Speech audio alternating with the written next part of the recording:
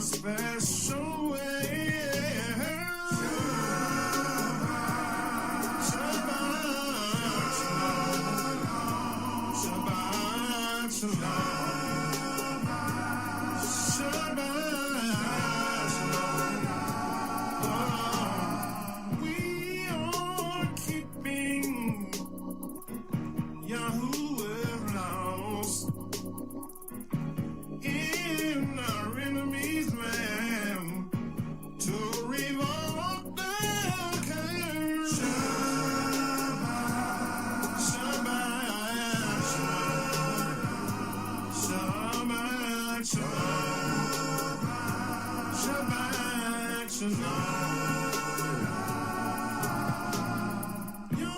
He promised that he would gather us from the land of the enemies called Babylon. Shabbat shalom, Shabbat shalom, Shabbat shalom. We are looking forward to the gathering of the saints of Yah to the new Jerusalem. Shabbat, Shabbat, Shabbat, Shalom. Shabbat, Shalom. We will reign with him for 1,000 years in that great old kingdom of Yah for the whole world to see. Shabbat, Shabbat, Shalom. Shabbat, Shabbat, Shalom. Shemaiah Israel, Yahuwah is one. Let's celebrate him now, for the battle is already won. Oh, yes it is. Whoa, Shabbat, Shabbat, Shalom. Shabbat, Shalom.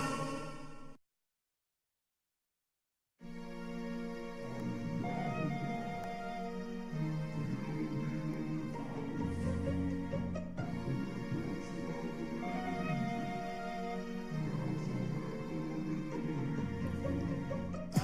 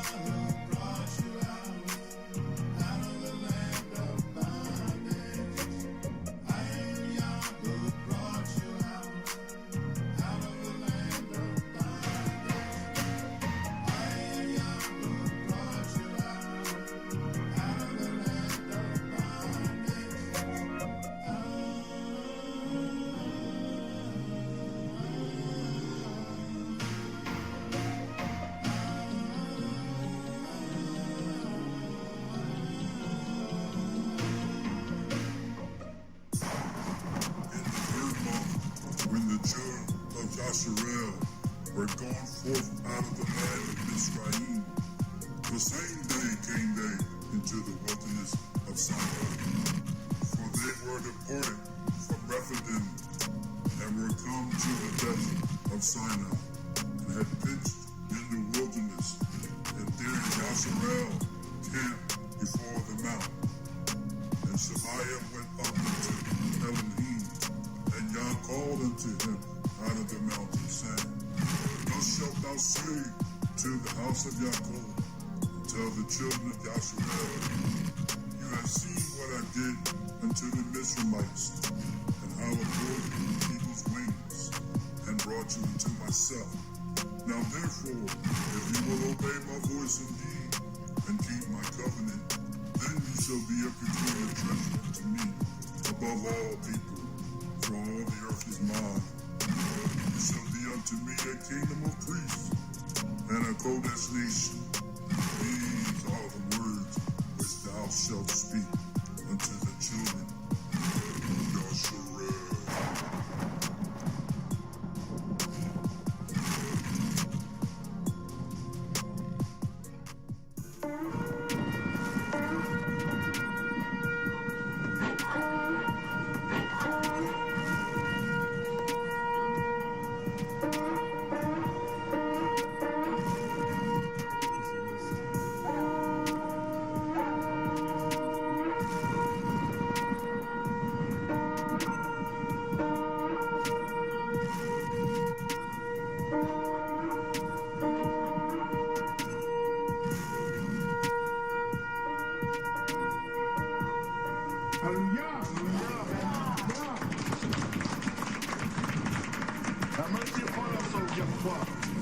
According to your loving kindness, according to the multitude of your tender mercies, blot out our transgressions. Wash us thoroughly from our iniquity and cleanse us from our sins. For we acknowledge our transgressions, and our sins are ever before us. Against you and you alone, Yahweh, have we sinned and done this evil in your sight, that you might be justified when you speak and be clear when you judge. Behold, we were shapen in iniquity, and in sin did our imams conceive us. Behold, you desire truth in the inward part, and in the hidden part you shall make us to know wisdom. Purge us, Father Yah, with hyssop, and we shall be clean. Wash us, and we shall be whiter than snow. Make us to hear joy and gladness, that the bones which you have broken may rejoice. Hide your face from our sins and blot out all of our transgressions. Create in us a clean heart, O Yahweh, and renew a right spirit within us. Cast us not away from your presence, Father, and take not your Holy Spirit from us. Restore unto us the joy of your salvation, and uphold us with your free spirit. Then will we teach transgressors your ways, and sinners shall be converted unto you. Deliver us, O Yahweh, from blood guiltless, Yahweh of our salvation, and our tongues shall sing aloud of your righteousness. O Yahweh, open you our lips, and our mouths shall show forth your praise. For you desire not sacrifice, else we would give it. You delight not in burnt offering. The sacrifices of Yahweh are a broken spirit, are broken in a heart of contrition. Yahweh, you will not despise. Do good in your good pleasure unto Zion, and build you the walls of Yerushalayim. And let all those, Father Yah, who at the sound of my voice believe all that which was spoken, all that which we do this day to honor you, Father Yah. Say with a loud and clear voice, hallelujah, hallelujah, hallelujah, hallelujah, hallelujah, hallelujah, Torah Yah, Torah, Amen. Amen.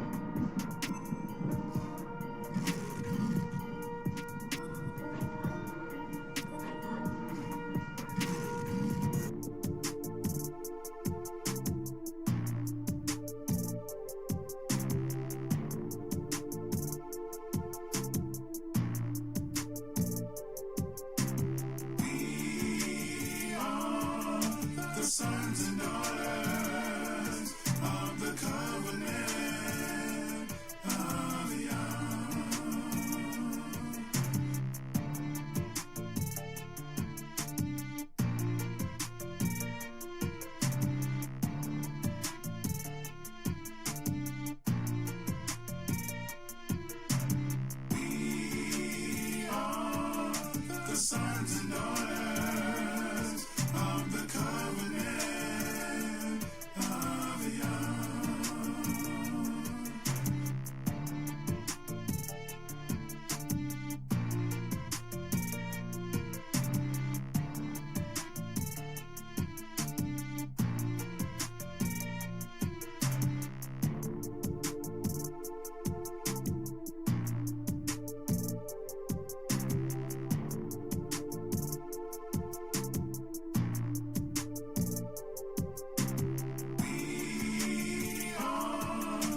Sons and daughters of the covenant of Yah.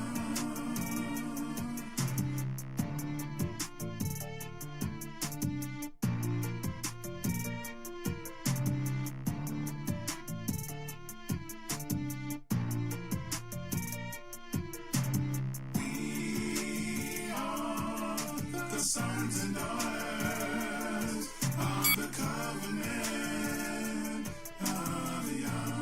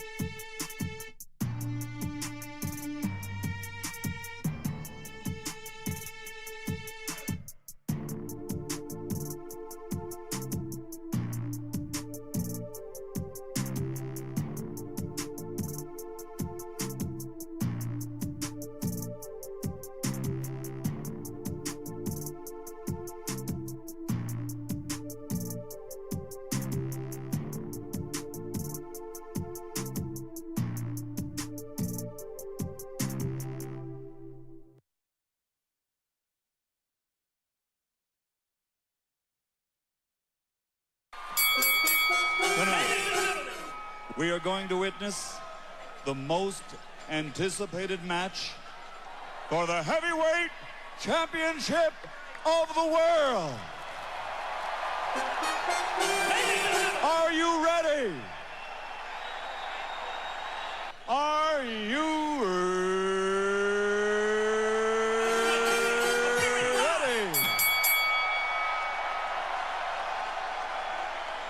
For the thousands in attendance and the millions watching around the world, ladies and gentlemen, let's get ready to rumble!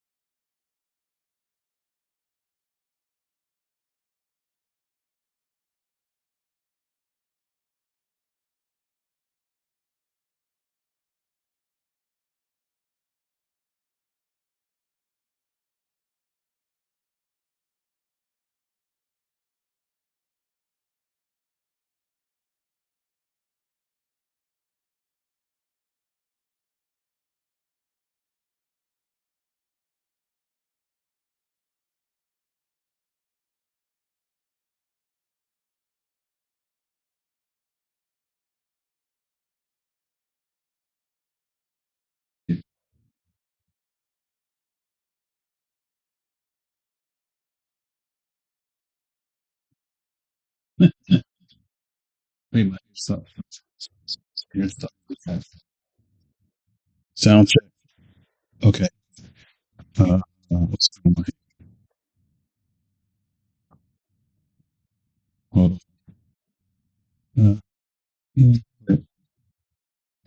Stuff. Stuff. Sound.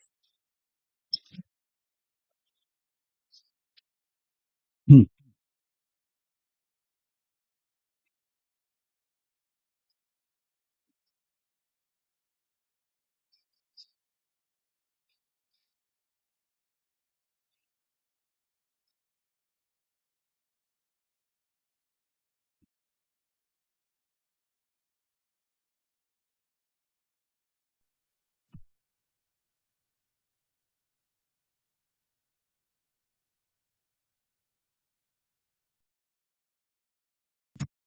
Let's see.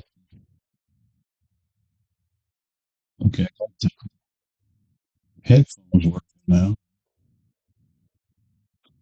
Mm, mm, mm. Let's put this on. Let's try this again. It's working now.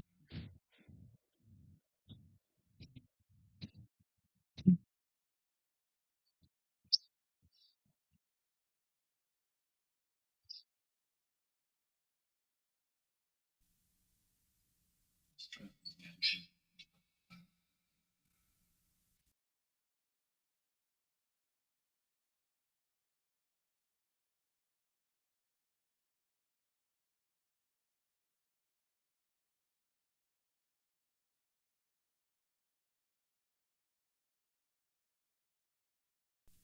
Shalom. Testing. 1, 2, 3. 1, 2, 3. Okay. This might help if I move the mic over here.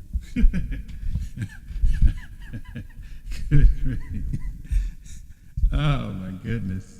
This is unbelievable. Talk about. This might help if I move the mic over. Oh, hold on a second. I think I'm getting there. I didn't have my microphone. Oh my goodness. This is unbelievable. Okay, let me see where I'm at here. Okay. Oh, there we go. There we go. There we go. Okay, all right. Man, oh man, I got echoed. Okay. All right, let's see. What's going on here?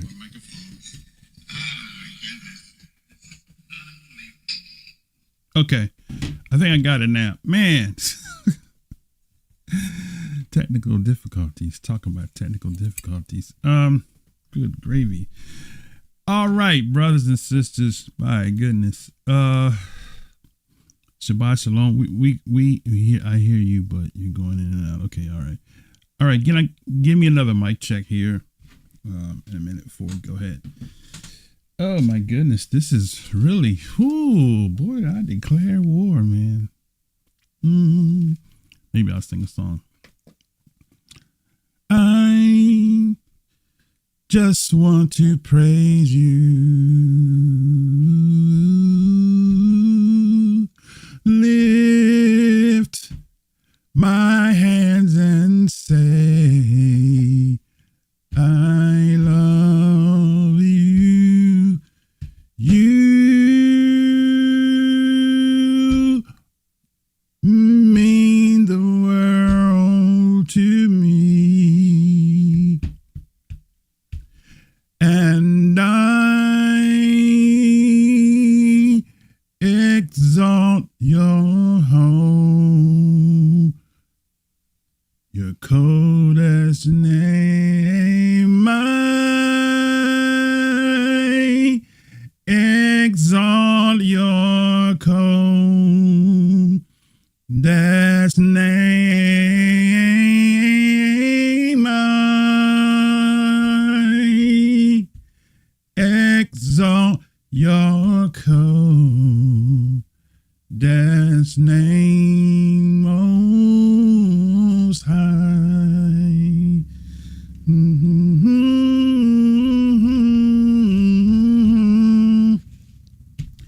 Oh,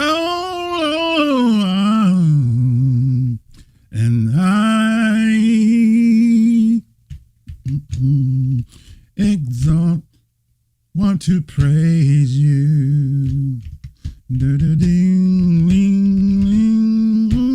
Lift my hands and say, I love you. You mean the world to me, and I exalt your coldest name. I exalt your coldest name. I exalt your coldest name, Most High.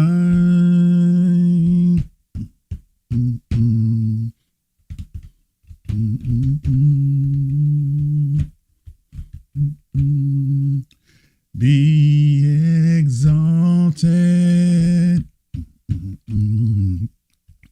Most High, above the heavens.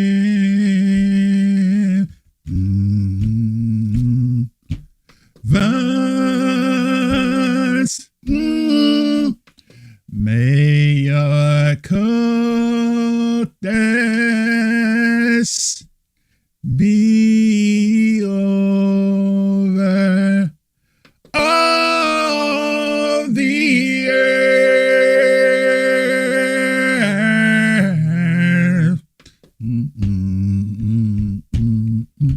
Be exalted, Most High, above the heavens.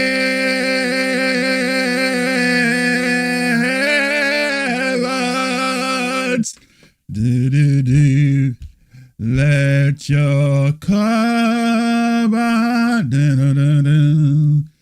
be over all the earth. Ding, ding, ding. Be exalted, most high, above the heaven.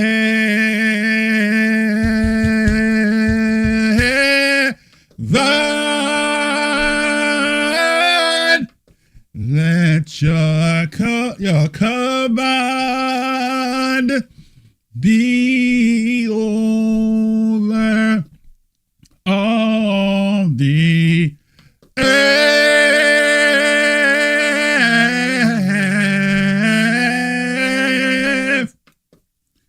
Be exalted,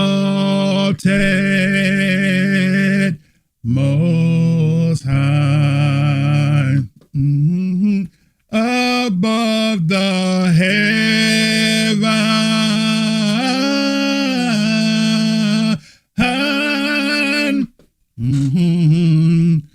Let your command be over. Let your command be over. Let your command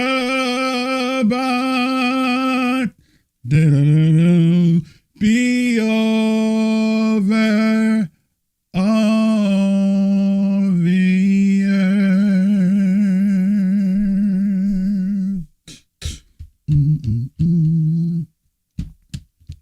All the earth.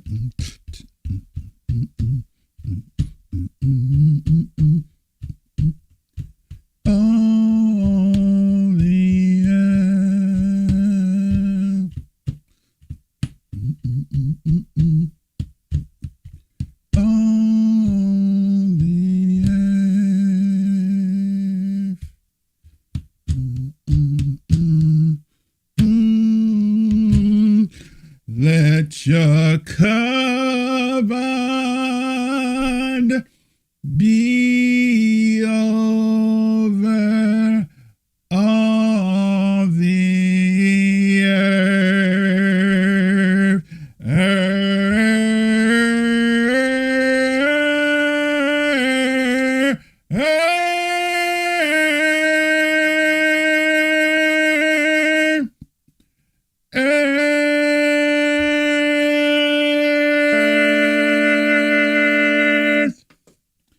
All right. I feel better now. Okay. Well, brothers and sisters, pray for y'all had a good Shabbat. I was down this week. I had my knee had swollen up, and I woke up after Shabbat, had fell down. I was bowling last week with my brothers. We bowl on Thursday nights, and we get to be a little competitive. And I tell you, I was inspired, and I rolled this ball, and I slipped while I was rolling it. I slipped and fell. I fell down on the knee that I had swollen up before, and man, I'm telling you, it swelled up. When I got up, I worked Sunday, first day, and then I worked Monday. But then when Tuesday came around, oh man, it was so swollen. I couldn't walk, so I was in the bed for 2 days. Swollen knee, and also I had me to get some cayenne pepper, and some turmeric, and all different types of herbal stuff, and I mixed it in my food. And about the third day, it had went down. And then I went back out bowling Thursday again. My brother called me, my youngest brother, he was sick, so he said he wasn't going to make it. So I was like, oh, this is my way out. So I called my brother, my oldest brother, to tell him. I said, our baby brother, he said he ain't going to be able to make it. So I went ahead and went bowl anyway. Man, when I went to bowl, when I got home yesterday morning, I was sore again, but this time it wasn't my knee. It was the bottom part of my knee. So we're here today. All right. Now, I pre-recorded the Black History part of the presentation, so I'm going to go ahead and cut into that. And then also, I also pre-recorded the lesson, so I'm going to man the lesson, but I'm going to I've already done the lesson already, so I don't have to work because I had the extra time off, so I went ahead and did the editing of the lesson. So, with that said, let's do our Black History quotes. Okay, let's see. Where's my clip right here? Okay.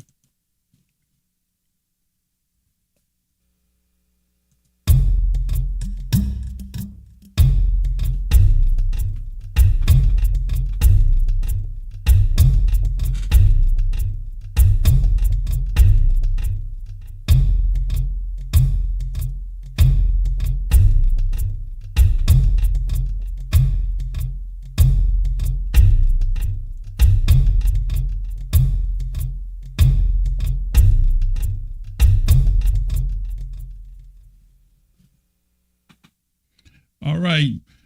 Blessed Shabbat. And this is our Black History quote section. Today, we're going to have a few quotes pertaining to the so-called Black, and I say so-called because that's the terminology that was used during the days of the 19th, 17th, and 16th centuries. So we're going to show you the Black Jews from the author of this book is Charles Forster. And the book is entitled One Primil Language. We're going to go to One Primil Language, and we're going to go to page 294. Okay. Links will be in the description. Okay. So this started out on page 297. So let's go back to 294. It says the division of these Hebrew colonists arising from physical discrepancy of the countenance and color into black and white Jews. Black and white Jews. Is now generally known, it is also known that while the white Jews deduced their origin from the colonists who fled there from Jerusalem upon the destruction of the city and the temple of Titus, the black Jews claim descent from the Israelites of captivity placed in Malabar originally by Nebuchadnezzar. So the black Jews claim descent from the ancient Israels, but the white Jews claim descent from the colonists. Okay. So let's read a little more on page 264. And it says, it is further known that the Jews of Cochin, more especially the black Jews, allude themselves to have possessed and still in part at least to retain in their possession records of their own history and of the history of their nation from the time of the Babylonian captivity to the comparatively recent period. So the black Jews, as he calls them, have a history that they maintain, an oral history. Okay. Now let's go to page 297. Let's flip over 2 pages. And page 297. And it reads on this wise. The resident Jews are divided into 2 classes called the Jerusalem or white Jews and the ancient or black Jews. The white Jews reside at this place. The black Jews have also a synagogue here, but the great body of the tribe inhabit towns in their interior of the province. Okay. So what is he saying here? He's saying that you have 2 classes, the Jerusalem Jews or white Jews and the ancient Jews or black Jews. I meant to add that this was published in 1871. Okay. Let's go to our next page. Let's go to page 300. This is in the middle where it says the black Jews. It is only necessary to look at the countenance of the black Jews to be satisfied that their ancestors must have arrived in India many ages before the white Jews.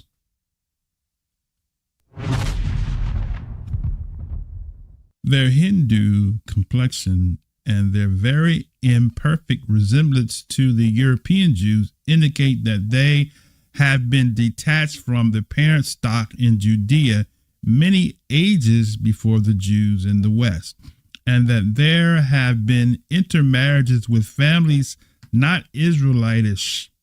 Okay. So, take away from that is that he says they have been there more ancient, right? Many more ages before the white Jews. Okay. Now, what they want to try to do, they want to try to say that that there's some relationship between the two. No, I beg to differ on that one. Let's go to the next page. Okay, this is page 301. The black Jews communicated to me much interesting intelligence concerning their brethren, the ancient Israelites. The ancient Israelites in the East, traditional indeed in its nature, but in general illustrative of the true history.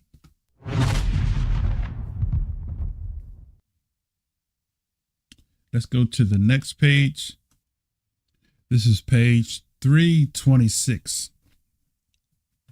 According to the Cochin manuscripts compiled from those records, the first colony of the Israelites, or Black Jews, was planted in Malabar by Nebuchadnezzar.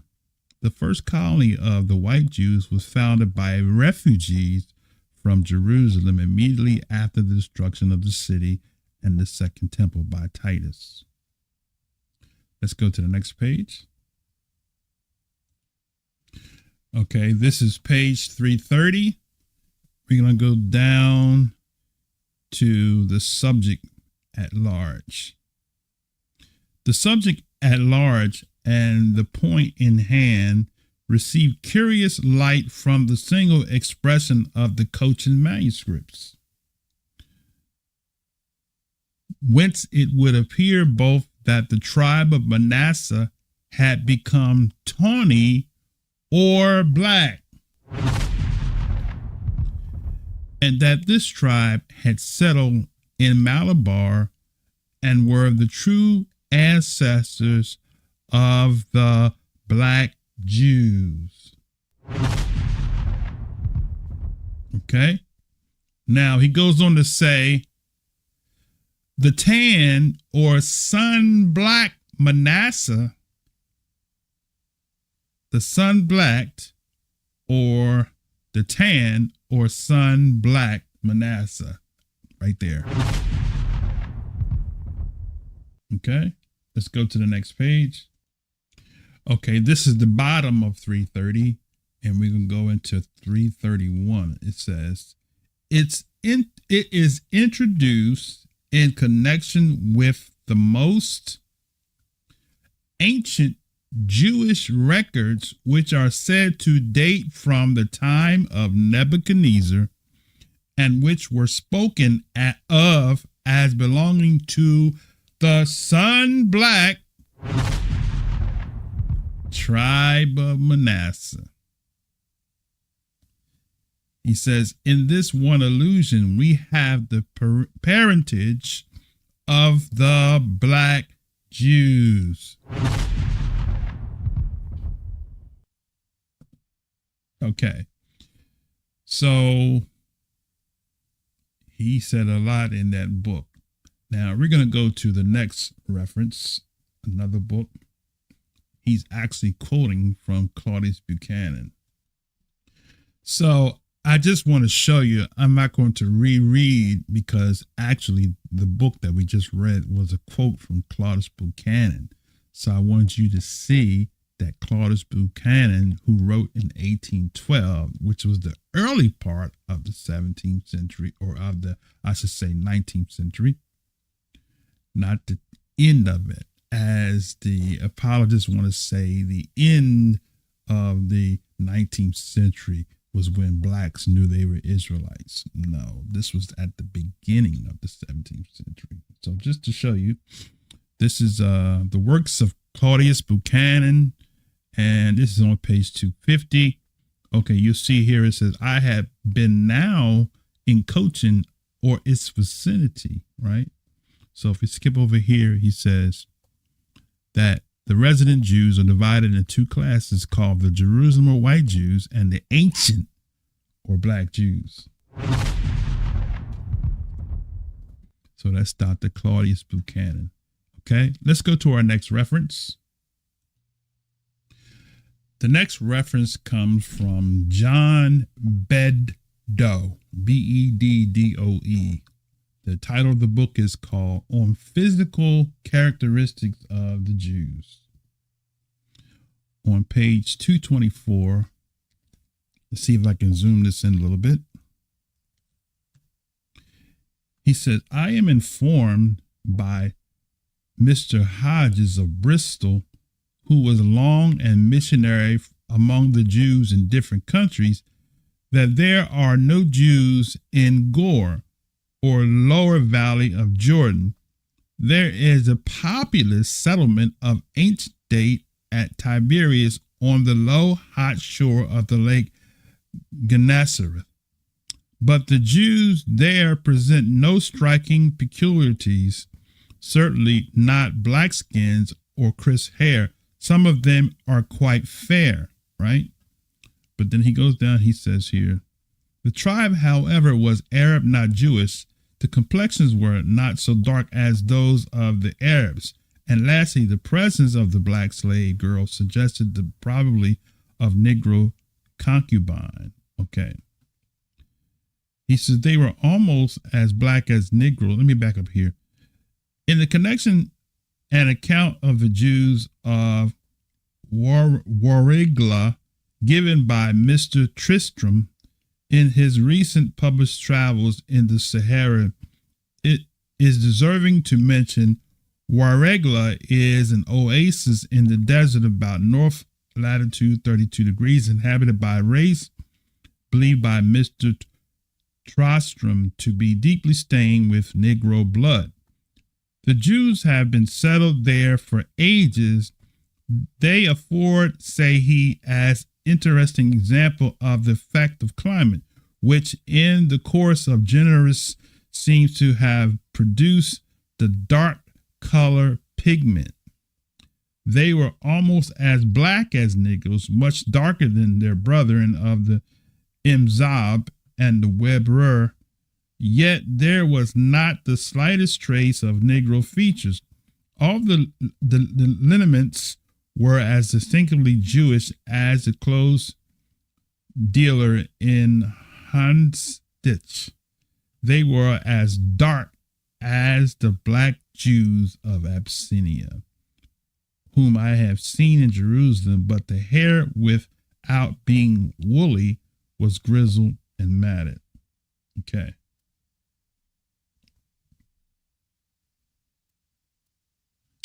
Let's go to the next. You know, the interesting thing is that some of these racist writers refuse to acknowledge the truth, but they point out certain things to make you scratch your head, say, Okay, let's go to the next source. This is Hannah Adams, The History of Jews from the Destruction of Jerusalem to the Present Time. He wrote or lived between 1755 and 1831. So he started out in the 18th century and died in the 19th century. Let's go to page 458. He says the Jews were early settled in Jamaica. Let's blow this up.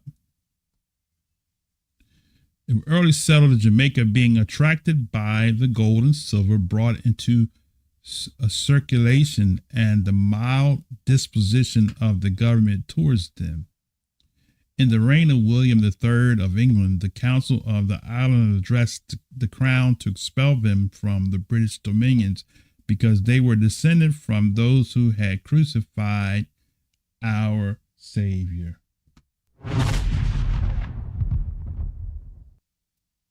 Interesting how he puts that down. The Jews who were settled in Jamaica. So he goes to acknowledge that the Jews that were settled in Jamaica, right, were Israelites. They were the ones that were in the land, as he said, who crucified our Savior. Let's go to the next quote.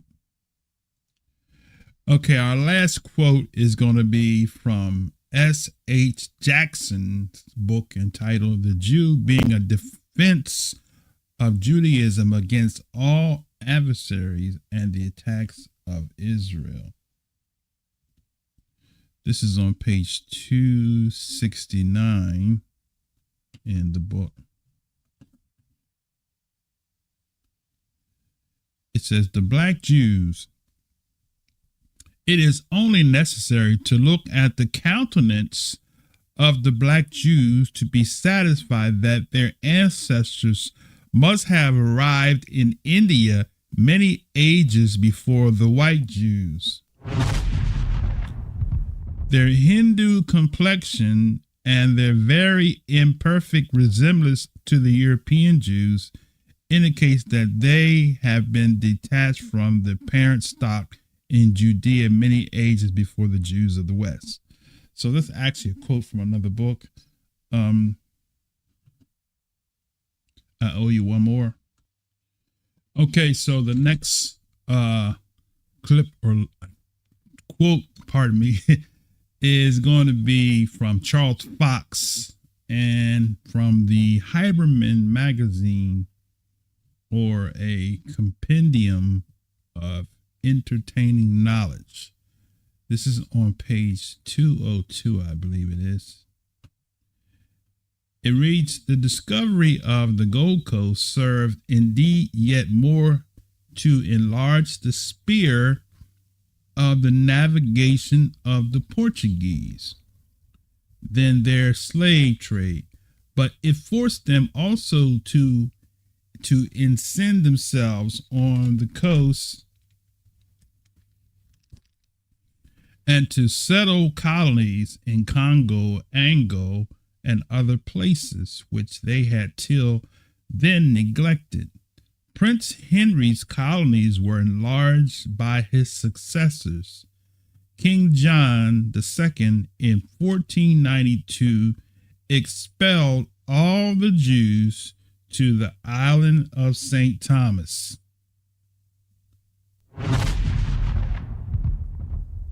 which had been discovered in 1471, and to other Portuguese settlements on the continent of Africa.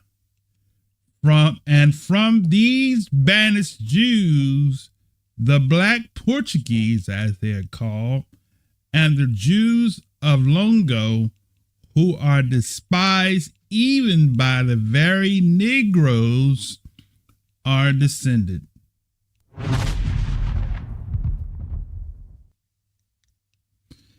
So he says that the Black Portuguese are the ancestors. Let me correct myself.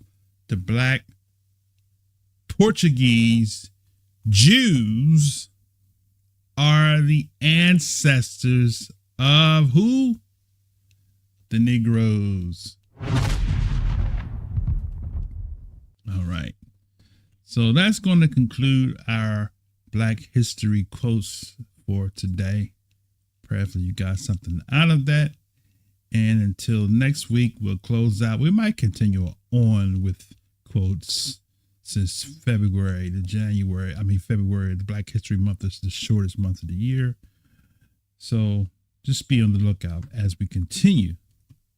So we're going to go into our Shabbat lesson. So join in as we go into our lesson for today.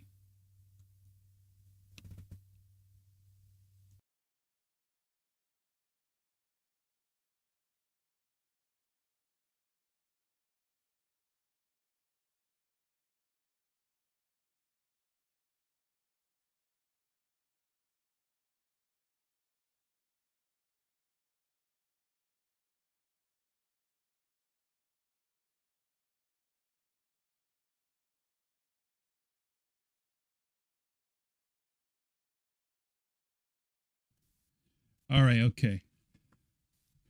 Prayerfully, y'all got something out of that presentation.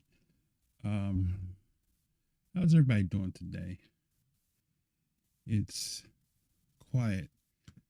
The Super Bowl's over. All the hoopla, football, that's all over now. So prayerfully, you all having a good Shabbat. We're gonna get ready to get into the main event. So just stand by for a second and we're going to get into the main event. Okay.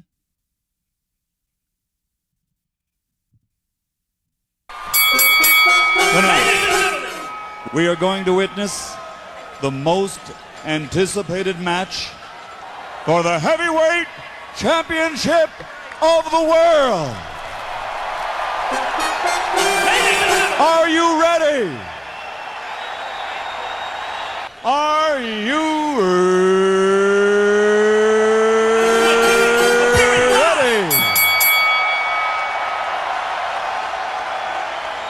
for the thousands in attendance and the millions watching around the world. Ladies and gentlemen, let's get ready to rumble!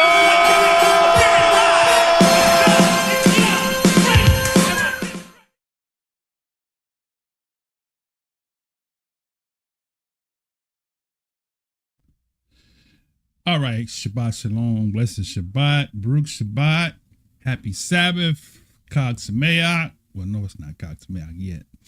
The New Year's approaching, but we're just around the corner.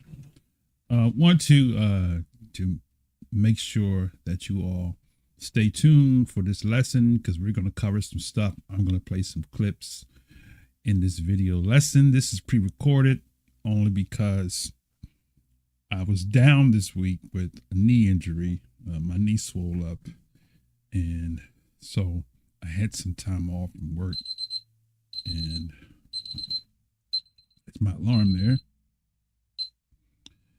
And I had some time off from work, and so I elected to go ahead and do my lesson pre-recorded. And as you are watching it now, I am watching it with you. And I'm manning the board. So if you have any comments or questions, we'll take those questions. We'll address those questions in the next video. So with that said, I'm going to prepare to get started with the lesson. It works.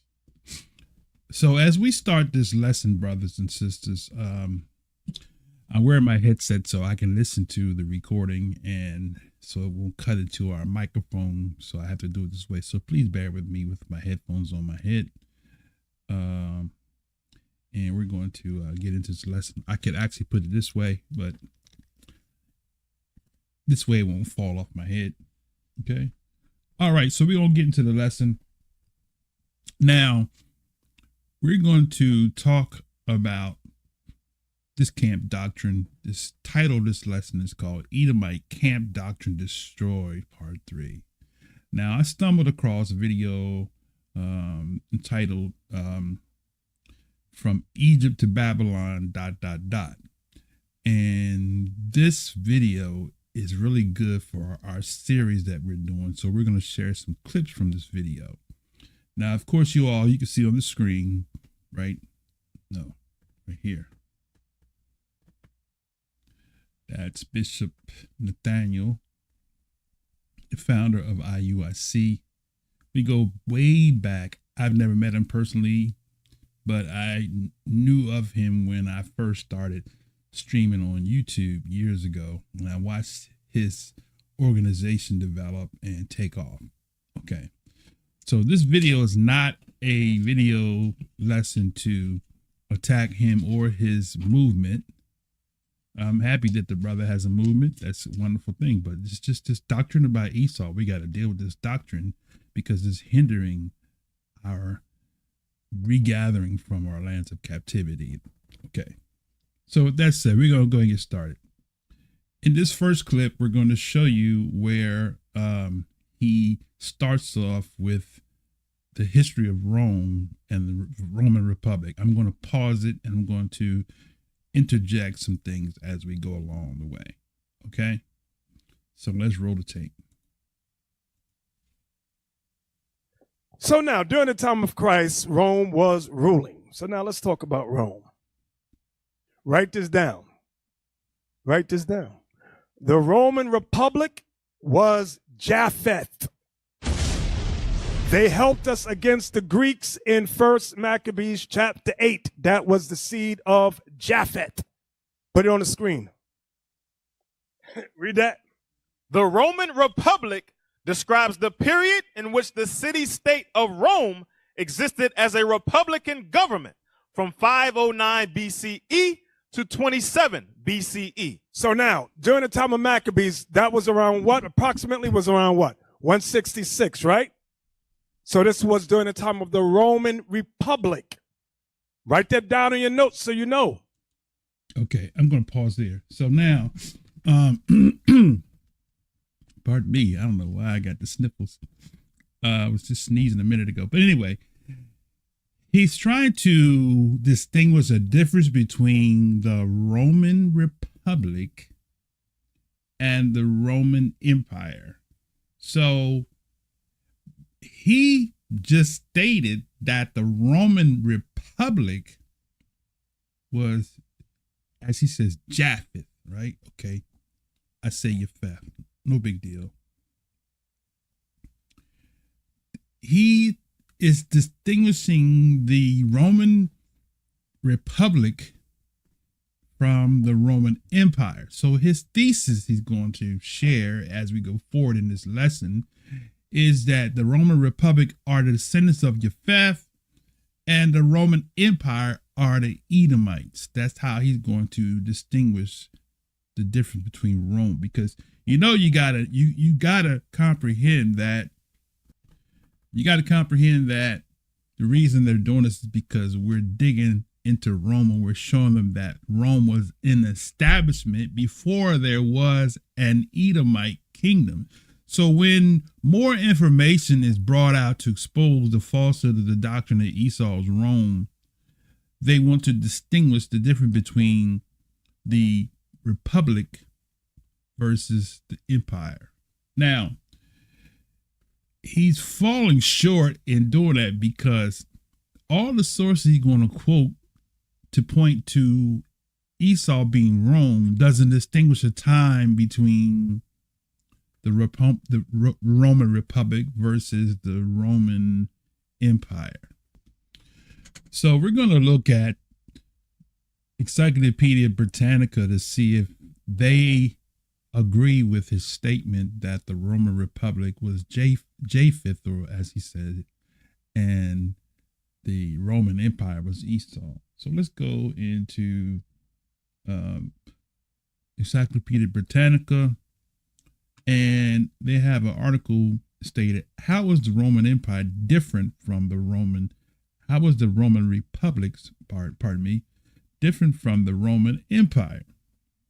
It says the main difference between the Roman Republic and the Roman Empire was that the former was a democratic society and the latter was run by only one man. Okay. Also, the Roman Republic was in an almost constant state of war, whereas the Roman Empire first 200 years were relatively peaceful. So that's the difference. So his statement that the Roman Republic was Japheth is not accurate. Okay. So the reason for doing it, like I said, this is damage control, because I can show you historically where they attribute the foundation. And we'll cover that because he's going to read something from one of the books and we're going to cover that then. But the foundation of Rome wasn't founded by Esau. We're going to show you that as we get to that part. Okay. So let's go back into the video.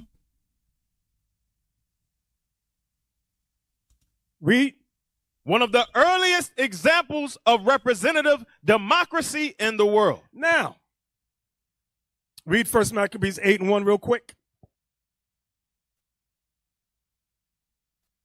The book of 1 Maccabees, chapter 8, verse 1.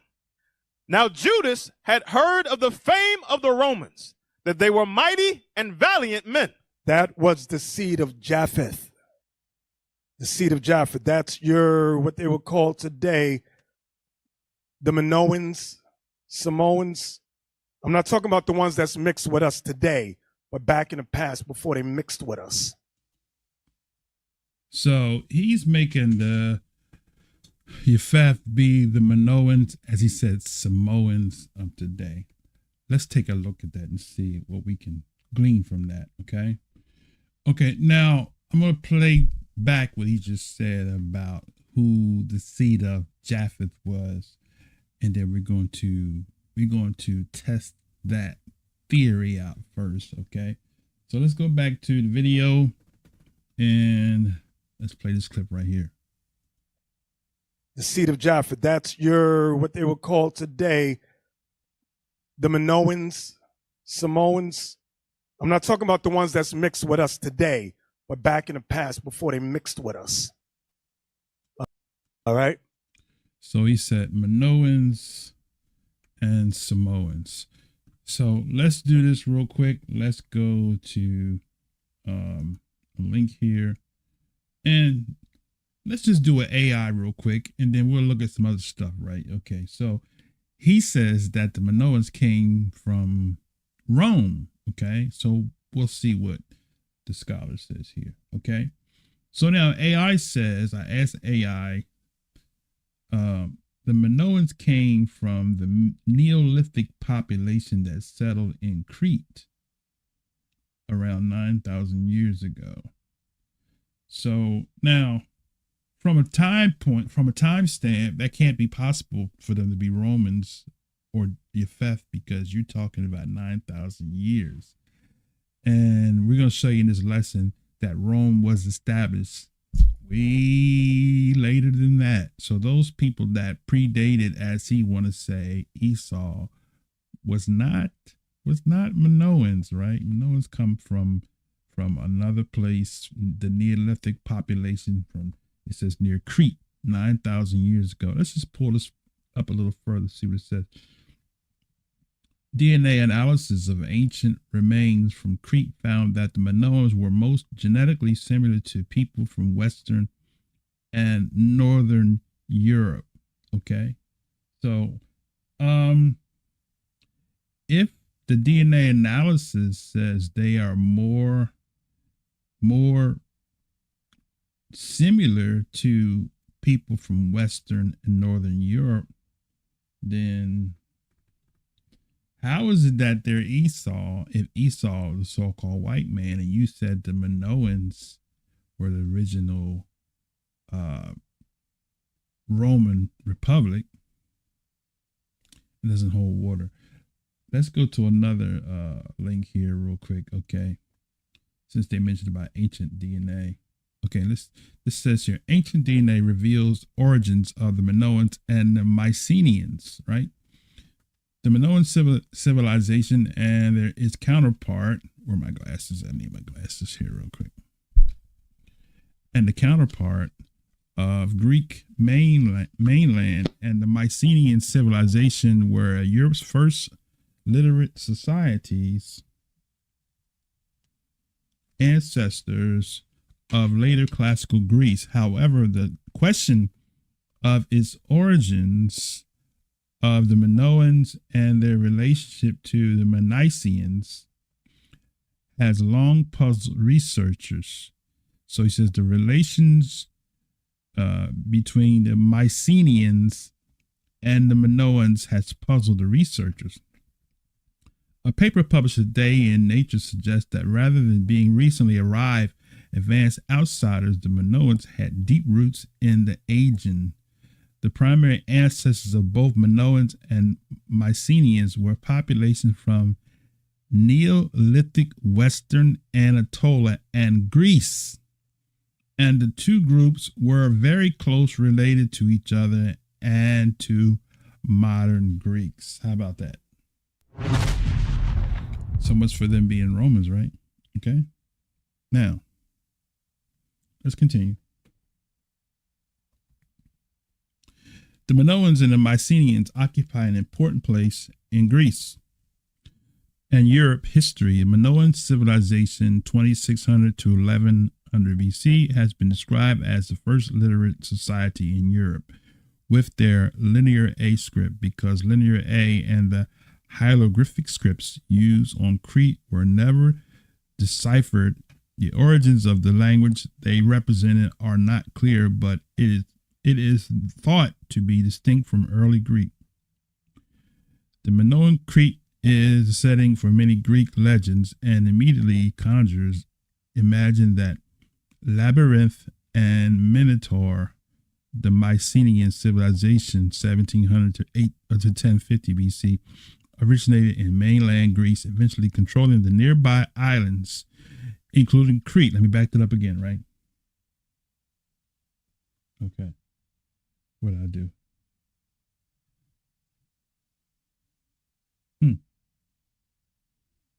I'm not sure if I hit a button here. Let's see. So the DNA research proves that the Minoans, right, predated the Roman Empire, and so they were not, the people today are not ancient Italians, as our brother just tried to throw out there. Okay, so I'm not sure if I skipped through something because I was processing something and I think I might have hit the wrong button. But so if I appear to be repeating myself, just kind of, I'm gonna do it real briefly. Okay, so I actually opened up by reading this passage here where it says the Minoans came from the Neolithic population that settled in Crete 9,000 years ago. DNA analysis suggests that the Minoans were indigenous Europeans who are most similar to modern European populations. So they're similar to the modern population, which means that they're not, the modern European populations today are not Esau, because if they're Esau and these Minoans are similar to the modern European populations, then they can't be Shemitic, so they can't be Esau. The Europeans can't be Esau by default, because if the Minoans are related to the Europeans, then, and you're saying that the Minoans were the original Japheth, but they're related to the Europeans, then they can't possibly be separate. The Romans and Greeks can't be Esau and the Minoans be the original Japheth if the DNA research says that they are related to the Europeans, right? Okay. Now, the camps don't like DNA because DNA debunks the Edomite doctrine all day long. Okay. So no, you can't make them. Now, the second clip I went to, or second link I went to, was the ancient DNA.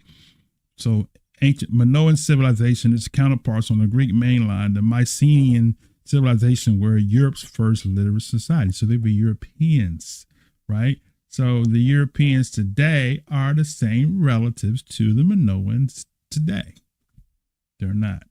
They're not. Japheth, or as they like to say, the original Japheth were black. The same people from Japheth, right? Okay. Now, something here that I wanted to read. Down here, if you look at this, it says here that modern Greeks closely related to ancient Mycenaeans. Modern Greeks.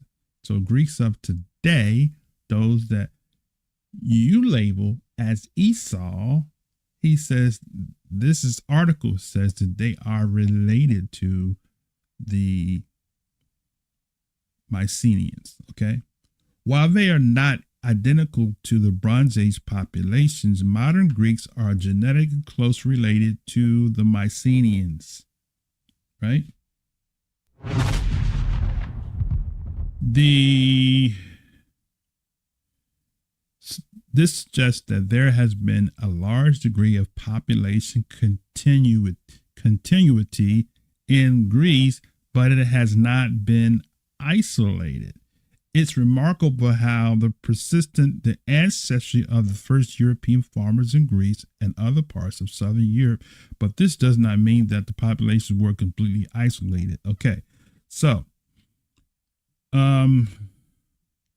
the findings help to clarify some aspect of relationship in Bronze Age Greece, but leave other questions open. The scientists hope to clarify the time period of this possible new influx of Eastern genetic heritage and logistic of the arrival of Northern steppe heritage, slowly over time or in mass migration in future research. Okay, so takeaway from that is that these Minoans that he used as a reference, they weren't related to the Romans or Italians, as he tried to push that to make them the Roman Republic. They were never even in Rome. Okay. Now, so with that said, he dealt with the Minoans. So I want to go to, he said Samoa. Okay. So let's do this here real quick. I asked the question here, and the question was, did the Samoans come from Italy? And it came back, no, Samoans did not come from Italy. The people of Samoa are Polynesian ancestry, and are believed to have migrated from Southeast Asia to the islands thousands of years ago, making their way there by boat, not from Italy. So, no, Bishop. The Minoans, Samoans, Mycenaeans, or any of the other people that you want to make to be Italians were never there. Now, the Etruscans were there. I wonder why you didn't go and try to visit that. Okay, now the Etruscans were people of color. The Etruscans were more related to, and we'll cover that in this lesson, if not in another lesson. They were more closely related to the Canaanites and the Phoenicians.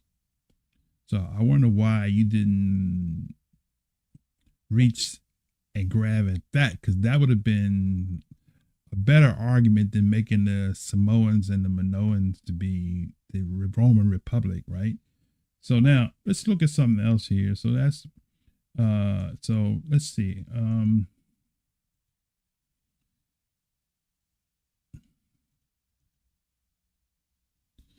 Here's an article here. Let's see. History of Samoa, right? Okay, History of Samoa, a survey of notable events and people of Samoa, known as Cradle of Polynesian, because legends place the Polynesian homeland on the island of Savai. Samoa was the first country in the Pacific Islands to gain independence, right? So, now I know he'll probably try to say that Esau drove them out to the islands. Well, for them to have been driven out to the islands, they would have had to have originated from Rome or Italy. The sources are saying they didn't come from there, brother. Okay, so you're missing it when you try to use damage control by making another people be the Roman Republic to separate the distinction between the Roman Empire. So you failed, right? Failed. Okay. One other thing, I'm gonna bust that up. One more thing, I'm gonna bust that up. Okay, so Encyclopedia Britannica. Matter of fact, I took the wrong link down. I had another link. Let's digress. Let's get back into the video, okay? So the question is, when did Esau take over as Rome? That'll be the question. Write this down. So he's going to tell you, when did Esau take over this imaginable Samoan, Minoan people who supposedly were the original Roman Republic? He's going to tell you now, when did they take over? So we already proved that that's not true. It was no Samoan, Minoan people in Italy, in Rome, that Esau overran. But that's where he's going with that. And so now he's going to tell you, watch this now. He's going to make the Romans, he's going to make the Caesars now be the Roman Republic. That's where he's going with this. Okay, let's go ahead. During this time of the Roman Republic, the white man was called the Latins. Litins. Put that on the screen. Read that. The Latins belong to a group of Indo-European speaking tribes. Wait a minute, hold on. I want to make sure we're understanding or comprehending what he's saying, right? So let's back it up. So is he trying to say that Esau was Latins? Let's back this up for a second here. Okay. We're at 47. Let's go back to 47 even.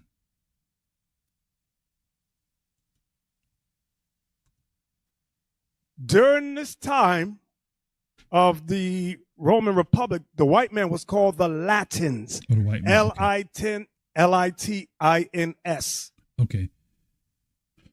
So I'm trying to follow him. He's saying the white man was called Latins. So is he saying that Esau is the white man that was called Latins? Because that's what it sounds like he's saying. Okay. All right. Let's roll the tape. Put that on the screen. Read that. The Latins belong to a group of Indo-European speaking tribes, conventionally known as the Italic tribes, Go ahead. that populated central and southern Italy during the Italian Iron Age, which began around 900 BC. This is where Esau was. They were called the Latins, and they had. Oh, wow. Did you just hear that? So wait a minute. I'm going to show you the contradictory of what he just said, right? First, I'm going to play it again, and then you tell me if you caught what he said based on what's on the screen, okay? Let's back it up. Let's go back to 47 again, okay?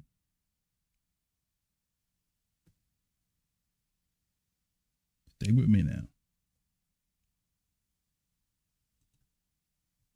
Here we go.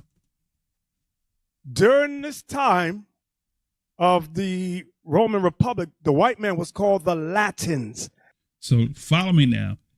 The white man was called Latin. So let me interpret what he's saying. He's saying Esau was called Latin. So the so-called white man was called Latin. Are you following this now? That's what he just said. Now watch this. So he's going to bring it home because I thought he was trying to say Esau was Latin. Now watch this. Let's play it. Litins. Right. Put that on the screen. Read that. The Latins belong to a group of Indo-European speaking tribes, conventionally known as the Italic tribes. Okay, now stop. Look at the screen. Okay, now Esau comes from Shem, right? I'm going to show it to you. So for those of you that don't know that Esau is from Shem, let's show you in the scriptures real quick. This is First Chronicles chapter 1. Okay. It says, starting here, it says, where's Shem at? The sons of Shem, verse 17. Let's blow this up a little bit. The sons of Shem, Elam, Asher, Arphaxad, Lud, Aram, Uz, Hul, Gether, and Meshach. Arphaxad begat Shelah, Shelah begat Eber, underline Eber, because that's going to be important. Unto Eber were born two sons, Peleg and Joktan. Now, Joktan is the one that populated most of Saudi Arabia. Okay, so most of those people down there that were, because the Persians ended up intermixing with some of the people as well as the Ottomans too. So they got a lighter complexion Arab mix from the Japhetic seed that gave them that complexion. But you do have a lot that are still the original ones, the ones of antiquity that have a darker complexion. We'll cover that in a future lesson, talk about the Arab nations. So you have Joktan, then you have Almadad, Shalef, Hazarmaveth, Yerah, Hodaram, Uzal, Dikla, Ebal, Abimael, Sheba, Ophir, Havilah, Jobab, sons of Joktan. Okay. Shem or Arphaxad, Shelah, Eber, Peleg, Ru, Serug, Nahor, Terah, Abram, and Abraham. So then Abraham, Isaac, Ishmael, and so then they go through Ishmael's seed. Then they go to Abraham's seed through Keturah. Then you skip down and you go from Abraham here. Abraham begot Isaac. Isaac begot Isaac. The sons of Isaac were Esau and Israel, or Yaakov, right? So Esau is Shemitic, right? Now, I want to go back to the screen because I want you to see what's on the screen. I did all that to show you this. Look at the screen now. What does it say? Latins belong to a group of Indo-European speaking, i.e. tribes. So Latins belong to not only speaking, but tribes. So the Latins didn't come from Shem, from his source that he shared from Wikipedia, right? But the Latins came from Japheth. So he missed it again. All right. Let's continue. Go ahead. That populated central and southern Italy during the Italian Iron Age, which began around 900 BC. This is where Esau was. They were called the Latins, and they had joined, many of them had joined the Roman army, the Roman Republic. Now, so once again, he connects Esau with the Latin people who were a European stock. I'm going to show you something. So let's look at Britannica once again. I can go deep, but I'm not going to. I can go get some books, but I'm going to use the sources you can just go on the web and check, right? To fact check. I can go way deep and go into the chronology of ancient kingdoms and show you some stuff there, but maybe I'll do that later. But let's go here to Britannica. So this is this topic of Latium, right? It says Latium, ancient area in western central Italy, originally limited to territory around the Alban Hills, but extended by about 500 BCE south of the Tiber River as far as the promontory of Mount Cicero. It was bounded on the northwest by Etruria, on the southwest by Campania, on the east by Samnium, and on the northeast by the territory of Sabini. Okay, it's all these different names here. Now, skip down here. It says the history of Latium is inseparable from the destiny of ancient Rome.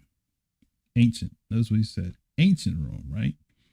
The Latins or Latini were sprung from those Indo-European tribes that during the second millennium BCE came to settle in the Italian peninsula. By the first centuries of the first millennium BCE, the Latins had developed as a separate people originally established on the mass of Alban Hills, which is isolated and easily defended. The Latin tribes that settled there were influenced both by civilization of Iron Age of southern Italy and by the Villanovan civilization of southern Etruria. Okay. Now, remember I told you, right? Remember I told you Etrurians. I would have went that route to support. Don't be surprised if they revamp their teaching and they now say the Etruscans or Etrurians were the original Japheth. Be on the lookout for that in the living room near you. Okay? All right. Let's read a little more in that article because I'm gonna give him some ammunition. I'm trying to help him to teach the Esau's white man doctrine how to prove to point that the Japheth was another people and not the Edomites, the so-called white man, right? I'm trying to help him. I'm trying to help him out. I'm trying to help him to make his doctrine have some weight to it. Okay, so let's continue reading a little further in this, okay? All right, so he says after, let's back up here. It says approximately 600 BC, the Etruscans occupied Latium and settled in Rome. So the Etruscans, right? Okay. The influence of the Etruscan civilization and art made itself felt as much as other Latin towns in Rome itself. But Rome soon became a large city similar to powerful cities of southern Etruria, and it took precedence over its neighbors. According to the annalistic tradition, it was a specifically Roman uprising that drove the Etruscans from Rome. Okay. In the fact that the coalition of Latins and Greeks that led the Etruscans' withdrawal from Latin in 475 BCE. Boom. So, Bishop, if you're going to make your faith be black, don't use the Latins. Use the Etruscans, because they were the ones that were people of color. We can do a lesson on that and prove that, right? Okay. But the Etruscans were not from Japheth.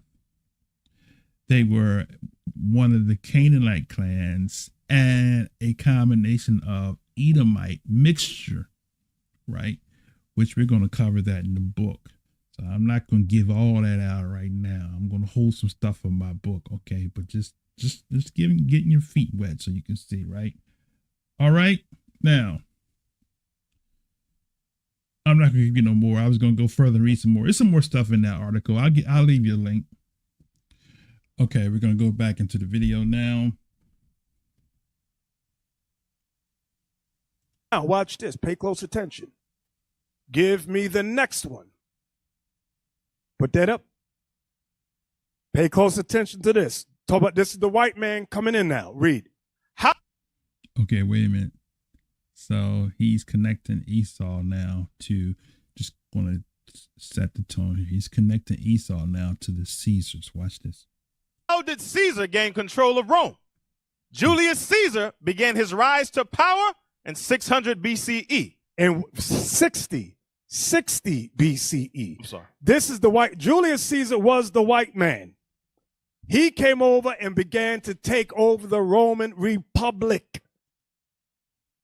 So Julius Caesar was Esau. He's going to show you in another reference from a writer who's going to tell you that Julius Caesar was an Idumean. He's not actually going to tell you, but he's going to quote somebody else. Okay, but let's rotate. All right, go ahead. Read again. Julius Caesar began his rise to power in 60 BCE by forging an alliance with another general, Another Edomite. Pompey, and a wealthy patrician, Crassus. Crassus. Go ahead. Together, these three men assumed control of the Roman Republic. See that? Those three seized control of the Roman Republic. Go ahead. Okay, wait a minute. So he's making them Edomites, because notice he keeps saying Julius Caesar and Pompey. So Pompey was an Edomite, right? Now remember, keep in your mind that we did a lesson to explain that the Romans, being Esau, started with the Talmudic, the rabbis in Judaism.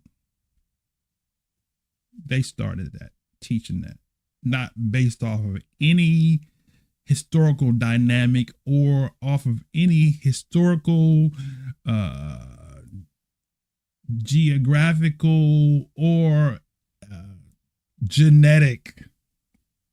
It was all a assumption, a label that was placed on them because of the oppression that they did against the Jewish people. Okay. All right. Caesar was thrust into the position of counsel. And Julius Caesar took over. Now, give me the next one. These are your first 12 Caesars. Read that. Okay. So now he's going to go in a historical presentation. He's going to present each one of them, called the 12. 1, 2, 3, 4, 5, 6. Okay. That's Roman history. But keep in mind, the hook, line, and sinker he hasn't presented it yet, right? Because he's setting up the table to prepare you You got to watch the smooth presentation because he's setting it up to tell you that these Romans were Edomites. They overthrew the Roman Republic, who were Japheth, that he says Samoans and Minoans, which we already proved that wasn't true. So now these are the Edomites, right? Okay. All right. Let's continue. Julius Caesar, Augustus. Wait. Get me 2nd Esdras 11:1 first. Keep that on the screen. 2nd Esdras 11 verse 1. Book of 2nd Esdras, chapter 11, verse 1.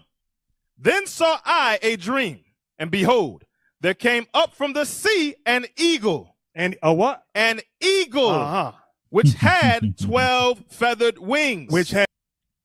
Wait a minute. An eagle. What? An eagle. I like that style though. It's kind of funny. But so he's connecting the eagle with Rome, which is connecting Obadiah with the eagle. You already know where he's going with that, right? Right? Okay, let's continue.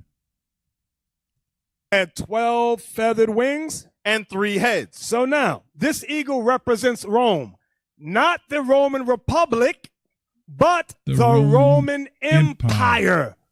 2 different things. Roman Republic. You see what he's doing. He's trying to isolate historical Roman from the Roman Empire. And so therefore, because that's the damage control, because Esau, since we've already proved that the Roman kingdom was established before Esau went into Rome, at the same time, it was running at the same time that Esau had his own kingdom, had his own kings, his own dukes. So he couldn't possibly be the Romans, as Jasher chapter 90 is used to prove as a proof text that Esau became one with Chittim. They became one people and one and the same. So Chittim, Rome, Esau, one and the same, right? So that's where he's going with this here. And so we're going to show you his proof in a minute. Okay, let's continue. All right, we're about 49 minutes. Okay, let's go. Public, Japheth. Roman Empire, Esau. See? Now, this is them. Read. Julius Caesar. That's the first feather of the 12 feathers in 2nd Esdras chapter 11 and chapter 12. Go ahead. Augustus. Go ahead. Tiberius. Caligula. Claudius. Nero. Galba. Otho. Vitellius. Vespasian. Titus. Domitian. Those are the 12 feathers that you read about in 2nd Esdras chapter 11, 2nd Esdras chapter 12. Deacon Nathan has gone over this on his, what was it? So now I'm not going to argue with the history, okay? Roman history is Roman history. Whether or not you believe that 2nd Esdras was actually written in the days of antiquity, or was it written in the 1st century? Okay, so when was it written? Okay, all right, when did these Caesars rule, right? All of that, so all that's important, right? So was it written after history transpired, or was it predated? Was it prophecy, right? Okay, that's a good question. And so if you believe that 2nd Esdras was written before and it was a prophecy, then I can see why you would embrace that, especially the verse that says Esau is the end of the world. Okay, all right. And Jacob is that which follows. Okay, all right. Hold on a second here. Okay, so we're going to continue with the teaching, and we're going to chop it up so we can kind of add commentary as we go along. So let's go back into the tape here. All right. What's the name of the class? Our Hidden History, and Officer Jezreel. Jezreel have gone over that. Everybody got that? Y'all write it down? You wrote it down? Well, right. We ain't got all day. Go ahead. Hey, brothers, y'all really have to take these classes serious. Okay, he's going to skip. I'm going to push forward to the next segment. He's going to do a little house cleaning. Okay, so we're going to go to the next segment of his lesson, and we're going to look at his reference. All right, let's do it. Pay close attention. What was his race? Read that. Dr. William Smith's Dictionary of the Bible. What year was this published? 1890. 1890. Okay, now I want to just kind of interject here. Okay, so he's using a source here, which is, I'm very familiar with this dictionary because I use it myself. So this dictionary was published 1890. This is volume 3. So he's going to go to a section where he's going to tell you that Julius Caesar was an Edomite, but we're going to show you what he doesn't do, right? But he uses the information wrong, and they take and run with that, right? But Dr. William Smith is quoting someone else. I'm going to show you that, okay? All right. So let's go in. We're going to go to page 2205. Mm-hmm. Always get the old dictionaries. Okay, hold on a second. Okay, so now we'll pull this out in a second, but in the dictionary, he's under the subject of Obadiah. That's where he's reading from. Okay, all right, let's go ahead. I don't want that section. Yes, give me. I zoomed it in on the next page. Give me the next page. Next page. Yes. Read that. Kimchi. Kimchi says that Julius Caesar was an Idumean. Do y'all see that? Julius Caesar was an Idumean. Go ahead. Singler reports the Jews, both those who are comparatively ancient and those who are modern, believe that Titus was an Edomite. And Titus was an Edomite. Go ahead. And when Now, hold on a second. I'm going to play that back again. But did y'all catch what he just did? William Smith is quoting Kamichi and the other Jewish Selinger, I think it is, right? In the Chronicle Eusebius, right? Okay. William Smith is not saying that. So his sources that Esau or that Caesar and all that goes with Rome being Edomites comes from the Rabbinic Judaism. So that's where you need the explosion right there. Because you're quoting what William Smith said, quoting the Jewish rabbis. Okay? Now, what I want to do is let's back this up again. Let's let him have his heyday because he's excited about what he just read. Read that. Dr. William Smith's Dictionary of the Bible. What year was this published? 1890. So it's William Smith's dictionary, not William Smith's statement. See the difference? All right, go ahead. 1890. We're going to go to page 2205. Always get the old dictionaries. I don't want that section. Yes. Give me. I zoomed it in on the next page. Give me the next page. Mm-hmm. Next page. And there's a reason why he avoided reading that, but we're going to show you that in a second, why he avoided reading it. Okay, go ahead. Yes. Read that. Kimchi. Kimchi says that Julius Caesar was an Idumean. Do y'all see that? Julius Caesar was an Idumean. Go ahead.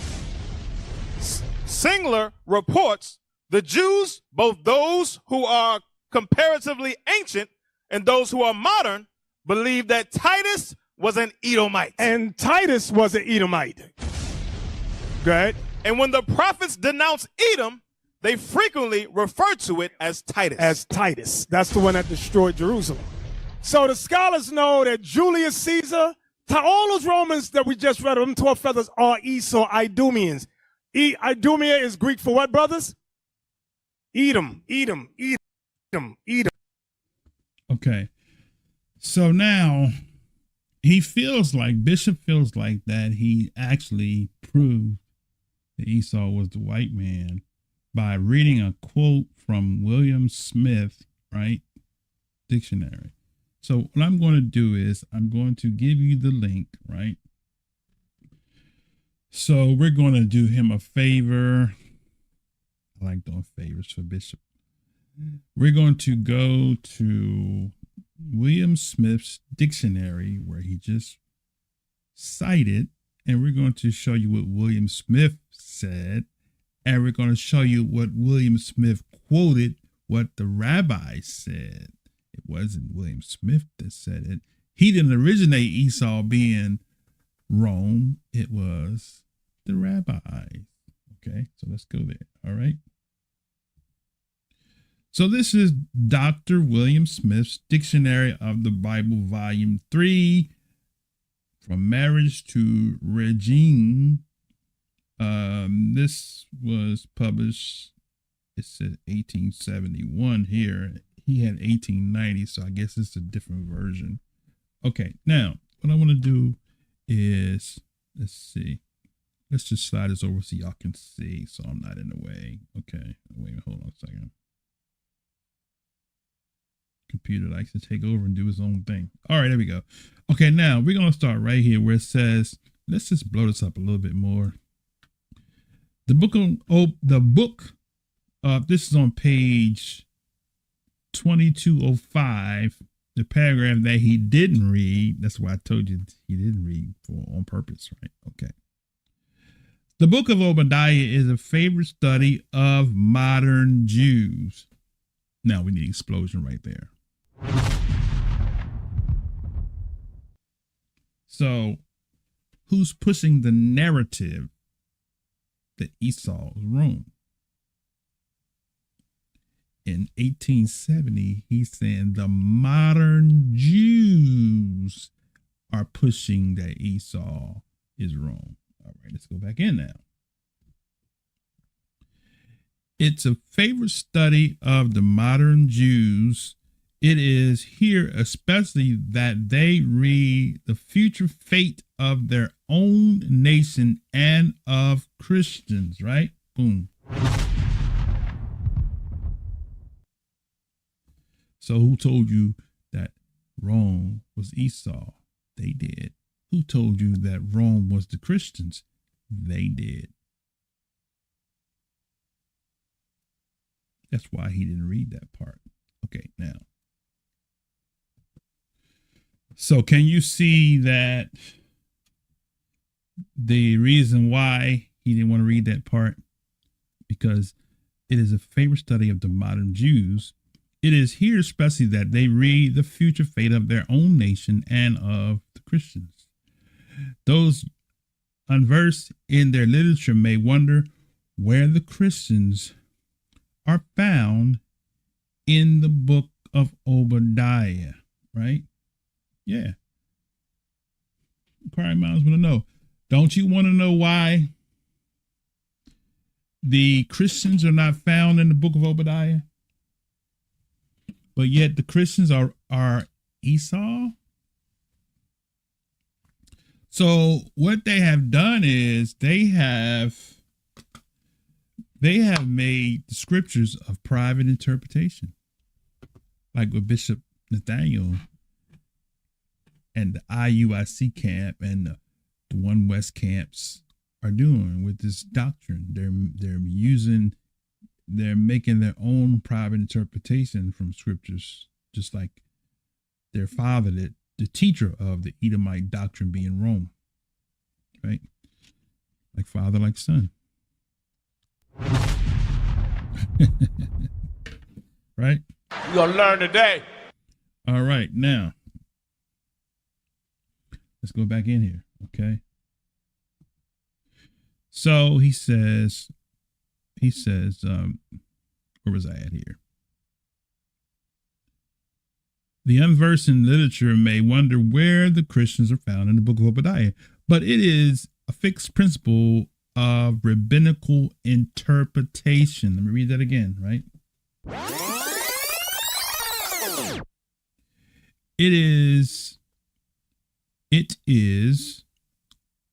a fixed principle of rabbinical interpretation that by Edomites is prophetically meant Christians, and that by Edom it is meant Rome.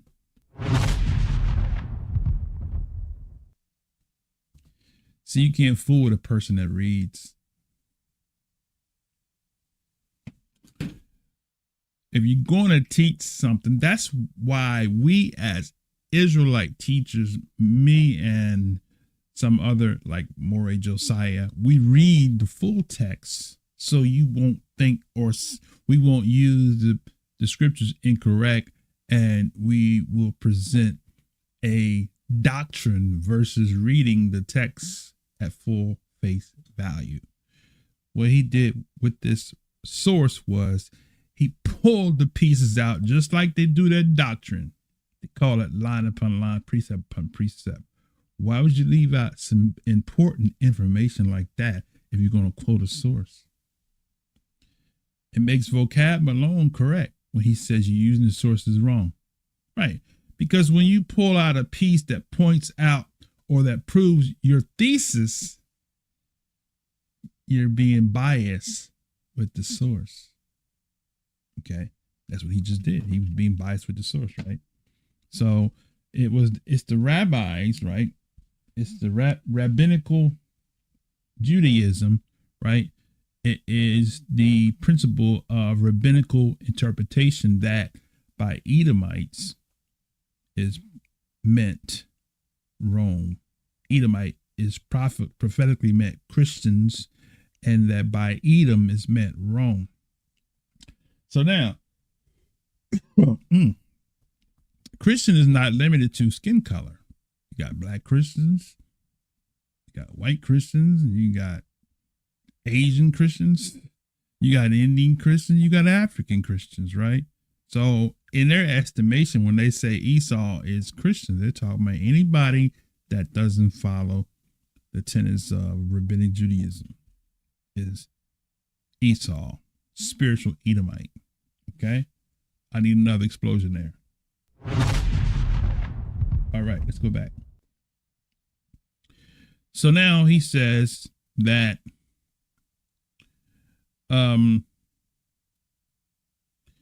this is the part he quoted. He skipped that part on purpose. Then he says, thus Kimchi on Obadiah says, so now you can see why the thus was there. You can see why the thus was there. The thus was there because they were rabbinic, right? Talmudists. Okay. Kimchi, and the other one was, where is his name at? It'll come up in a minute. Kimchi on Obadiah says, lays it down that, here's the quote. See the quote right here? I want you to see. Let me blow this up a little bit so y'all can see. I'm not making this up. Okay. He says, Kimchi on Obadiah lays it down that, here's a quote, all that the prophets have said about the destruction of Edom in the last times has reference to Rome. Okay.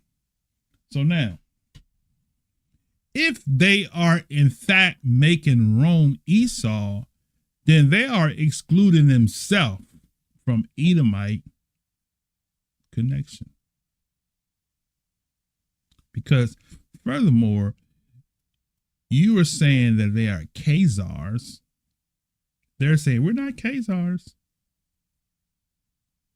And you're saying they're Esau. They're saying, no, those Italian Romans are Esau. We're not Italian Romans, right? So you're falling into the trap, right? Okay, let's go back. So kimchi, let me just I'm going to show you who kimchi is real quick. Let's see. Let's do this real quick. All right, we'll come back. Okay, so kimchi was a Jewish rabbi. I'm going to go to this link here. And let's see. Let's pull this up right quick. Okay. Okay. Joseph Kim-he or Kim-chi or Kim-he or Kim-chi, 1105 to 1170. It says, was it medieval? Okay. It said medieval is lasts approximately from 5th to late 15th centuries. Okay. So medieval Jewish rabbi, there he is, and a biblical commentator. So he had commentaries. So he was a commentator. He was the father of Moses and David. Kimchi, the teacher of Rabbi Menachem ben Simeon, the poet of Joseph Zabara.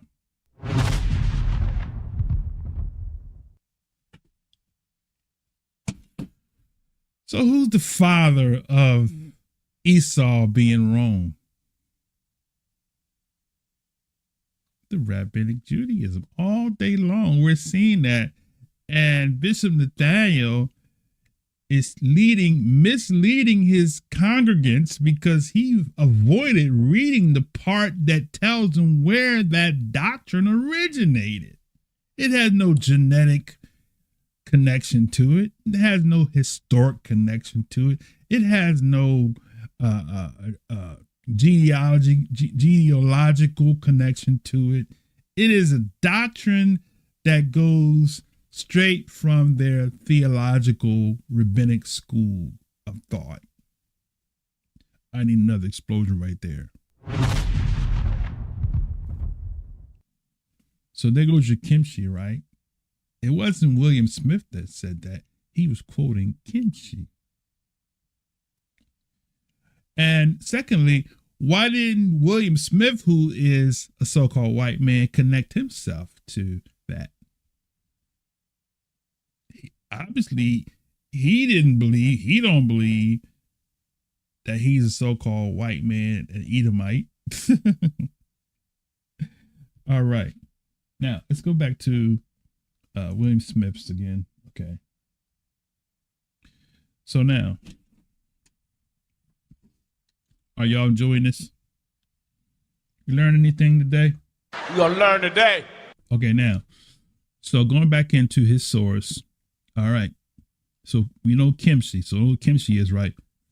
So now he refers to another one. So Rabbi Bakai on Isaiah, right? You got Rabbi Bakai. So I don't need to go and research him. They already specifically stated he was a rabbi. Okay. So the rabbis follow the sages' teachings, right? So if the sages taught that Esau was Rome, they're going to stick with it. Okay. So now it said, so Rabbi Bakai on Isaiah, what is that? 50, 65, 66, and 17. And Arbanel has written a commentary on Obadiah resting on the hypothesis as its basis. Resting on this hypothesis, as its basis.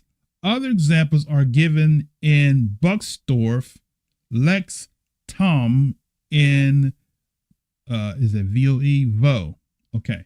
All right. So the brother Bishop Nathaniel,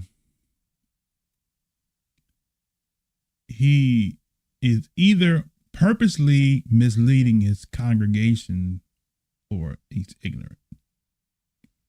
I think he's purposely misleading because he's a good reader. You see, it's right there, face value, right in front of your face. But why wouldn't you read that part, right? All this part right here, that's pertinent information, right? Okay. All right, now. Okay, so the rabbis. Okay, here you got in synagogue Judaica, the reason of this rabbinical dictum are various and ridiculous as might be imagined, right? Let me back it up again, right? Okay. He says that the reasons of this rabbinical dictum are as various and as ridiculous as might be imagined. The Nachmanides, Benkai, and Aberbarnel says that Janus, the first king of Latin, was the grandson of Esau. So that's where Nathaniel's getting all this stuff from the Jewish rabbis. So if the Jewish rabbis are right about Esau being wrong, then the Jewish rabbis are right about them being Israel. You can't take part of their story as true and not take the other part as true. Right? So if the rabbis, rabbin, I don't know what the plural of rabbi is. Not rabbis. I think it would be rabbin, maybe rabbin. Okay, all right. If the rabbin are correct in saying that Esau's wrong, then they're correct in saying that they are Israel. You can't have it one way or the other. You got to have it both ways or no way. Okay? Now, so he says, as ridiculous as it sounds, they said, the rabbi said that Latin was the grandson of Esau. Now, remember, like I said, Bishop Nathaniel said the Latins were Edomites. This is where he got it from. Okay. So they're saying the Latins were the grandson of Esau. Kimchi on Joel 3:19 says that Julius Caesar, so it goes Kimchi again. Remember we told you who Kimchi was, right? Kimchi was a Jewish rabbi, and the Jewish rabbis are the ones that, as he said, as unrealistic. What was the phrase he said?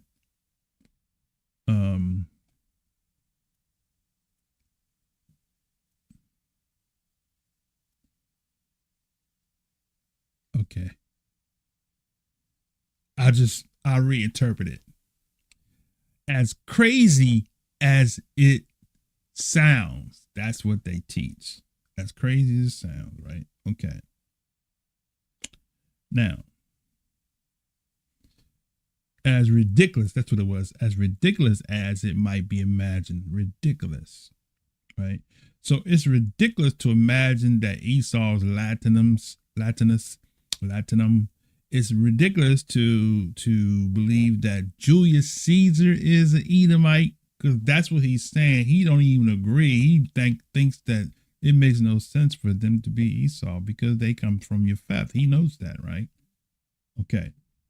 So it says the Jews, those who are comparatively ancient and those who are modern, believe that Titus was an Edomite. So who remembers that? The Jews, right? The Jews, the comparative, the ancient and the modern Jews, right, believe that Titus was an Edomite. And when the prophets denounced Edom, they frequently refer to it to Titus. Here's another Jewish rabbi. Abin Ezra says that there were no Christians except such as were Idumeans until the time of Constantine, and Constantine having embraced their religion, the whole Roman Empire became entitled Idumea. So now he's making Constantine an Edomite. based off of religion, not based off of ethnicity, not based off of history, not based off of genealogy, based off of religion. Okay. Source is bad reference. I'm going to show you something else. Okay. So this source is the Dictionary of Targum,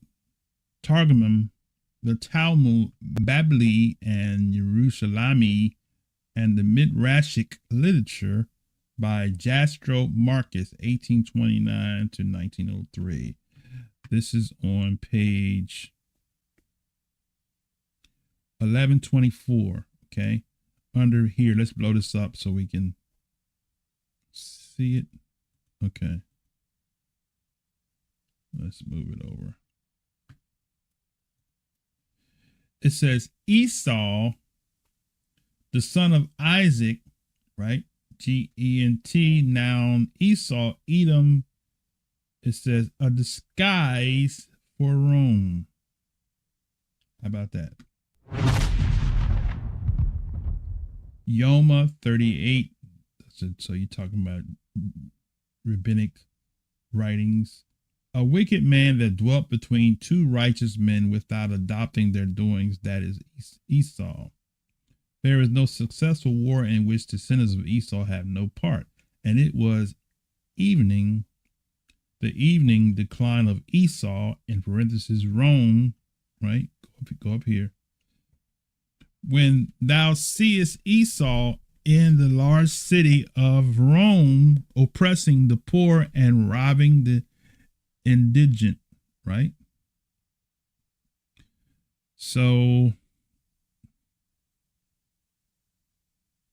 look at this right here. It says, it's a lot of reading here, and I want to skip down to it says here, those guilty of transgressing the law imply in the positive law limitation concerning intermarriages with the descendants of Egyptian or Edomite converts. Okay. To value access, he did not estimate her, the cow's value, but did he not estimate her value when he said, okay, all right. So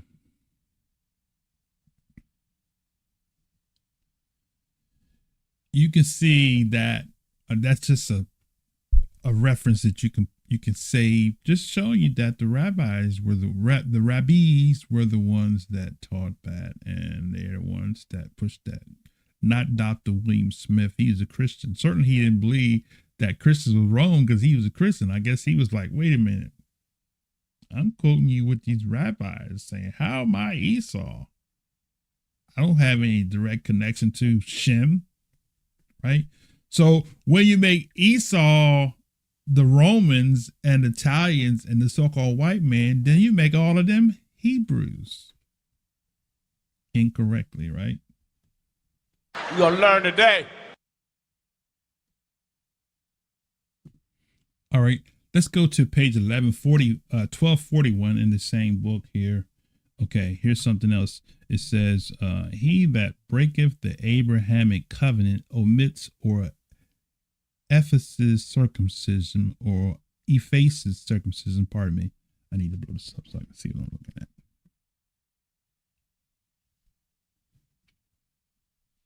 Let's read again. He that breaketh the Abrahamic covenant omits or effaces circumcision. Genesis, Rabbi 98. Play on Genesis 10 with that 50, let's see, 44 and 22. The son of broke faith with his brothers. Okay, skip all that. Okay, here's the part I want to read here. It says, Edom, in parentheses, Rome, is called Parath because she broke faith with and distressed his, in parentheses, God's children, right? It says, because I, in parentheses, the Lord, shall in the end forth her plans. He's got all these commentaries on that, right? So we can see that the rabbi were pouring it on heavy on this doctrine that has been embraced by the camps. Now, we showed you in a previous lesson that the camps got the 12 tribes chart from the Europeans, they call the so-called Esau, right? Now we're seeing that they got this doctrine of Esau, the white man, from the rabbis teaching that Esau's Rome. We're not original in none of this, brother. Okay, now we're going to go a little further. We're going to go a little further here. So Dr. William Smith quotes Abin Ezra, right? So who was Abin Ezra? Okay, I'm glad you asked the question. We're going to open up and find out, okay? So let's go to the Jewish Encyclopedia real quick. Jewish Encyclopedia, Abraham Ibn Ezra, right? It says here, the golden age of Spain produced some magnificent Jewish scholars. One of these was Abraham ibn Ezra, born in 1069. Ibn Ezra was a friend of Judah Halevi. Tradition maintains that Ibn Ezra married Judah Halevi's daughter. After 3 of his children died and one son converted to Islam, Ibn Ezra became a wanderer, right? And it became a wanderer. It was during his self-chosen exile that he wrote his brilliant work. Oh, he wrote a work commentary, huh? How about that? Ibn Ezra was a poet, an astrologist. What? He was a astrologist, scientist, and a Hebrew grammarian. All the Hebrew grammar books to that time had been written in Arabic, including Sa'diya Gaon's famous work when he discovered that the Jews of Italy didn't understand Hebrew grammar. He wrote an excellent book in Hebrew, which became the bestseller. It elucidated for Jews living in Christian Europe. Okay, tri-letter root theory. Okay, now go down to this paragraph right here. It says, although Abraham ibn Ezra was not a systematic philosopher, he presented philosophical positions in his biblical commentaries. How about that? He presented philosophical positions in his biblical commentary. I wonder what might that philosophical positions be? Could it be Esau's Rome? Could it be the Julius Caesar is an Edomite, Titus was an Idumean, and all those Roman empires that Bishop Nathaniel was teaching? Could it be? Could it be? Could it be? Could it be? Right? You're going to learn today. All right. Now, where we at? Right. So he presented philosophical positions in his biblical commentaries. He was essentially Neoplatonic and was strongly influenced by Solomon ibn Gabriel. He introduced into his biblical commentaries excerpts from Gabriel's allegorical interpretations of the account of the Garden of Eden. He described Yah's relationship to the world in a pantheistic, emanationalist manner, like Gabriel said of God that he is all and all comes from him. He is the source from which everything flows. Ibn Ezra described the process of the world's emanation, right, from Yah by a Neoplatonic image of the process of the multiplication of numbers from one, and as the process of speech issuing from the mouth of the speaker, right? So in other words, he was a philosopher, and he used philosophy in his commentaries that people follow as fact. You're gonna learn today. So why is it that we are using the rabbinic literature to teach from the Kodesh Sefer of Yah? Everything that we need to teach pertaining to truth is right there in the scriptures. All outside books should confirm, not be the basis of our doctrine that we teach and have masses of people following the doctrine that came from the people that we know have taken our identity, right? Where do we end with this? Where do we stop this? Why do we continue doing this? We know it's wrong. Okay. Now, we mentioned this guy, Gabriel. I said Gabriel is Gabriel, right? So we're going to read a little bit about him. So let's go and look at that. Okay. So Solomon ibn Gabriel, circa 1021 to 1058, it says two sources provide most of the limited information that is known about the life of this great spiritual poet. The earliest account of Gabriel's life is found in a book by an Arab contemporary in slightly more than 3 lines. Gabriel is described as a student of philosophy and logic,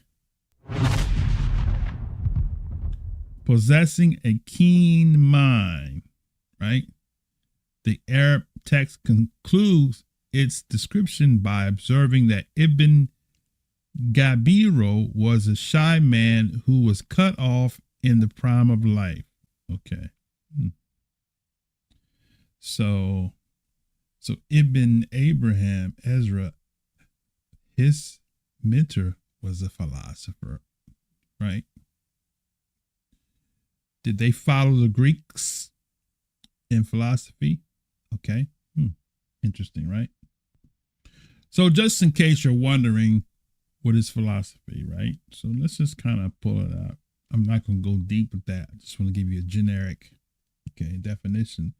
So philosophy is the study of fundamental nature of knowledge, reality, existence, especially when considered as an academic discipline. A particular system of philosophical thought, plural noun. It says study of theoretical basis of a particular branch of knowledge or experience.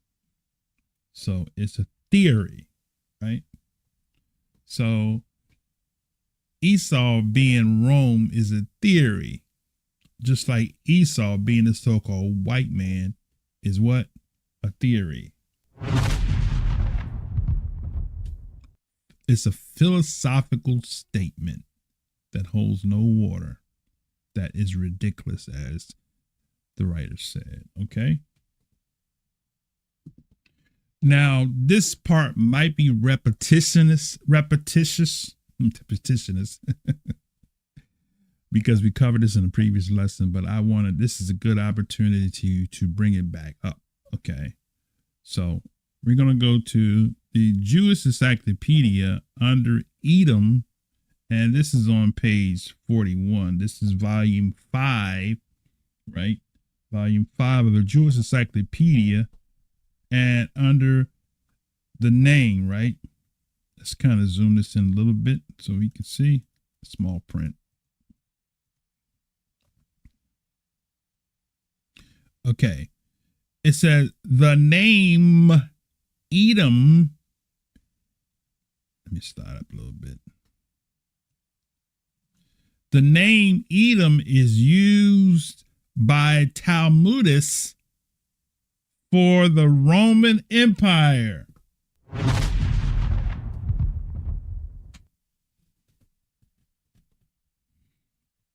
Who uses Rome being Edom? Where did it originate? From the Talmudists. Let's go back in. It says, the name Edom is used by the Talmudists for the Roman Empire, and they applied to Rome every passage of the Bible referring to Edom or Esau. In Leviticus Rabbah, that's number 13, Rome under the name of Edom is compared to a boar, and the symbolic name Seir was used by the poets, philosophers, of Middle Ages, not only for Rome,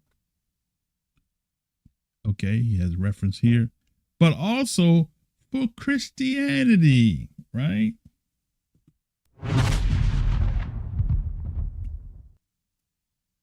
Okay, that's all we're going to take away from that. Okay, there's more you can continue to read, but we're showing you, we're destroying this Esau camp doctrine, destroying it. We're showing you from the sources that they use, that they have used, they read the part that they want to read to push the narrative of the doctrine that Esau is a white man, and they won't read the sources completely and read them correctly and teach them correctly, because you got Bishop Nathaniel is skipping past pertinent information in the doctrine. It makes you suspect. Okay. Now let's go back to William Smith's dictionary, because he mentions another name of another rabbi. So this is on page 2205, and this is Abarbanel. Okay, Abarbanel was a philosopher. He said that Janus was the first king of Latin, the grandson of Esau. That's what Abarbanel said. So who was this Abarbanel, right? So let's pull him up. His name was Isaac Abarbanel. Okay. He was a Portuguese statesman and philosopher. How about that? From Portuguese, right? Let's pull up this article here, Jewish Encyclopedia, real quick. Okay, Rabbi Don, Isaac ben Judah Aravanel, was a Portuguese rabbi. You know what the Portuguese did with the Hebrews? They put them in slavery. But he was a Portuguese rabbi, scholar, Bible commentator, philosopher, and statesman. He was born in Lisbon, Portugal in 1437. He studied both Talmud, philosophy, and secular studies. He was one of the first Jewish scholars to be influenced by Renaissance writers. He was a major thinker and a prolific Jewish scholar. He wrote a commentary on Joshua in 16 days. How about that? He wrote a commentary in 16 days?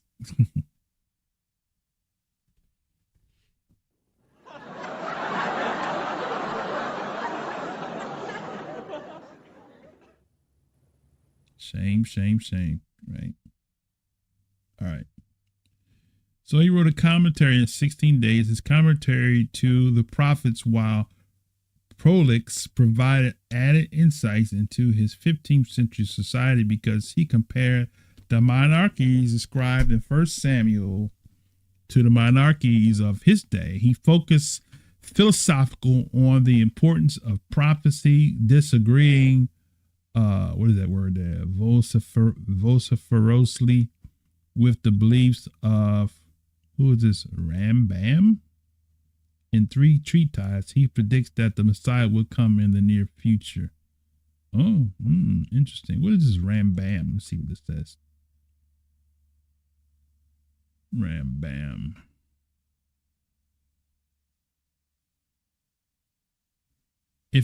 If one did not know, the Maimonides was the name of a man, Abraham Joshua Heshev wrote one who assumed it was the name of the universe. Okay. Interesting stuff there. I don't want to go too much further than that. Going out of left field. All right, hold on a second. So Bishop Nathaniel, man,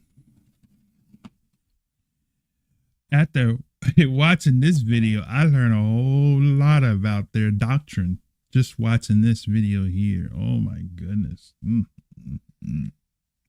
It don't look good. Let's go back to the video. Which means red. Okay. From there, give me the next page. Watch this. Zoom in on that. I have several times shown that from Edom proceeded the kings who reigned in Italy. From Edom, they reigned in Italy. Now notice, right? Notice he's quoting, I have several times shown. So let's see. Let's go back to William Smith's. Okay, where's the quote at? Okay. So now, to add some context so you could see what William Smith was saying, right? Okay. Dr. William Smith was saying, okay. So if you go from here, right, on this page, the bottom of page 2205, okay, so he goes through all these names, Kimsey, Saliger, okay, then goes into Saint Jerome. Now he's talking about Saint Jerome. Saint Jerome says that some of the Jews read Rome for Duna, right? Finally, some of the rabbis, I think it's rabbis. Okay. Correct me if I'm wrong, but I think it's pronounced rabbis. We say rabbis, but I think it's rabbis. Some of the rabbis, and with them, Arbabano, maintained that it was the soul of Esau which lived in Christ. These are the people that you're listening to, their teaching, that you're using them as proof text that Esau is a white man. This man is saying Esau lived in the Messiah. Wow. But you following this blindly, incorrectly using the sources, indoctrinating your people with falsehood based off of the rabbis. It doesn't look good. Okay, let's continue. So he says, finally, some of the rabbis, and when with them Abarbanel, maintained that it was the soul of Esau which lived again with the Messiah. So remember, we said that this Abarbanel was a philosopher, right? He probably studied the Greeks, right? Remember, Greeks overthrew the Israelite kingdom, so they were still in the land, indoctrinating the Hebrews that remained in the land with their philosophy. Okay, let's continue. Unhidden Truths? I think his channel, he did a real good series on that. Okay. The color given to the prophecies of Obadiah when looked at from this point of view is most curious. Now watch this. The following is a specimen from Abarbanel on verse 1. Okay. Now, so Bishop Nathaniel is quoting Dr. William Smith, who is quoting the philosopher Abarbanel, who now says the following, okay? He says, the true explanation, as I have said, is to be found in this. So, once again, this is not William Smith talking. Right? Let me back it up. Let me say that again. This is not William Smith talking. He is quoting Bishop. He is quoting IUIC. He is quoting One West Camp. He is quoting all of y'all watchmen. He is quoting the rabbi.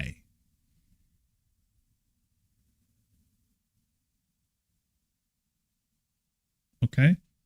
Now let's go back and read it. So the color. You're going to learn today. The color given to the prophecies of Obadiah when looked at from this point of view is most curious. The following is a specimen from Abarbanel on verse 1. The true explanation, as I have said, is to be found in this. The Idumeans, by which, as I have shown, all the Christians are to be understood, for they took their origin from Rome. Huh? That's what our Abarbanel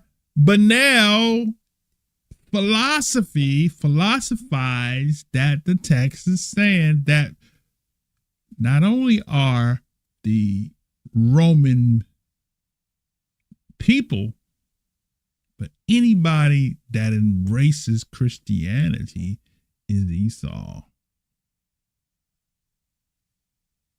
Man.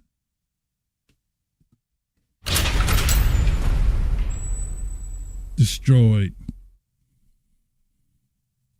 Destroyed. Destroyed. Tremendously destroyed.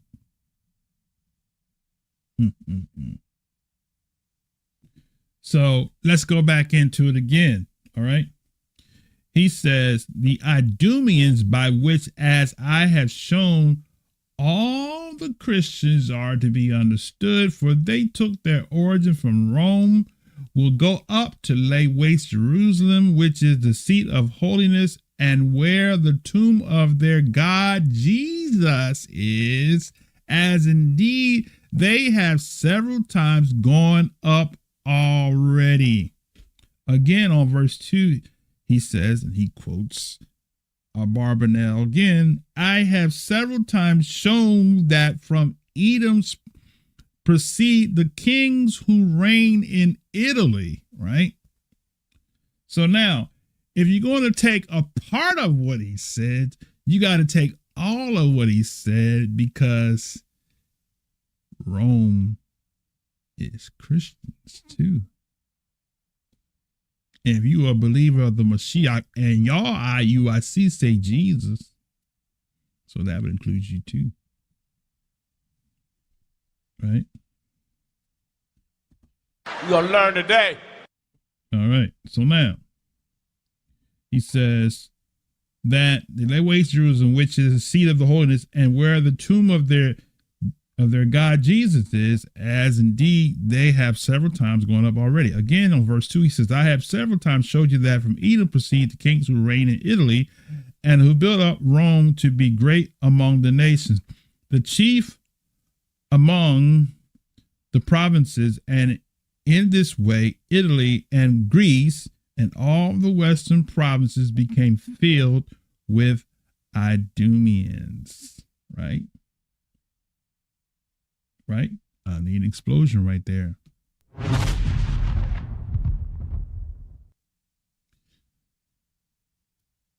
You don't know how bad this looks for you with this doctrine. It looks bad. It doesn't look good for you. Right? I see curtains. We say, I see curtains, Rocky.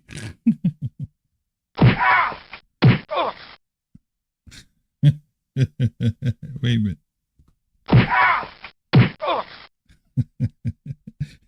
One more time.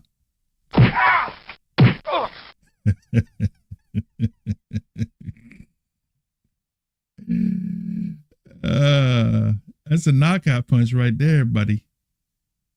That's a knockout punch. All right. Let's go read some more. So he's quoting a Barbanel, and a Barbanel says what? That this is, thus it is that the prophets call the whole of the nation by the name of Edom. There shall not be found counsel or wisdom among the Edomite Christians when they go up to war. On verse 19, he says, quote, he's quoting a Barbanel again. Those who have gone, right, as exiles into Edomites, that is, into Christians' lands, right? So America are Edomites, right?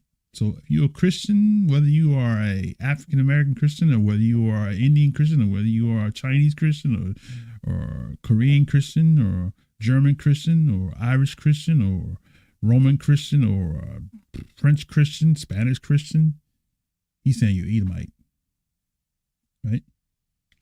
By the Edomite Christians, he says, in the Christians' land and have there suffered affliction, will diverse to have best parts of their country and their metropolises as Mount Seir.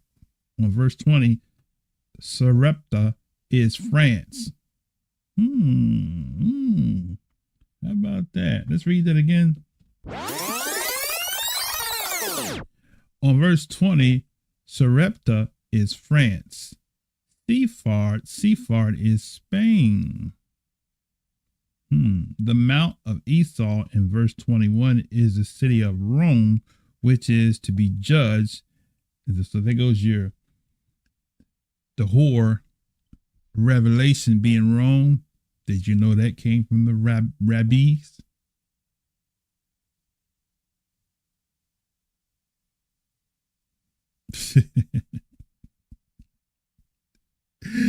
Even Christian theology got a little bit of the rabbinic teachings. Right? Let's look at it again. He says the Mount of Esau, right? You're going to learn today. The Mount of Esau in verse 21 is the city of Rome, which is to be judged. And the saviors are to be the Jewish Messiah and his chieftains who are to be judges. The first 9 verses of Obadiah are so similar to Jeremiah. What is that? 66 and 7. That is evident that one of the 2 prophets must have had the prophecy of the other before him. Which of the 2 wrote first is doubtful. Okay, all right. So that's pretty much there. So now, Bishop, give me a call, 443-480-3166. It don't look good for you, brother. You're knocked out in the third round. Knocked out in the third round.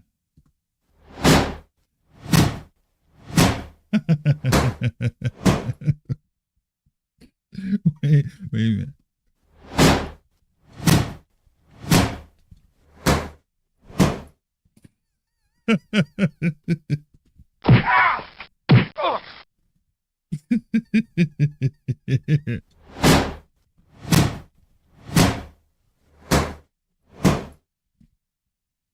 TKO, brother. TKO. You out. You're done, right? Done. There's more. I ain't even halfway done, but that right there wraps the deal up right there. Puts the seal on the coffin. But let's go back in. All right. All right, here we go. Go ahead. And who built up Rome. And who built up Rome? Go ahead. To be great among the nations and chief among the provinces. Watch this. And in this way, Italy and Greece. And all the western provinces.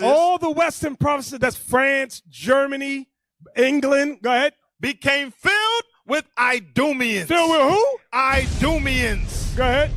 Thus it is that the prophets call the whole of that nation by the name of Edom. Y'all see that? So the scholars know all of them are Edomites. So when Jehovah Witnessing, the Edomites were destroyed by Saul. They know they lying. They hoping that black people are that stupid that we don't never do no research. So, wait a minute. Was that explosion?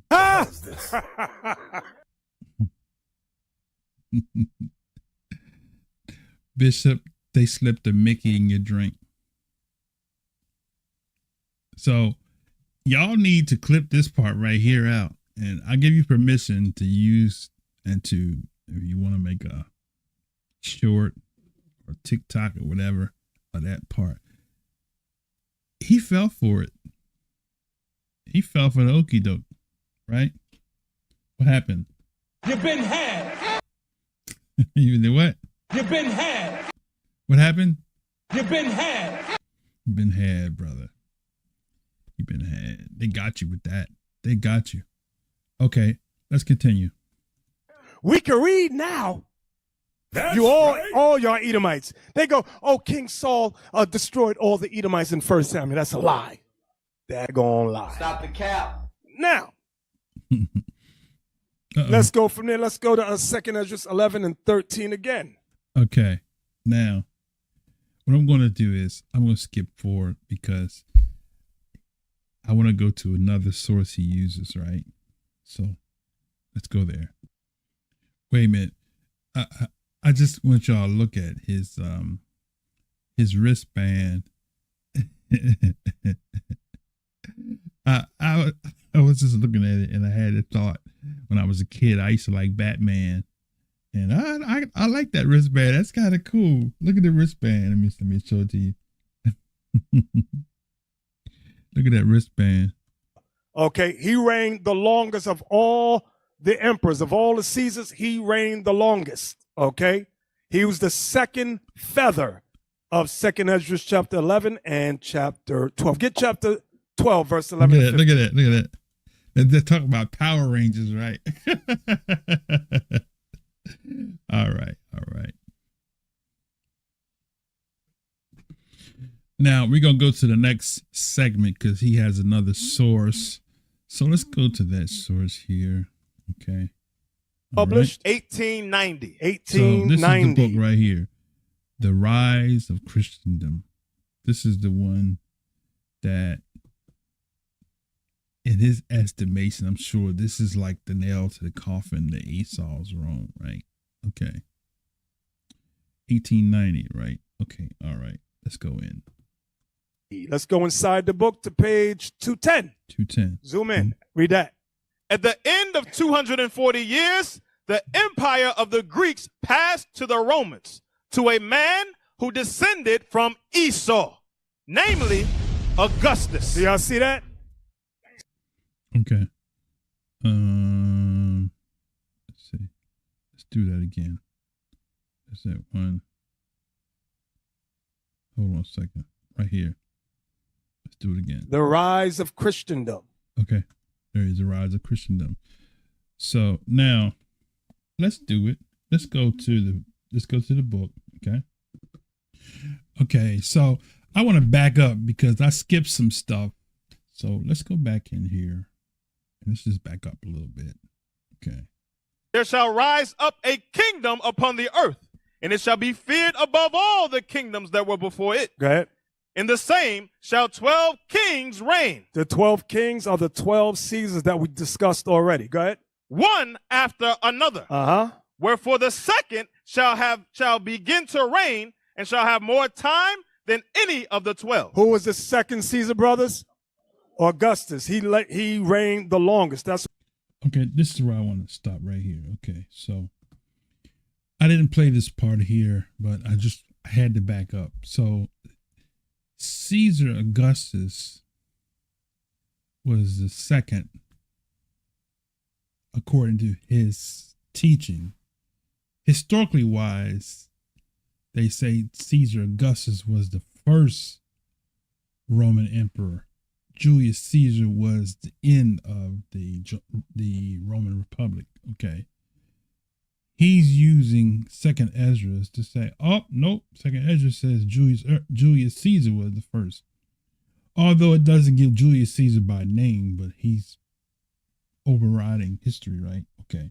So I just want to point that out. Okay, let's go back in. what it means. And shall have more time than any of the 12. Now, go back to, give me the next page. Yes, that is Augustus Octavian Caesar. All right, go to the next page. That's him again. Can you read that? Zoom in. Okay, now I'm gonna stop for a second. These dates are not gonna match either because Julius Caesar, I don't know if he was killed or murdered. I forgot how it went, but 45 BC he died, right? Which would lead Caesar Augustus to be next in line. So he wouldn't be able to rule until about 45, after 45 BC. Okay. So keep that in mind as we watch this clip again. Okay. All right. That section. Read that. Portrait bust, Augustus, dates from time of battle of Actium in 31 BC. Marble, height of head is 1 foot 2 inches. All right, let's go to the next book, The Rise of Christendom. The Rise of Christendom. The Rise of Christendom. Okay, now pay close attention because this book is going to talk about Augustus, right? And there's a time in the book that they're going to give when Augustus, who they call a descendant of Esau, ruled over Rome. Okay. So pay close attention to this part right here. Okay. Let's go in. When was this published? 1890. 1890. Let's go inside the book to page 210. Zoom in. Read that. At the end of 240 years, the empire of the Greeks passed to the Romans, to a man who descended from Esau, namely Augustus. Do y'all see that? Okay, so let's stop for a second. So based on what the writer is saying, he's actually quoting from the Chronicle, which is a Arabic source, historical source. The Arabic source called the Chronicle says that at the end of 200 years of the Greeks. So how long did the Greek Empire last? So let's look at that and see. Okay, so we have a problem with some of the math, right? Okay. From the source, he says that 240 years, at the end of 240 years of the empire of the Greeks, passed to the Romans, right? So the Greek passed to the Romans. Okay, so if I look at my notes here, hold on a second here. I have the Battle of Corinth, which was 146 BCE. So 240 years back from that would be 386 BCE. Alexander ruled 334, so that's about 50 years. So that would put it about 146 BCE, right? So Augustus, right, didn't rule until 27 BCE. So this Augustus is not him, because you got between 150 to 200 years missing. So Nathaniel is saying that Augustus that the Chronicle was speaking of is Caesar Augustus, but no, he can't possibly be. He came way after the Roman defeat. The Roman defeated the Greek Empire. Came way after that. The Battle of Corinth. That's the latest. Okay, the earliest could be the Battle of Marathon, which was 490 BC. That was the battle when the Greeks defeated the Persians. I think it was Athens.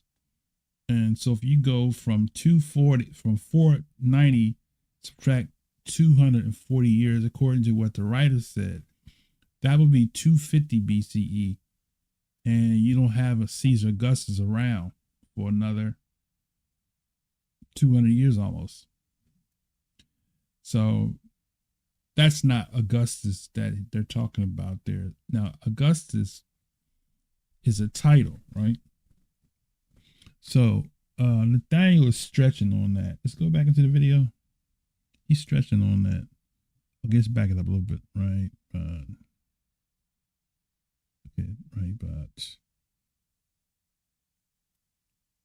right there. Okay. At the end of 240 years, the empire of the Greeks passed to the Romans, to a man who descended from Esau, namely Augustus. Do y'all see that? So they know Augustus descended from Esau. All these scholars got all this information hidden from the black church. The black church, don't ask the black church no questions. They don't know nothing. Yeah, that's so that couldn't possibly be Caesar Augustus. If you know history and you know the battles, right? I have a book. I'm not going to pull it out. I have a book, The Battles That Changed History. It's a good book to read if you're a historian. Caesar Augustus. Now, I'm going to pull the references he used, and we're going to show you what he read, right? But that's not. They're not saying that was Caesar Augustus. They just said Augustus. Okay. Now, it could possibly be what they're making reference to. Could possibly be the Zepho. There's no historical record of Zepho ruling Rome other than in the book of Jasher. So that could be the person that they're talking about, right? That ruled over the kingdom of the Greeks. But it wasn't Caesar Augustus by no stretch of the imagination, because the math is not math, and the timing is off for him to be that person there he's talking about. Because at the end of the Greek Empire. I'm going to show you something real quick. Okay, so here, just so you can see a little timeline here. So Alexander, the Greek, conquered Persia, it said in 334 BC. This began a 10-year campaign that ended with the complete conquest of Achaemenid Persian Empire. Okay, so that was 334 BCE. So if you subtract 240 from 334 BC, okay, that gives you 94 BCE. Okay. Now we have a discrepancy because that's 240 years later. That's 94 BCE. But 94 BCE didn't end actually. If you go back to was the Battle of Corinth, right? Okay, so the battle, the Roman Republic defeated Greece in 146 BC at the Battle of Corinth. This event marked the end of the Greek independence. So it was 146 BC was the Battle of Corinth, right? So if you take 145, right, and you back up 240 years from that, let's see, what do we get? 146 is 200, that would be 346, 366 BCE. 366 would put us close to maybe Philip of Macedonia,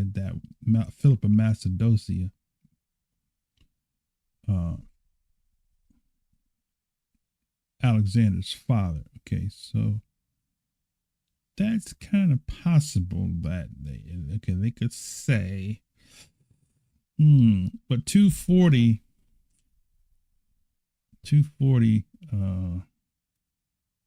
yeah. So from 194 BCE, the battle of Corinth, 146 BCE, the Battle of Corinth. So, but anyway, the point I'm making is this here is that it couldn't be Caesar Augustus because he came after that. So that the person that they're talking about in this book is not Caesar Augustus. Okay, Caesar Augustus, right? Caesar Augustus, this is Livius.org. Caesar Augustus was the first emperor of the Roman world. Okay, now Nathaniel says he was the second. Okay, but so you see here, Caesar Augustus from 25 BCE, he ruled, right? Now, there's a couple of discrepancies with math because it says here 27 to 14, right? So that's about, let's see, 40, let's see, 27 plus 14, 30. So it's 44, 43, 42, 41, about 41 years, right? So that's 41 years of him reigning, and he didn't reign to 27 BCE. So he couldn't be that one that they're talking about.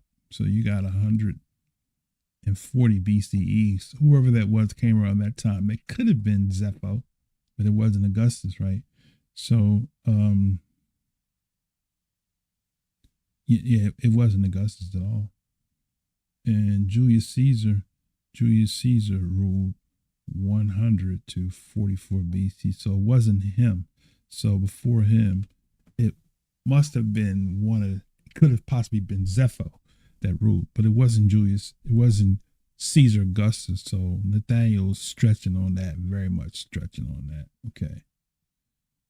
So that's not mathing up. Okay. So here's the source. He says, the Chronicle resumes the story of the kings of Persia and of the princes after Alexander. Okay, I went past it. Ptolemy Decianus succeeded, and commentaries say that he ruled the people of the cavern, and the end of 240 years of the empire of the Greeks passed to the Romans. Okay, to a man who descended from Esau, namely Augustus. Okay, then it just says he reigned 56 years. So Caesar Augustus, according to the historical record, reigned, as we said, about 40 something, maybe 41 years. But this Augustus said he reigned about 56 years, right? Okay. Okay, wait a minute. I think I saw something that makes a little sense here. Okay, let's read that again. See, that's why when you read, you have to read with comprehension, because if you read stuff fast and you just see something that you want, yeah. See, Augustus, right? Now let's read it again this time. Okay. So he says, at the end of 240 years, the empire of the Greeks passed to the Romans, to a man who descended from Esau, namely Augustus. Now watch this now. Who reigned? Augustus, right? He reigned 56 years, and in the 42nd year of his reign, there's a footnote there, okay, 52nd year. Okay. Maybe they're saying that's a typo. But in the, where was I at? 56 years, in the 42nd year. Okay, so he's saying it should be 52nd instead of 42nd. 56 years. Okay, whatever.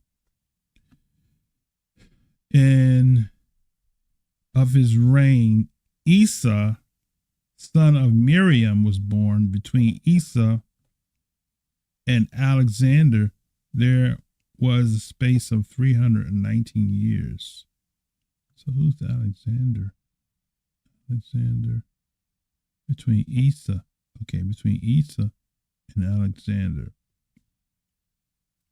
there's 319 years. So Esau, the son of Augustus,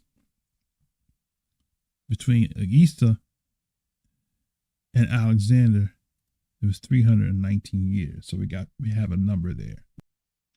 Okay, so I'm gonna put this one down here. So basically it's saying 319 years. So Alexander died.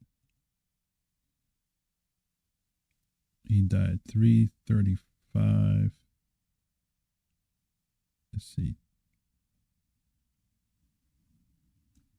When did Alexander die? Okay. So 323. So subtract that from 319, which will leave 4 BC. So his son, the son of Augustus, was born 4 BC. Something's not adding up. Anyway, Augustus was born before that. So this son would have been 4 years, been born around this time. So, but anyway, that wasn't Caesar Augustus in that book that they wrote about. That was another Augustus, so you can't use that. Okay. That's major. That's a major stretch to make that be Caesar Augustus. Okay. So once again, he says, Chronicle resumes the story of the king. It was 100 and between Esau and Alexander, there was a space of 319 years. The Chronicle resumes the story of the kings of Persian princes after Alexander. When the empire passed from the Greeks to the Romans, the king came from Rome, crossed Tigris, and made conquests. His name was Antiochus, right? Son of Dara, elder, opposed and sued him in battle. 7 years after Constantine, a king of Rome, came to avenge the death of Antiochus. One of the king's provinces gave him battle, defeat him, and pursued him to Rome, destroying the city. Then Constantine fled and founded Constantinople. Okay. Let's go back into the video here, okay? Bang a tambourine and twerk. So give me the third Caesar. You got Tiberius. He's the third. I'm going to skip through all of that. So, interesting. I'm going to wrap it up with some other information. But preferably by now, you should be able to see by now that there's so much holes. I mean, That doctrine has been destroyed by his own sources. Now, I'm going to show you some stuff, some extra, and we're going to blow, because these Caesars were not Edomites at all. They were Roman Indo-European, just like they've always been. They're not Edomites, right? So Bishop Nathaniel went all through that to lay a foundation to show you, or to falsify, that the Romans were Edomites. Okay, now we're going to show you from a source called The Life of Julius Caesar. This is a book by Henry George Liddell, published in 1859. This is older than the books that he's quoting from. Okay, let's go in. This is page, what page is this here? Hold on a second.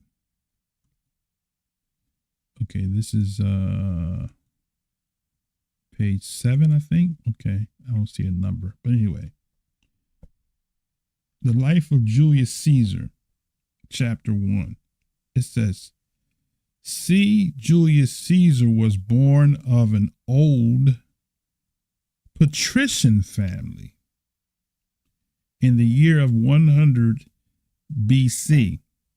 He was therefore 6 years younger than Pompey and Cicero. His father, C. Caesar, did not live to reach the consulship. His uncle Sextus held that high dignity in 91 BC, just before the outbreak of the social war," right? So Julius Caesar was a patrician, right? So what are patricians? Okay, so this time we're going to go to Wikipedia, and Wikipedia says the patricians, from Latin patricius, were originally a group of ruling class families, right? So Julius Caesar was a patrician. He was a family member of the ruling class. That's where the patrician is. Now, Nathaniel read that. He was reading about Julius Caesar. It said patrician in there, right? So he was of the ruling class families in ancient Rome, right? Ancient Rome. The distinction was highly significant in the Roman kingdom and the early republic, but its relevance waned after the conflict of the orders 494 BC to 287 BC. By the time of the late republic, the empire membership in the patriarch was of only nominal significance, right?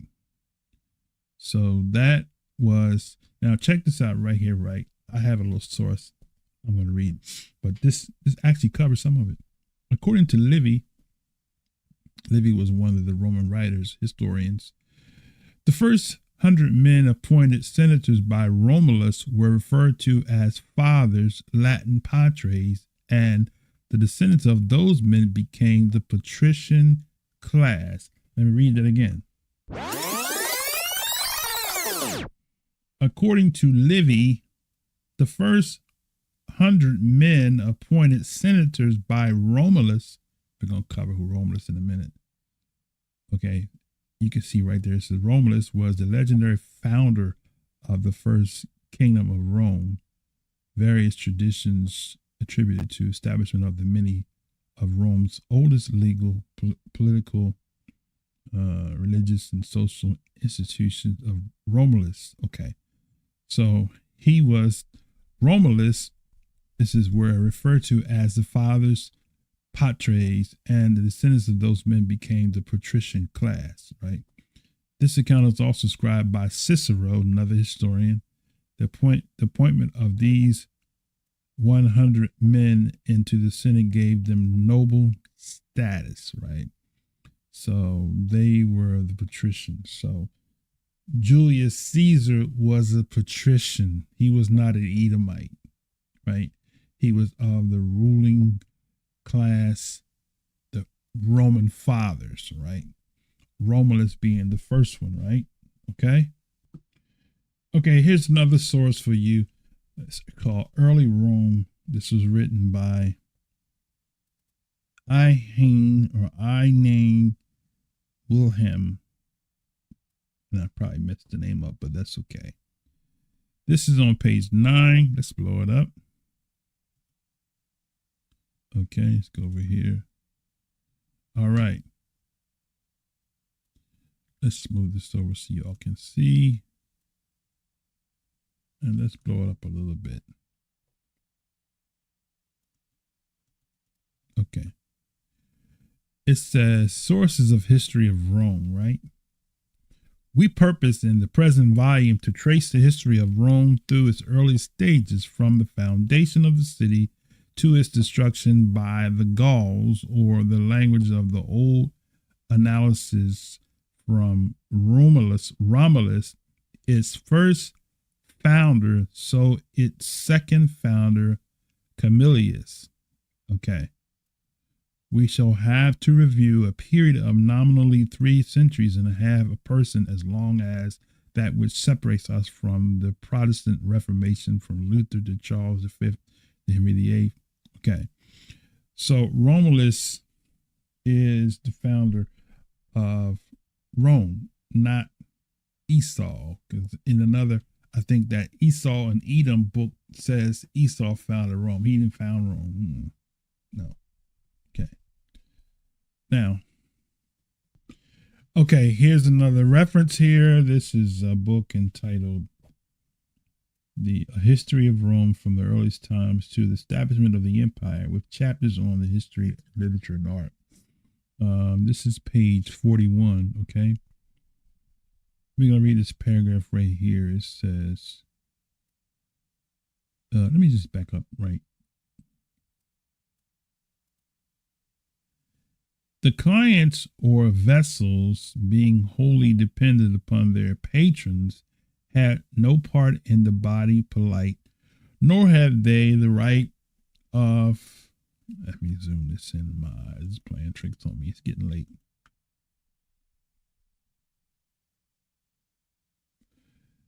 Comitium by their cure, when they choose their kings or made laws. At first, then there were only 2 classes of freemen at Rome, patrons, that's where your patricians, and clients, and all the powers was in the hands of the patrons.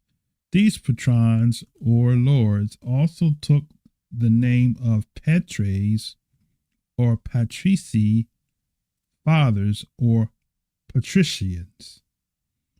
In after times, the name of patres was confined to the senators and the descendants of the old patrons or patres were called patricians. The patricians were at this time the same as the burgesses. The patricians were divided into certain private associations called gentes. Okay, right. Now, you're going to like this here. Watch this here. This is deep. So, this is going to show you who the Romans are. They're Gentiles. They're not Shemites. Okay. It says the patricians were divided into certain private associations called gentes, which we may translate the house or clans.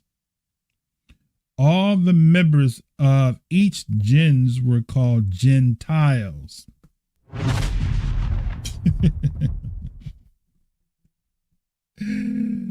They were called Gentiles, and they bore the same name, which always ended in ius. As for instance, every member of the Julian gens or Julian Gentiles was a Julius. Every member of the Cornelian gens was a Cornelius, and so on. Now, in every gens or Gentiles, right, there were a number of families which were distinguished by a name added to their name of the gens. Thus, the Scipios, the Sulas, the Senas, the Cephagi, the Lethuli were all families of the Cornelian gens or Gentiles. Lastly, every person of every family was denoted by a name prefixed to the name of gens. The name of the person was in Latin a pronomen, that of the gens or house of nomen, that of the family of cognomen. Thus, Caius Julius Caesar was a person of the Caesar family in the Julian gens. Cornelius, etc., their cognomen or surname Caesar, Scipio, etc. These gentes may be compared to the Scottish clans, in which there are many families, as in the clan Campbell. There are great families in Argyll and whatever that name is, and others. Whether the gents were originally connected by blood or not is hard to say, but whether it was so or no, it is certain that they ceased to be so, just as the Scottish clans, but they were bound together by certain private sacred rites called Sacra Gentilicia, of which we have seen one example in the case of the Horatian gens. There's a little star there. It says chapter 2, verse 3, in the Middle Ages, Freetown, Italy, and Germany. Okay, so there you have your Gentiles, brothers and sisters. These Romans were not Edomites. They were not Shemitic at all. They are Indo-Eurasians, descendants of Japheth, Gentiles. Okay. So Genesis 10:5 says it like this. Says, by these were the isles of the Gentiles, or the gens, or the Romans, divided in their lands, everyone after his tongue, after their families, in their nations. So they were Gentiles. They were not Semitic, right? That patrician connects them back to Gentile. That's why they use the name Gentile in the King James, because Gentile is a reference to the sons of Japheth. Okay. Now I have two more sources for you. We're going to wrap this up. Okay. So this one here is going to show you. So the Romans were not Edomites. They were Japhites. And we're going to show you that after the Romans lost their power and control to another descendant of Japheth, right? The German tribes. So let's go to this book. Is entitled The History of Rome and the Roman People from Its Origin. This is volume 2, part 2. Okay. It says, the last century of the Roman Republic witnessed but 3 great wars. Let me say that, read that again, right?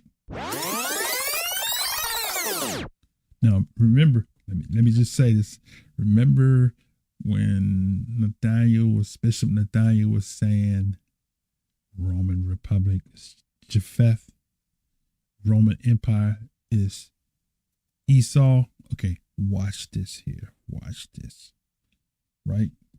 You're going to learn today. Okay, let's go back. The last century of the Roman Republic witnessed but 3 great wars. Those against the Cimbri, right? The Mithridates. I need to blow this up so I can see what I'm reading.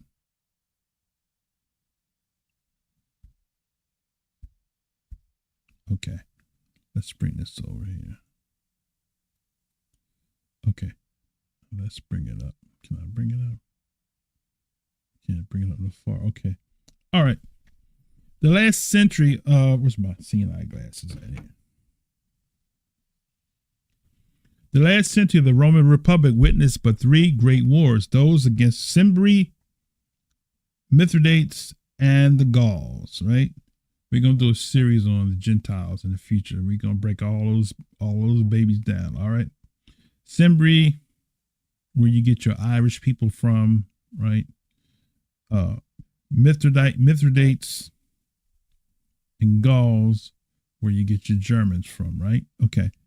At the same time, no period in her history was more sanguinary, for during that entire period, the Romans ceased scarcely for a day to turn their arms one against another. The conquerors of the world now cut each other's throat to determine who should enjoy the spoils, right? All right. So you're talking about the 10 toes, right?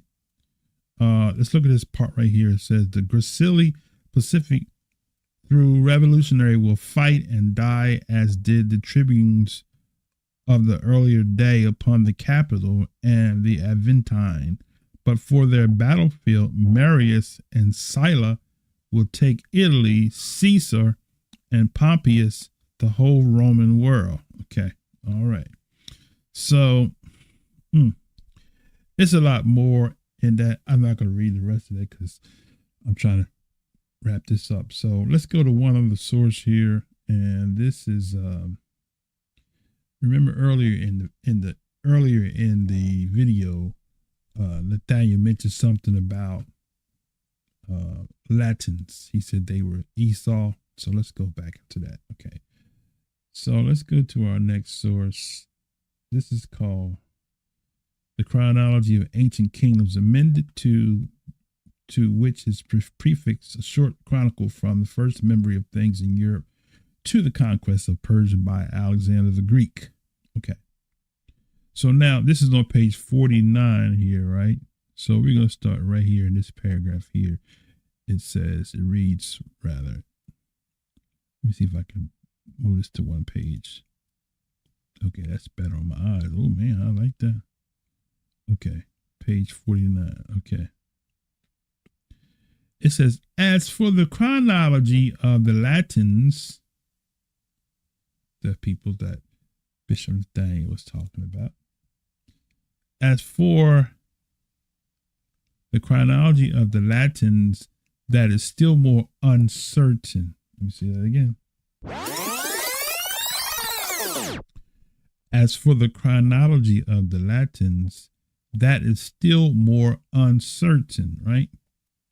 Plutarch, a writer, Roman writer, represents great uncertainties in the originals of Rome, and so does Servius, another historian. The old records of the Latines were burnt by the Gauls, right?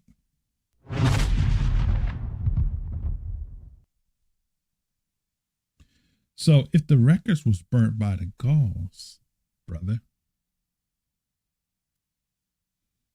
where would you get a source of information to tell you that Esau came from the Latins? So this book, incidentally, was written in 1728. Okay. So the guy came back in the 19th century and wrote, he knows the Esau is the Latins. Suspect, right? Okay. So go back in. So it said originals of Rome, and so Servius, the records of the Latins were burnt by the Gauls 120 years after the refuge. Okay. The 64 years before the death of Alexander the Greek, and Quintus Fabius Pictor, the oldest historian of the Latins, lived 100 years later than the king and took almost all things from Diocles Parathes, a Greek. The chronologers of Gallia, Spain, Germany, Scythia, Sweden, Britain, and Ireland are of a date still later.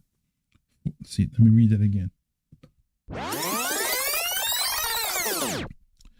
The chronology of Gallia, right? That's the Gauls.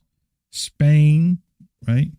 Germany, Scythia, Sweden, Britain, and Ireland are of a date still later, for Scythia beyond and Danube had no letters till Euphilus, their bishop, formed them. So they didn't even have a language, which was about 600 years after the death of Alexander the Greek. And Germany had none till it received them from the Western Empire of the Latins above 700 years after the death of that king. The Huns had none in the days of Procopius, who flourished 850 years after the death of that king. And Sweden and Norway received them still later. And things said to be done above 100 or 200 years before the use of letters are of little credit. Okay. So there goes your Latins being Edomites. The records was burnt.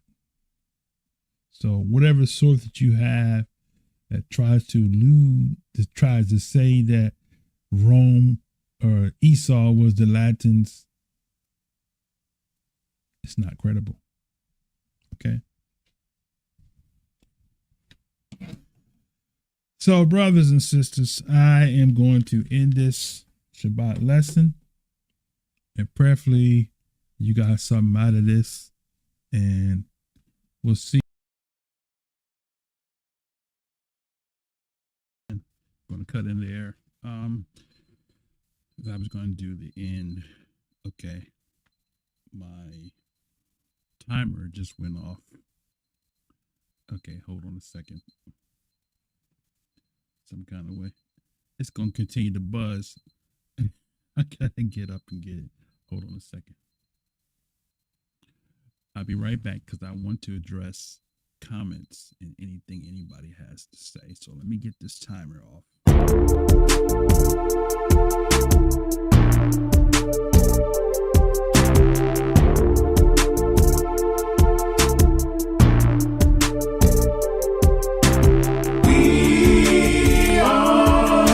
Sons and daughters of the covenant of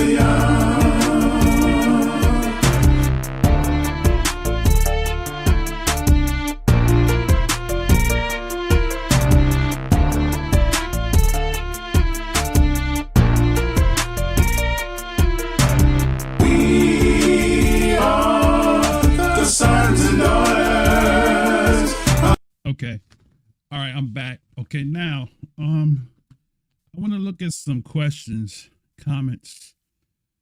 I know this lesson, it was a lot in this lesson. And, I'm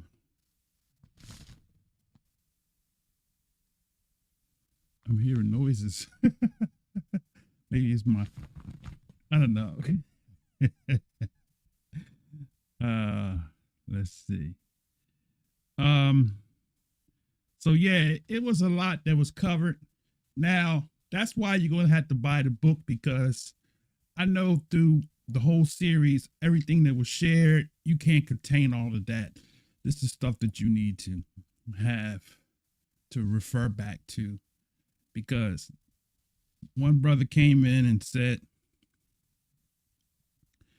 people come in and take a cheap shot and then they step out, right? Okay. If this doctrine, first I'm gonna say a couple things to express my sentiment as to why this is so important, right? Okay.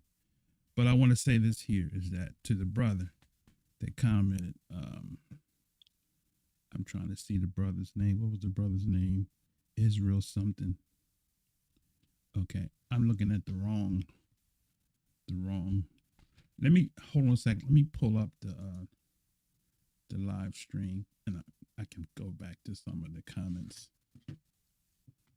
But I want to address this brother by name because he might not be still in the chat, but I want y'all to let this brother know, okay, if you know him. So let me see if I can pull out the brother's name real quick. Hold on one second. I was on my other computer and the chat, following the chat. So on the main computer that I'm on now, where I'm actually sharing the detail, it's not there. Now, why am I showing no connection? Why am I showing that I have no connection?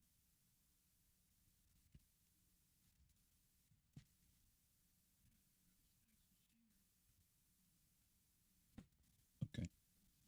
Maybe I do have connection. I don't know why my phone is saying no connection. But I'm trying to look at the comments here. So let's see. How can I get back to these comments? Because I want to address this brother who, I tell you what he said. What he said was, he said that, and people say that Esau is not the white man, can be debunked in a short period of time, right? If that's the case, and I posted in the chat, then why is it more people? There are more people, right?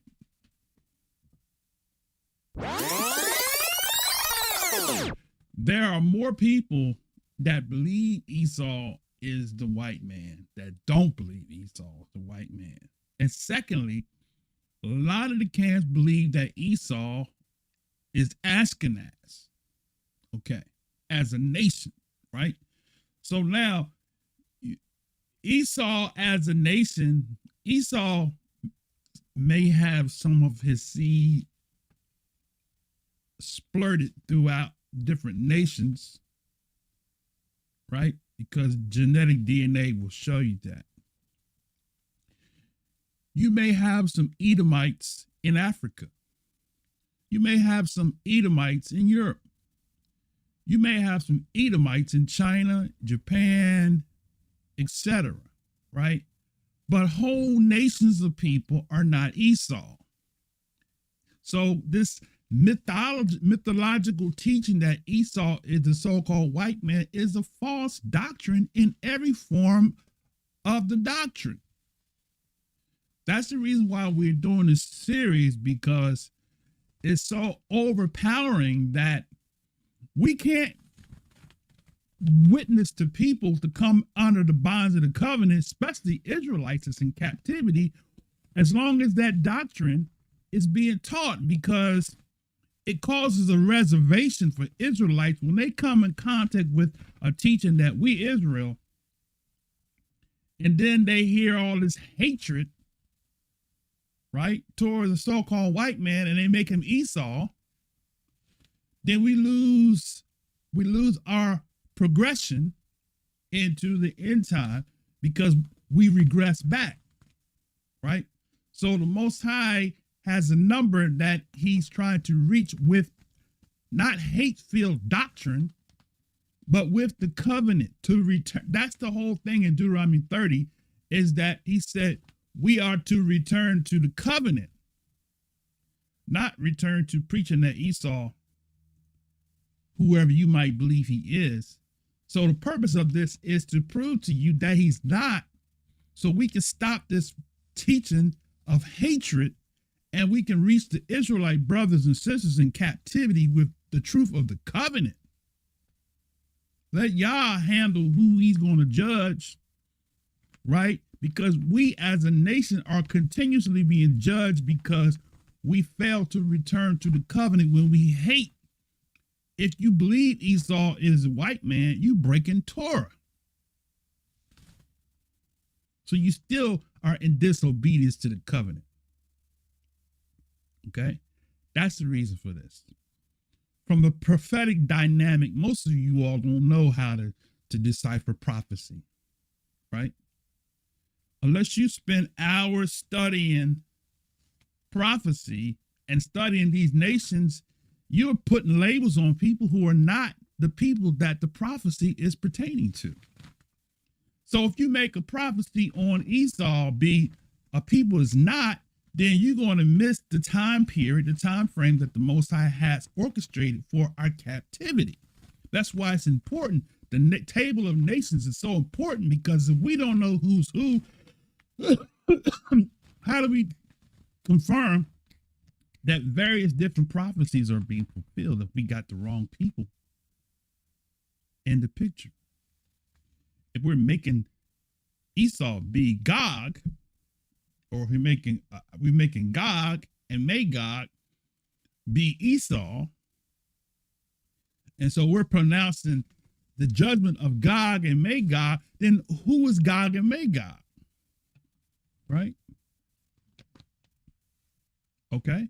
Because Gog and Magog can't be China, because the camp teaching says that that China is Moab.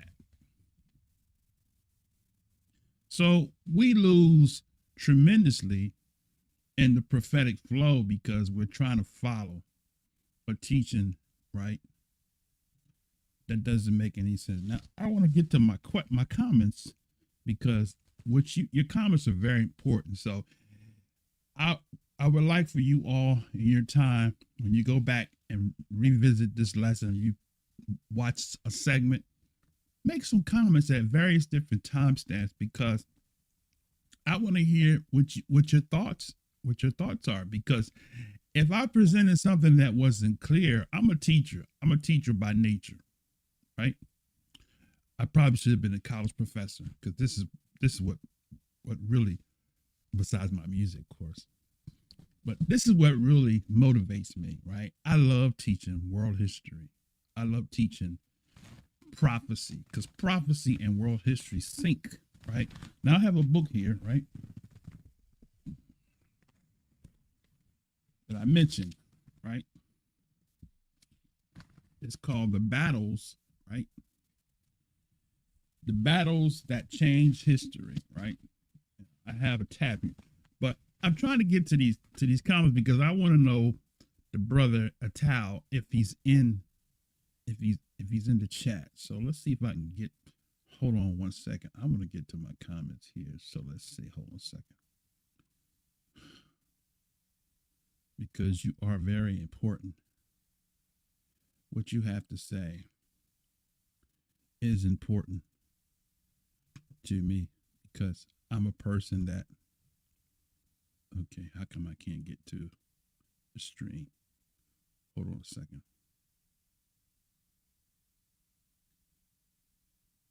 Okay, important.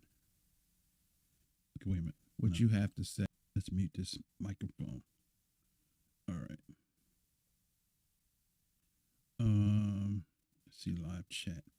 Join. How come I can't join the live chat? This is messing up. Okay, all right. I can't even see nobody's comments. Let me see. Hold on a second.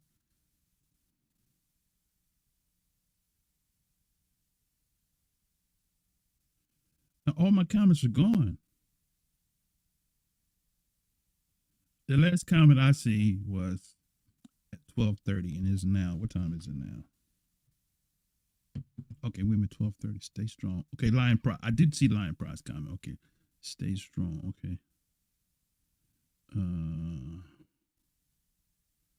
Caesar and Judah. Okay.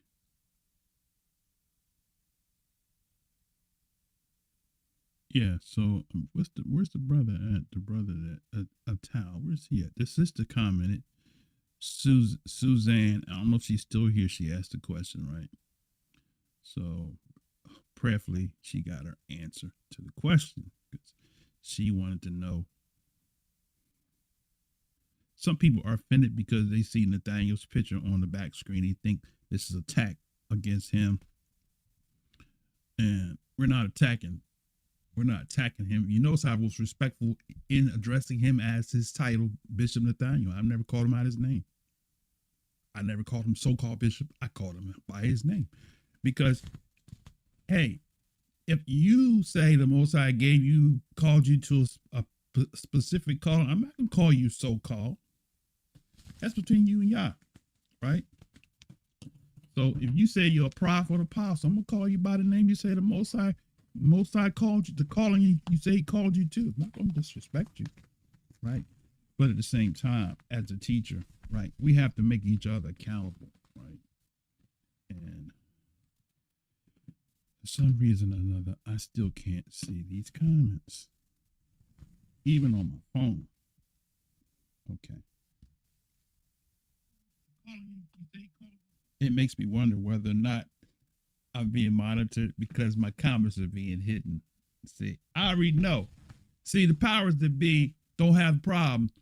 If I was teaching all that foolishness, right, this channel, I wouldn't have all these issues with people finding the channel, people chatting in the channel, people questioning, because look, I'm an open book.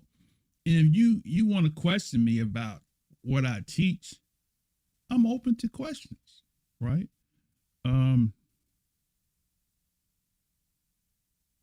Okay, Charles Daniels. I see. Okay, I see. I'm starting to see comments now. Okay, all right.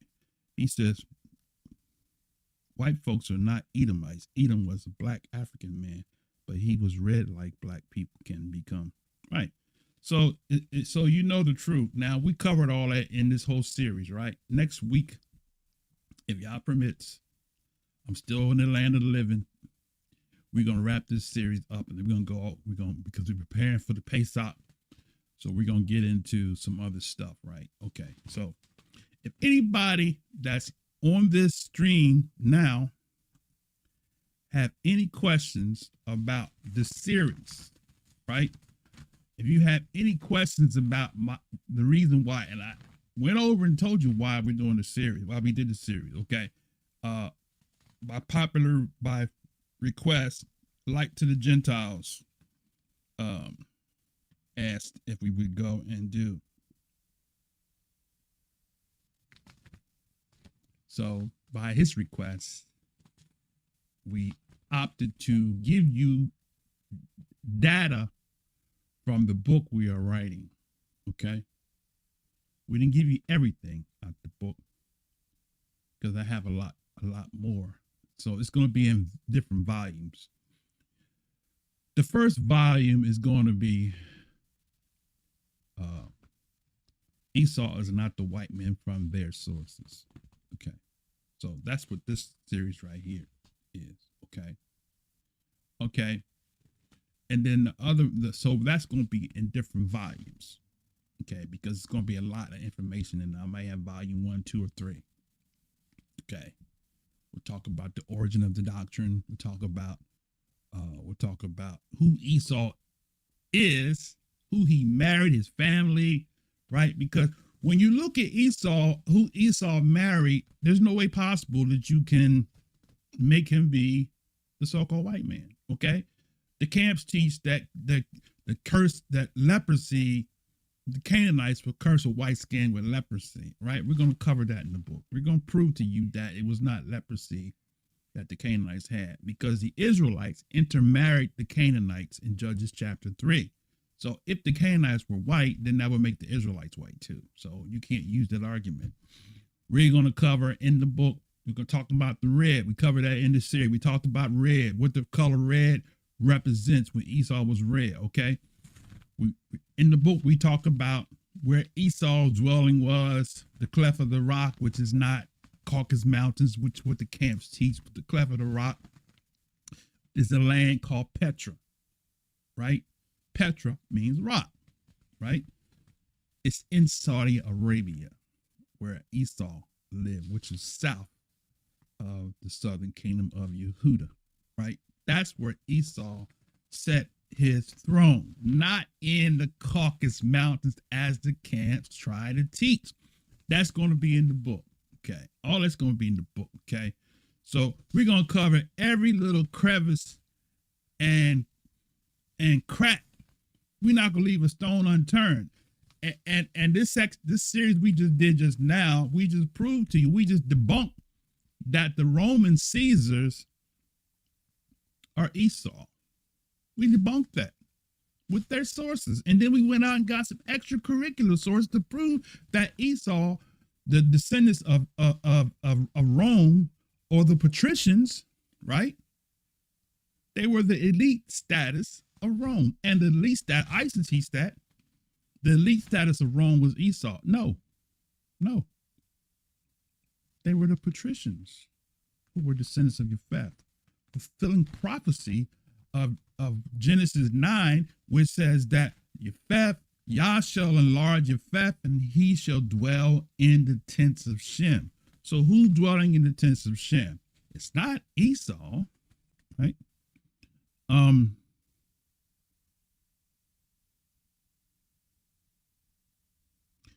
Okay, Charles said what? Let's see. I'm getting some comments. Let me slow down here. Look at some of these comments. Okay. Lion Pride says Shabbat Shalom, stay strong. And hallelujah, Torah. I plan to stay strong. Okay. All right. This is me here. Okay. I'm working on the building here. All right. Let's see. Where's my glasses at here so I can see these comments here? Okay. Charles Daniel said, right, because, okay, I read that one already. Okay. I said, like said, let me just pull this on the screen so y'all can see the comments here. How do I do this here? Let's do this here. I don't want y'all to see me. I want y'all to see these comments. Let's see. Can I do this? Okay. Okay, let's see. Let's try it like that. And then let me bring myself back on the screen here so y'all can see my pretty face. I'm kidding. I don't think I'm pretty. I'm just joking. Just kidding. Just having fun. Let me see. So, where is I took myself out of the equation here. So I'm on the display full. Okay, right. Now I gotta bring myself back up. Okay, here we go. All right, there we go. Okay, now,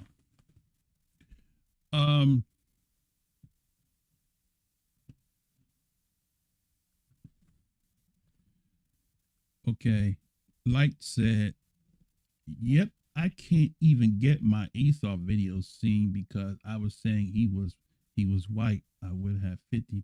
Right, that's correct. You would. If you was telling that lie, your channel would just skyrocket. You would get like thousands of views, right? But when you teach the truth, you don't get those views. They hide your channel. You hide your channel. They hide your videos from people.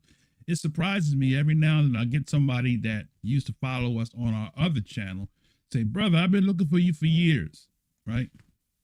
Because they hide us, right? Okay, now, Charles says, Edomite were the Romans from the North Africa. Of the Edomites were the Romans from North Africa. They were a mixed people. Remember, Edom married his uncle Ishmael's daughter. She was Ethiopian and Hebrew because of Esau, so her blood type would read. Let me back up again. You're saying Edomites were the Romans from North. Are you questioning that or are you stating that? Because you said Edom was black. Okay.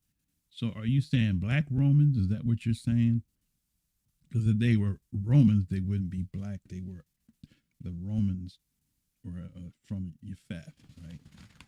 Okay, what am I getting here?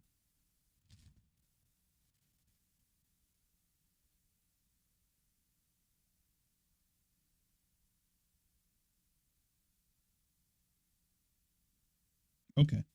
I thought I was getting a text message on my phone. Okay, now let's see. Let's go back in here. So let's see. Rich says it's simple. Esau was ruddy, not redneck red. I mean, Rich, that's simple to us, but to the camps, it's not simple because if that was the case, I wouldn't have to do this. I wouldn't have to be doing this teaching, right? But it never fails. Everywhere I go, if you sit down and have a conversation with Hebrew Israelite, at some point in time in their discussion, they still feel like that Esau's a white man or Esau's Ashkenazi. So it seems simple to you because you comprehend the simple things. But the masses of Israelites have drunk the Kool-Aid. They believe that foolishness, right? Now, It's simple. Esau was ready. It's simple. Simple to those of us who can make common sense, like light to the Gentiles, right? We can see common sense, but people, they look at you like you blind because you don't see that Esau is white, man. That's what the camps do.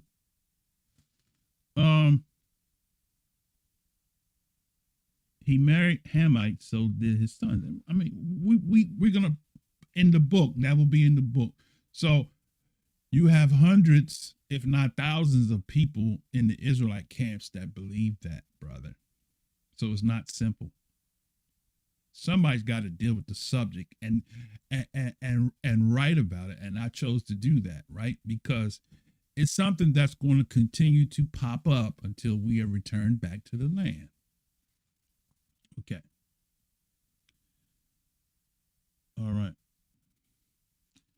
Charles says, blood type would read E1B1 and Abo because father Abraham married Hagar, Egyptian.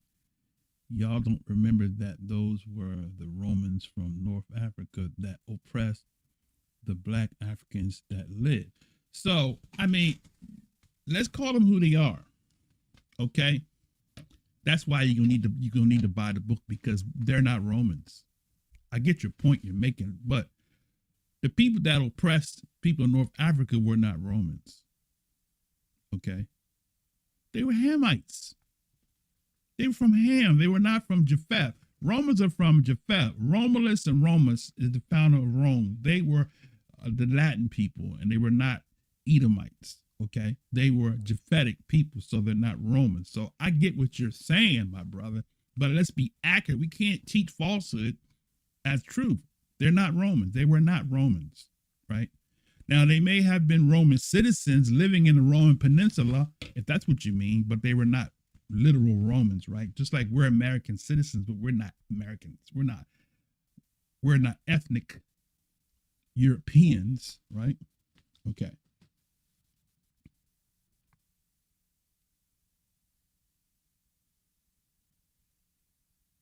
Okay. Rich says what? The Caucasoid is worse than Esau. We were commanded not to hate our brother Esau. That's correct. It did say over slave masters are our brothers. Wait a minute. It did say our slave masters were our brothers. We can hate them. They won't ever progress to loving us. Okay. Now, you made a statement there, brother. You came to the right channel. When you make a statement, you got to give me some receipts, because you made a statement that said it didn't say over slave masters.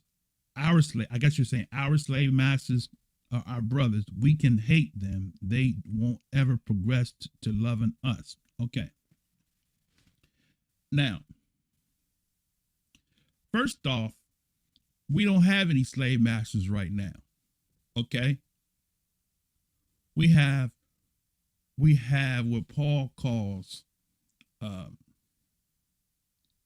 spiritual wickedness, right? We have principalities, powers, rulers of darkness. That's what we have now, okay? We're under the government of the Gentile nations in all four corners of the globe. Every nation that we're under are Gentiles, including China, Japan, etc. They are descendants of Japheth. That's who we're under. We're under the Gentile rule, the times of the Gentiles, right? Okay. Now, so the camp doctrine want to make Esau to be China and Japan to be Moab, Ammon and Moab. You can't do that because they're Gentiles. Okay. And that's going to be in the book. Okay. Now, it didn't say over slave. Okay. All right. So I read that part there. The North Africans were black Ethiopian and African people with two nations, Rebecca, because Edom married his uncle Ishmael's daughter, which was part of Ethiopian Hebrews because of Edom. Okay, you're right. The Romans were black Ethiopian Africans because, again, Edom. No, that's wrong, Charles. The Romans were not black Ethiopians. The Romans were Romans. You won't find no reference to Romans being black. The only people that was black in that region was the Etruscans. That's why you're going to have to get the book, because we're going to break that down in the book. Those Romans were not black. They were Japhetic. They may have had some melanization appearance. They weren't like the Caucasus Europeans, if that's your point. They would look more like your Spanish people, right? Your Hispanic people, right? They have a tannish complexion, but they weren't like us. Okay. The only people that would look like us would be the Etruscan people. Like I said, you're going to have to buy the book, because we're going to have a section on that to explain who that is. Now, tune in next week, because we'll talk about a piece of that next week. Okay. All right. So no, you can't teach because you don't have no receipts to prove the Romans were black. Okay. And some of them may have had some features that look like us, but as a whole, the Roman people were from the seed of Japheth, right? Okay. The ones that intermingle or mix with some of the predecessors of the Roman Peninsula, for example, like I said, the Etruscans, Eturi, right? They may have some tonation in them, but not all of them, right? Okay. This is stuff that I've studied, so, and it's going to be in the book. So, I mean, you're arguing with somebody who's got receipts, which we're going to bring next week. All right, let me see. Because Jacob did what? Jacob stole his brother's birthright. They never forgave, therefore, brother Jacob. They became their oppressors of black African Hebrew people in Africa, because Africa is Israel. Okay. So the African Israel doctrine is coming to play. I'm not even going to address that. We already covered that in a previous lesson. Don't try to crowbar Ethiopian Hamites into our lineage, sir. We know that the Ethiopians in a coalition with Russian, I'm the Gog Magog shielding of Yasharal when we take back our land and prospering. Okay, so looks like Rich and Charles is going back and forth now. Something you said was interesting here. Knowing the Ethiopians in the coalition with Russian, I'm the Gog. Okay, I'm the Gog. I'm not making. So please, y'all, when y'all post comments, please proof check what you're saying before you post, because I don't know what the hell you're saying when you say certain things, because you're adding stuff and it makes no sense to me when I'm reading it. So I need to be able to comprehend what you're saying so I can respond to what you're saying, right? If I seem like I'm frustrated, I'm not frustrated. This is how I am, right? So when I see stuff that's not facts, I'm going to speak up, because this channel, I deal with facts. I don't deal with hypotheticals. I don't deal with philosophy. People say philosophy. It makes no sense to me. If you have no receipts, you saying stuff on this channel, I'm going to chop it up. That's how I am. All right. So if I seem like I'm frustrated, I'm not frustrated. I'm attacking falsehood. Okay. All right. So where was I at now? Rich said, don't be a crowbar Ethiopian Hamites into our lineage, sir. We know that Ethiopians are in coalition with Russia and God. Now, let me say this here, right? Okay. You're going to have to come in next week. I'm going to cover some of this in the next week's series, right? Okay. Some of the Ethiopians are Edomites. Let me say that again.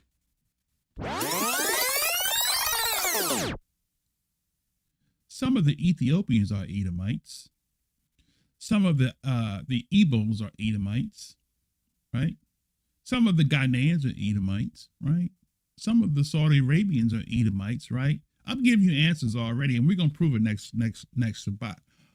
All this stuff can be proved through DNA, through history, and etc. Right? Okay. So Esau is in every nation, just like Israel is. Matter of fact, your brother that attends the Shabbat class with you just might be an Edomite. He just might be an Edomite. Okay.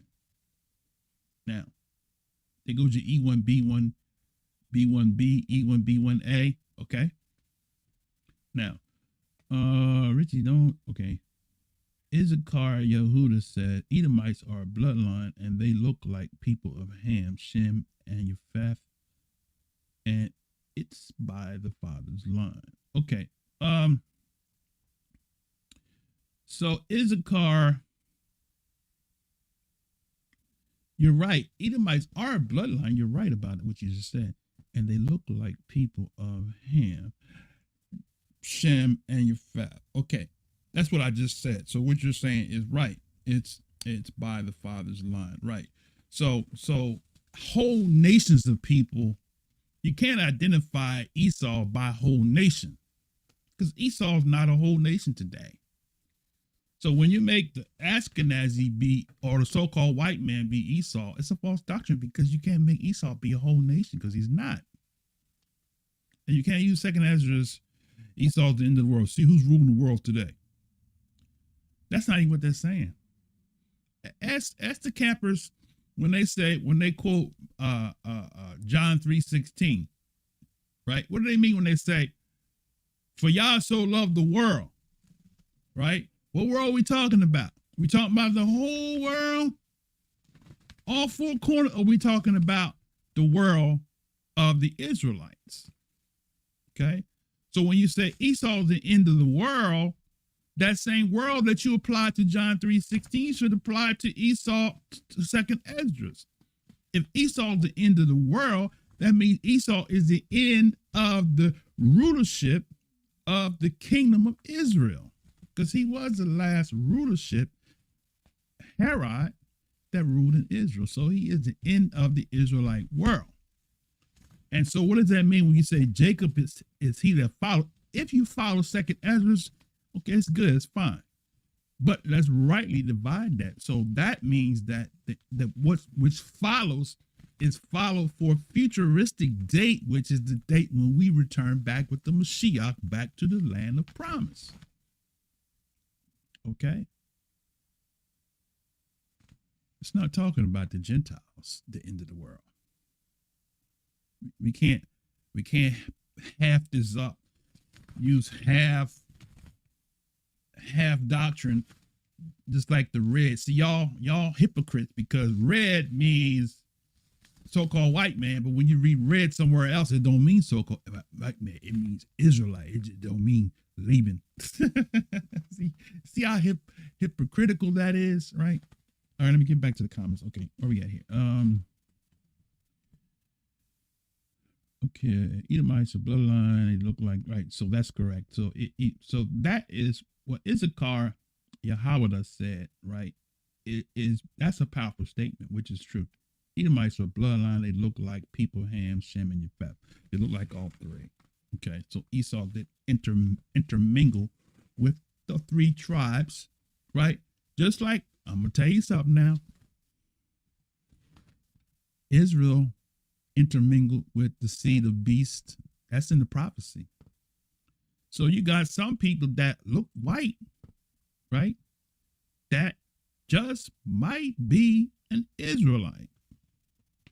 How do you hear explosion on that one there? Just because the person look white don't mean they're not an Israelite. Okay. I got some cousins that look white. You can't tell them that they're not a Negro. So you can't do that. All right. Neither can you make whole nation be an Edomite, right? Okay. That won't fly. All right. Now, let me see where we at here. Rich says in Gog and Magog. Okay. So Rich said what? Rich said Ethiopians in coalition with Russians. I'm the Gog and Magog, shielding Yasharah when we take back our land and prospering in Gog and Magog. So yes, right. So So that's who your general national so-called white man is. They are Gog, right? Magog. We covered that in a previous lesson, right? Indisputable facts. Professor Dr. James Wood's dictionary nails it completely, right? Okay, now. Charles Daniels says the Romans was Edomites. You know, Herat was black North African man that lived in Morocco as king, or today in modern days, the president. Okay, so Charles, you hung up on this Romans being Edomites. Okay, so let's help you out here real quick. Do you go to the Table of Nations? This is why you need to leave the camp. If you follow camp doctrine, you're gonna miss it, because camp doctrine don't teach you this right. They have an agenda. The agenda is to recruit black people that are angry at white people, right? And now they kind of softened it up, but they used to be in the streets attacking white people, having them down, licking, kissing their feet.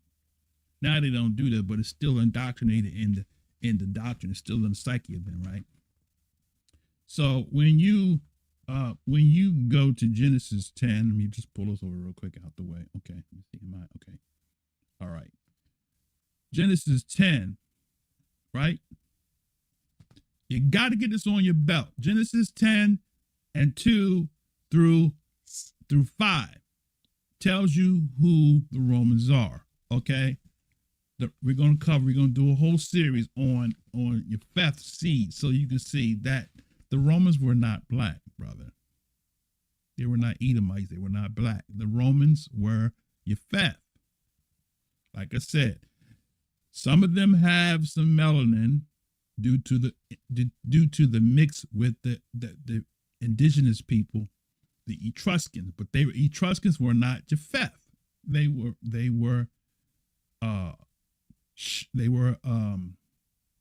Ham. Okay, now, so you gotta read that. Let me see.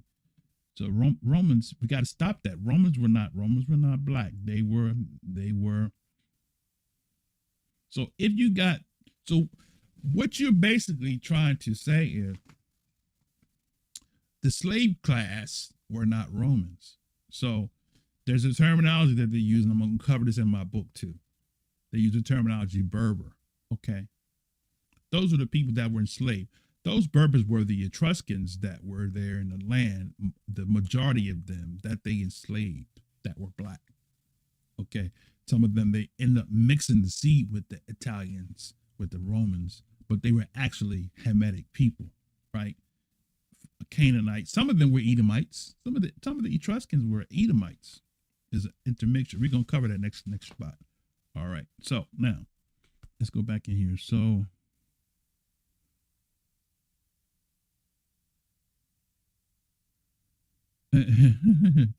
Light said, "What? We do have Hamites in our line because there were Hamite women." That's correct.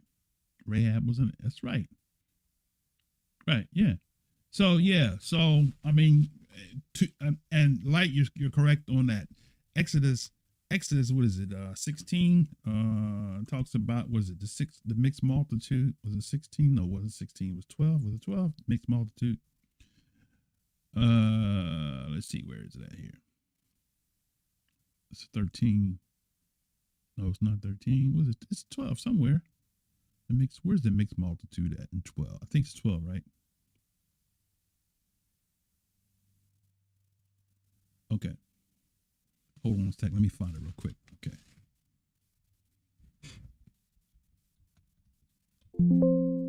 Okay, let's see. 12 and 38. Okay, 38. So I missed it. Here's right here. 12 and 38. Okay. So he said a mixed multitude went up with them, right? Out up. So we already know that Israel intermarried with Hamitic people, the tribe of Judah. We covered that in the previous lesson. Okay, so yeah, we know there are some Hamites. Matter of fact, here's one. Here's one that'll prove to you that some of the males in Israel just might be Canaanites, right? How about Judges 3, right? Judges 3 says that the Israelites, right, this is verse 5, the children of Israel dwelt amongst the Canaanites, Hittites, Amorites, Perizzites, Hivites, Jebusites. They took their daughters to be their wives and gave their daughters to their sons and served their deities. So you got Israelites intermarrying with Canaanites. So some of the fathers are Canaanites. Some of the mothers are Canaanites, right? So that's a fact, right? Yehuda gave his sons to Canaanite wives. So that's not a mystery. Okay, now, well, the Caucasian isn't even Esau, so the verse isn't about him. Okay, I missed something here. Let me go back. Yes, we are Moses' kids because Moses was Nigerian. He married Jethro, the priest, Ethiopian's daughter. And remember, Joseph married the priest of Egypt. In Israel, Egypt's daughter was under Ramses II. Okay. Let's see. So yeah, I mean,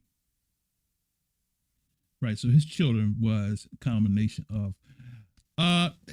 Now, Charles, there's a debate on whether or not the children,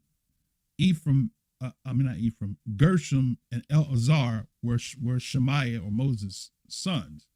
There's a great debate whether that was Zipporah's children or whether that was an Ethiopian woman, because you do know that Shemaiah or Moses had two wives. Okay, I think in the book of Josephus it talks about that she was Ethiopian. So the Ethiopian that's in Numbers historically is believed that she was not Zipporah. Okay, all right. I used to teach that the Ethiopian woman was Zipporah until I discovered that Shemaiah, Moses, had two wives. So it's possible that the Ethiopian woman in Numbers 22, I think it's Numbers 22, was a different woman, okay, than Zipporah, who was Midian. Okay, all right. So, so you got to be careful with that. Okay, so Moses was Nigerian. Shemaiah's kids. Shemaiah was Nigerian. He married. Okay, no, Shemaiah wasn't Nigerian. He wasn't Nigerian. He was a Hebrew. Okay. Now, are some Nigerians Hebrews? Yes, but Shemaiah was not. There was no country called Nigeria then, my brother. Okay, let's be factual when we sharing stuff. The priest of Ethiopia, well, he wasn't a priest of Ethiopia. He was a priest of Midian, right? Let's deal in facts, right? Okay. So let's just pull it up just for the sake of it, because you got to be careful. See, you if you're going to teach the Bible, you're going to teach stuff like that, you have to have receipts. Okay. So, all right. So here, this is Exodus 3:11. Okay. Shemaiah or Moses, we say Shemaiah because in the book of Jasher, they call him Shemaiah. Moses was the Egyptian name. That's another story. Okay. Kept the flock of Yerithro, or it says Jethro here, but his actual name was not Jethro, it was Yerithro. Okay.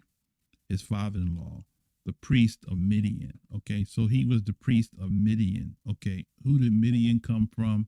Right. Midian was one of Abraham's grandsons. Somebody attacked me because I said son. A son, grandson. The scriptures interchanges sometimes son with grandson. There's no grandson in the Bible, right? The son of his son. Okay, all right. So when you say Midian was the son of Abraham, I'm not making a false statement. And somebody who said that attacked me. And when I asked him, is a grandfather a father, he ran away. You want to try to attack my person out, try to attack my character by telling me to repent, because I told the brother, look, you have an agenda, okay? You trying to make a point, okay? a grandfather is a father, whether you like it or not. Okay, so anyway, so Jethro was a descendant of Midian, who was the grandson of Abraham, which we find in Genesis. Real quick, I'm gonna show it to you, right?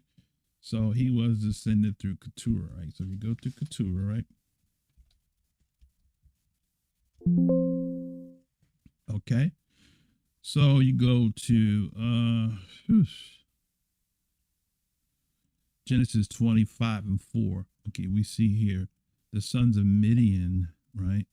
So let me see. Well, you got where am I here?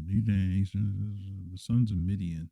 Okay, here we go, right here. So Abraham, this is verse 1, took a wife, her name was Keturah. She bore him Zimran and Jokshan and Medan and Midian and Ishbak. So here you have Abraham's wife. Okay, you know what? I was right. So Midian, okay, I'm getting my stories twisted. It was Epher was the grandson. Okay, that was what the person was debating me about. Okay, so Midian actually is the son. Okay, all right, so I get battles from people sometimes. People come at me, on the sly, trying to catch me in a trap. I get it, brothers and sisters. People try to catch me in the trap. They try, I've been demonized ever since I've been in this walk. I got foes coming at me from every angle because that's how I know I've been anointed to do this. I'm not doing this to make money. I'm not doing this to make a name for myself. I'm doing this because I've been called to do this. This is what I've been called to do. Okay, so now, so Midian, yes, Midian was the son of Abraham through Keturah, right? So Abraham took a wife, Keturah, so she gave him Zimran, Jokshan, Medan, Midian, Ishbak. So Jethro was not an Ethiopian. He was a Midianite. Came through Midian, right?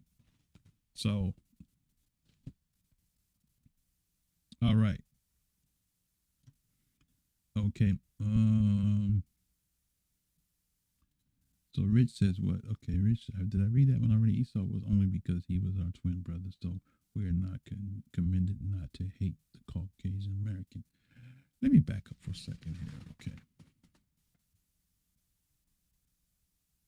So Charles Moses was not a Nigerian. He was a Hebrew, a descendant of the tribe of Levi or Levi, was a Nigerian. Okay, all right. He married the priest who was a Midianite, not an Ethiopian. Right. You had Cush in the region, right? But you're from your father's line, so his father's a Hebrew, so Jethro couldn't be an Ethiopian if his father was a Hebrew. His mother could have been, Keturah could have been a Cushite. I believe she was, but that would make Jethro an Ethiopian because he comes from his father, as the camp teachers got that part down pat. All right, let's go. The fact is, told us not to hate Esau was only because he was our twin brother. So we are not commended to hate the Caucasian American. So now, I don't know if you're being sarcastic or not. Esau was not a Caucasian American, so scratch that. Right. Thank you for that. Like came back and said Caucasian isn't even Esau, so that verse isn't about him. That's correct. However, having a heart full of hate will still blind you and set you to the lake of fire. That's correct. That's why we're doing this series. So hating the white man doesn't work well. Right. Now, Charles says that's why we have the blood type E1B1 and Igbo are a mix with two tribes, because the Chinese are the Nigerian people are part of a couple of tribes in Israel plus Edom. Brother, there's a book. Maybe I'll do a series on that book. There's a book written by, you sound like that brother that I was reading his book. He way off. He wrote a book to prove Esau was a white man. It's a brother, Israelite brother, wrote a book. And I was like, man, this doctrine is really deep. It's embedded in the psyche of a lot of these brothers, right? But no, Chinese people if you got some black people that are in China, they are either it's going to be in the book too. They're either Edomite Canaanites or possibly a blend of Canaanite Edomites, right? Because the first voyagers were Phoenicians. They were Canaanites. They were, in one of my sources, it actually says the Phoenicians were Edom. Okay. So you have a combination of Edomites and Canaanites. You have Hannibal, who was the Carthaginian king. He was a Canaanite / Edomite. Okay. Which is going to be in our book. All this is going to be in the book. We're going to tap and touch. Next week, we'll touch some of that next week in the lesson. Okay, now.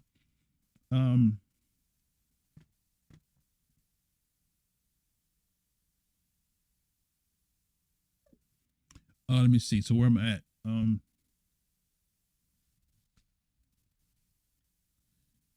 That's why okay. So no, Chinese are not Nigerians. Okay. It sounds like you might be a Nigerian. Maybe that's why you want to make everybody Nigerian, right? We can't make everybody black too, right? Everybody in the Bible wasn't black. Okay. All the Greeks weren't black. All the Romans weren't black. You had some people that had melanin that looked like us that were in the mix, yes. But no, not the whole nation. We trying to make a whole nation be something they're not. That's crazy, right? Okay, let me get back in. Let's see where we at. Both Ethiopia and Levi and Judah, because the tribe of Judah and Levi mixed together because they were promised. Remember it. Elizabeth was Mary's cousin. She was from black tribe of Judah, and her husband was okay. All right. So what that got to do with your previous comment about them being Chinese being Nigerian? I'm not sure. The Dead Sea Scroll number 7 states clearly that Sarah, the matriarch, the tribe of Israel, was white. What?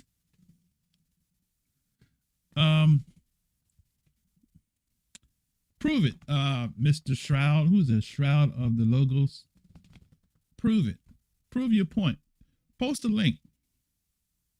Post a link and you cite your source, because people talk crazy all the time and say all kinds of foolishness, right?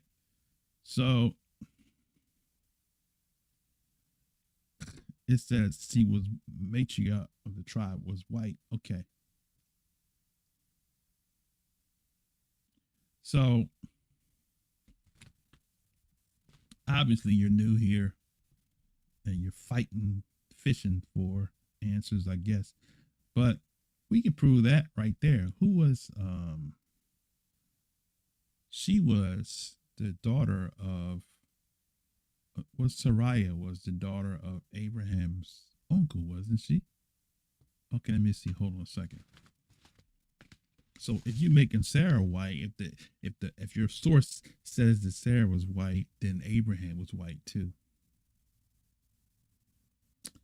Okay, so furthermore, there's no such thing as white people anyway. It's tribal people, right? So let's see something here right quick.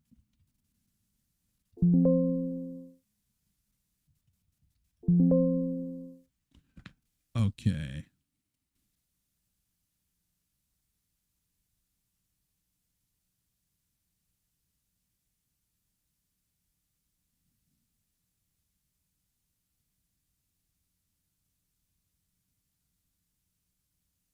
Okay, you know what? If anybody knows where the reference is, but who's Sarah's father? Let me see. Let's do this real quick. Okay. Let's do this real quick. Okay. Who was Sarah's father? We go to Google real quick. Okay, we'll knock it out real fast.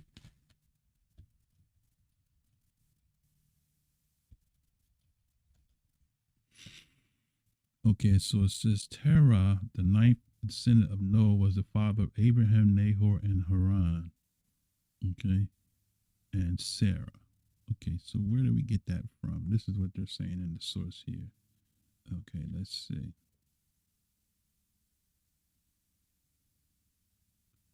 So they're actually saying that she was his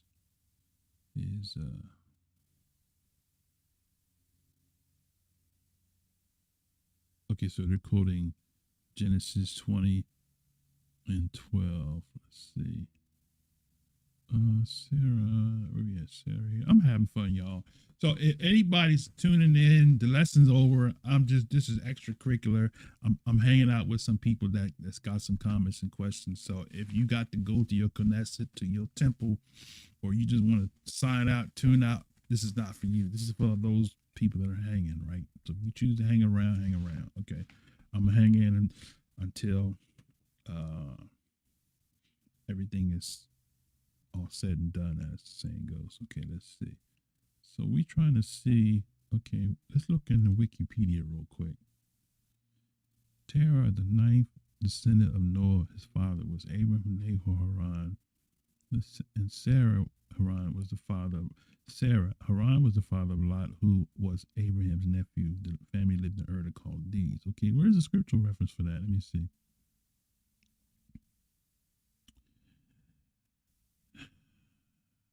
See, commentaries are dangerous because if Sarah was white, as the brother said, we would see some reference to a difference between her and Abraham, because Abraham was, according to the Jewish historical record, was the son of his father Terah and the Cushite wife. And the Cushite, was black, right? If you want to go with black and white. So if she was Abraham's sister from the same father, then she could be white. Unless you want to make Torah white, which is no such thing. But you see how they whitewash history, right? Africa was Northeast Africa before they invented the Suez Canal. Okay, it was one landmass. It was connected to Northeast Africa before they reshaped and renamed it and called it the Middle East. All right. Well, I have to pull out my receipts on that and show you when they called it the Middle East. You can Google that yourself. All right. Now, so Abraham, let's see.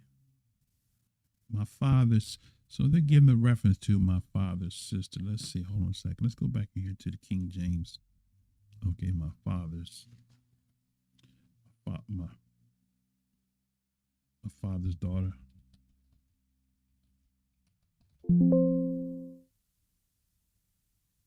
Okay. I don't know the reference. They're quoting my father's daughter. Let's see. Here's a footnote here. It was 16. Genesis 20 and 12. Let's see what that is there. Genesis 20 and 12.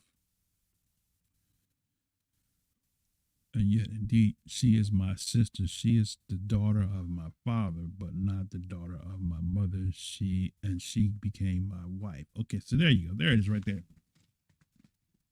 So he's saying she is the daughter of his father, but not the daughter of his mother. She became my wife. Okay, so that's the reference there. So going back to the brother's comment about Sarah being white, and did he provide any receipts for that? Let me see. Let me scroll down here real quick. Okay. Shroud, where'd he go? See that? There you go. See? He had no receipts. He just quoted something, said the Dead Sea Scrolls said she was white. Okay. Where's the receipts? You don't have it because you're making stuff up. All right. Now let's go. Charles says Elizabeth's husband was from the tribe of Judah. He was Nigerian like Moses and that. And both tribes used to marry each other because the oath made to King David was about the king would do what? Be born the Messiah, Isaiah spoke. Okay, so now, Charles, you make a lot of assumptions, man. You're making Ethiopians You're making tribe of Judah Nigeria. You making Moses Nigerian, and oh my goodness, brother, please keep coming back to this channel. Okay, why? You're gonna learn today. Okay, you got to drop some of that stuff that you learned from. I don't know where you learned that stuff from, but you got to drop that because that's wrong, way wrong. There's no facts for that at all. Okay, Edom is a nation. Edom is a nation. Okay, Big Lando. Where is the nation of Edom at then, in your estimation? Because people be throwing these little shots out here with no facts, no receipts. Where's Esau? Where's Edom's nation at today? Okay. Thomas Jefferson states in his second inaugural address that the founders of America are blood descendants of the Israelites. Okay. Shroud of Logos. No.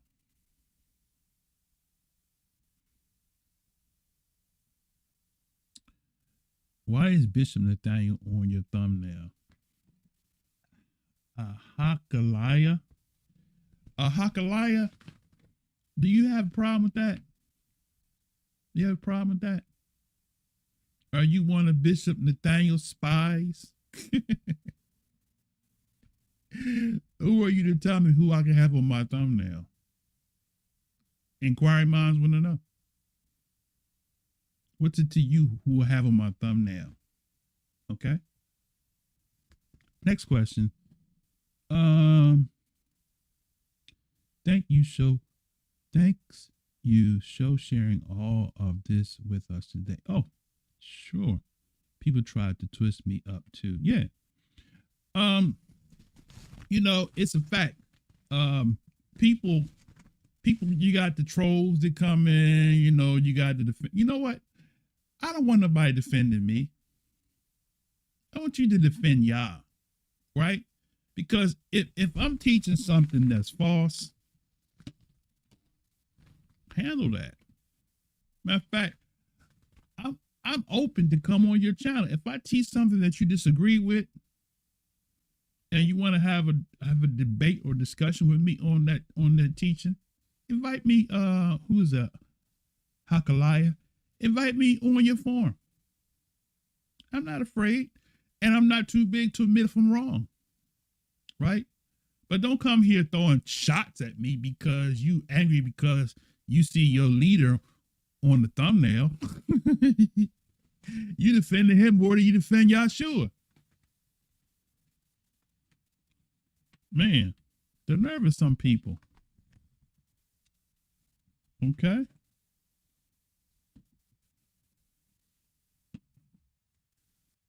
Y'all don't have a problem when y'all put thumbnails of other people on y'all clips. Why y'all got a problem when somebody put a thumbnail? Matter of fact, let me put it back up for you since you're upset about it. Let me see. Let me put it back up. I had took it down. Let me see. Hold on a second. Let me go over here. Let me make you some more. Let me make you some more matter. Let me make you more matter. Where's the thumbnail at? Where's the hold on a second? Good gravy. I can't even see. Hold on a second. I gotta slide this over here so I can see my screen. Where's my glasses at? Hey, I'm gonna make this brother more matter. Right. Okay, where am I at here? Okay. Oh, that explains it. I'm not on the wrong one. I'm not on the right one, right? There you go. So I'm gonna make you more madder. Now get mad. Get mad. Right? You know, sound like you ready to fight me because I got him on the screen. You want to fight me because I got him on the screen. That's funny, right? Israelites are funny, right? Like y'all never put somebody else on y'all thumbnail before, right? Silly rabbit. Okay. I think everybody's done. I don't see no more comments. I'm gonna wrap this baby up here. Anybody else got anything else to say? Come on, where you at? Shroud of Logos. Where's your receipts at? I'm gonna wait for your receipts to come forth. Because you making a whole lot of statements, right? I love your kind. I love people like you that you probably a Trumpian too. You probably a Trump fan. You want to make America great again? You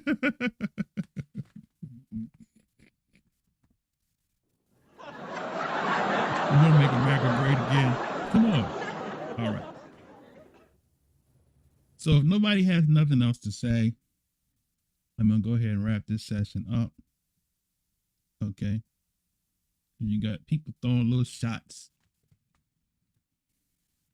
I'm not moved by people's comments because comments means nothing. I could say, "Oh, I'm a millionaire." I don't mean I'm a millionaire because I said it. I'm worth $2 billion. Wishful thinking, right? I wish I was worth $2 billion. I would be on YouTube, that's for sure. So nobody else has nothing to say. Praise Yah. All right. So those of you that remain, the last few of you who, let me see, who remain here. Let me see. We got 16 people still on here, right? Okay. So the rest of the 16 people that's on here, the spies that are on here spying, right? Spy on. You know, I have no problem with you spying on me, right? Spy. Go back and run and tell, right?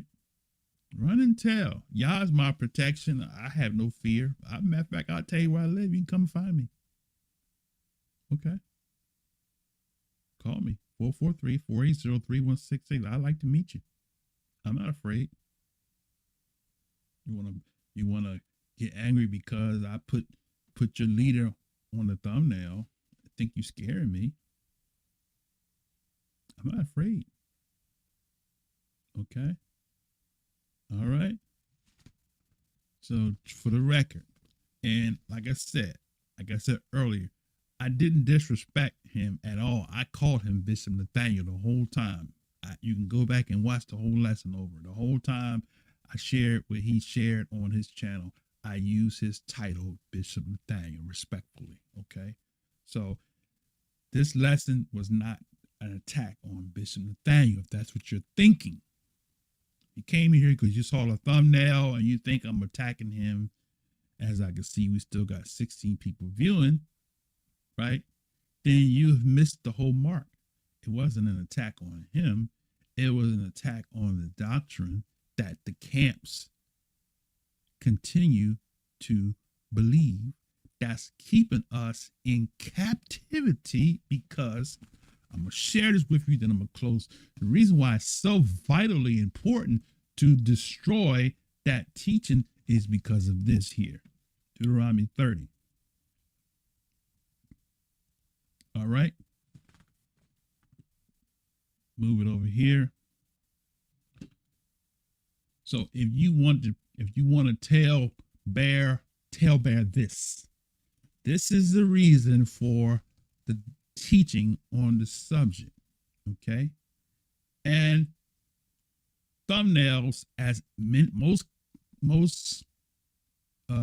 content creators know, are clickbait. Because people will see a thumbnail, they will clip. I do it all the time. I go by, you do it too, so don't be stupid. Go on YouTube and you see a thumbnail. I don't know what that's about. You click on it, right? It's clickbait. So you got a problem with clickbait, right? You probably you probably would have had a problem with the clip I did, right? Okay, let me do this real quick, right? I'm gonna do this real quick, make you really mad. Now you're gonna really get mad, right? Okay. Where's my clip? Where's my commercial? Right here. Okay, watch this, right?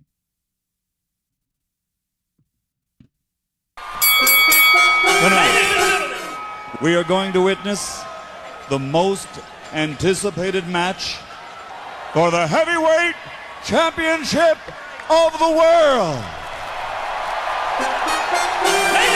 Are you ready? Are you ready?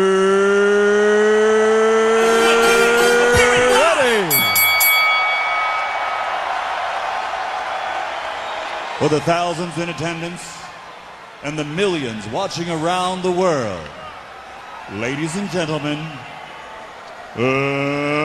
let's get ready to rumble!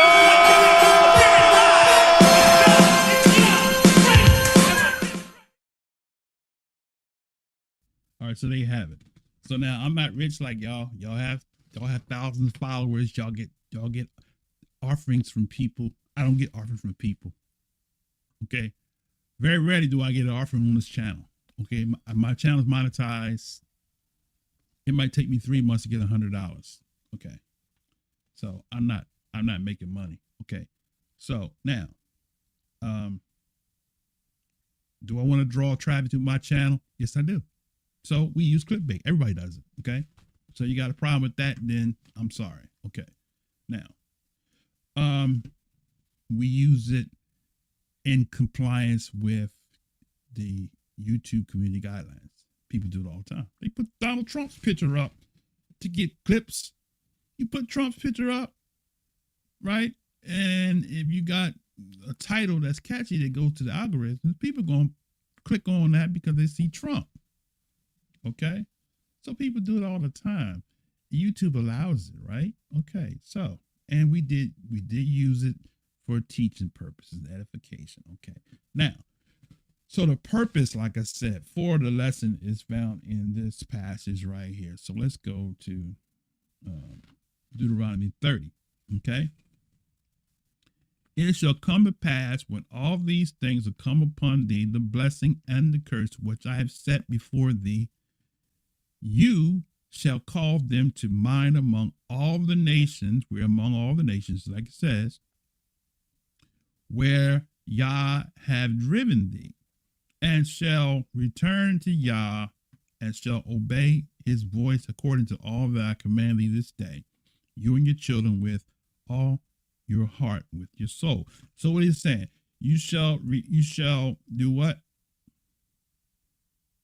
Shall return to Yah and shall obey his voice. Okay. So now, what is one of the things that is part of the covenant? Why we're doing this teaching, okay, is because if you want to make Esau be the white man, then you are not returning to the covenant. Because why? We're going to show you why. Okay. Now, you already know. Okay.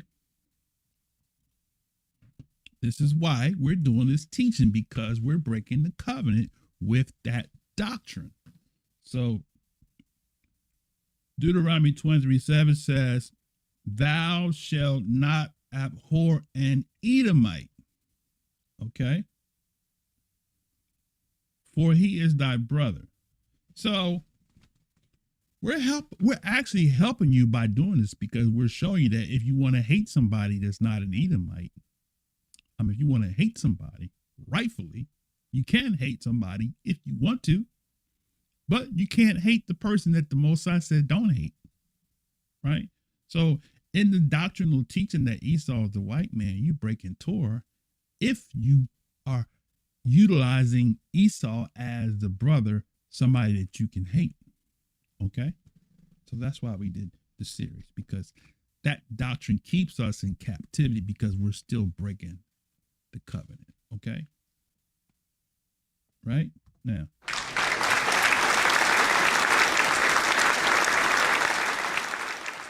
So did I make myself clear? Did anybody have any questions about what I just said?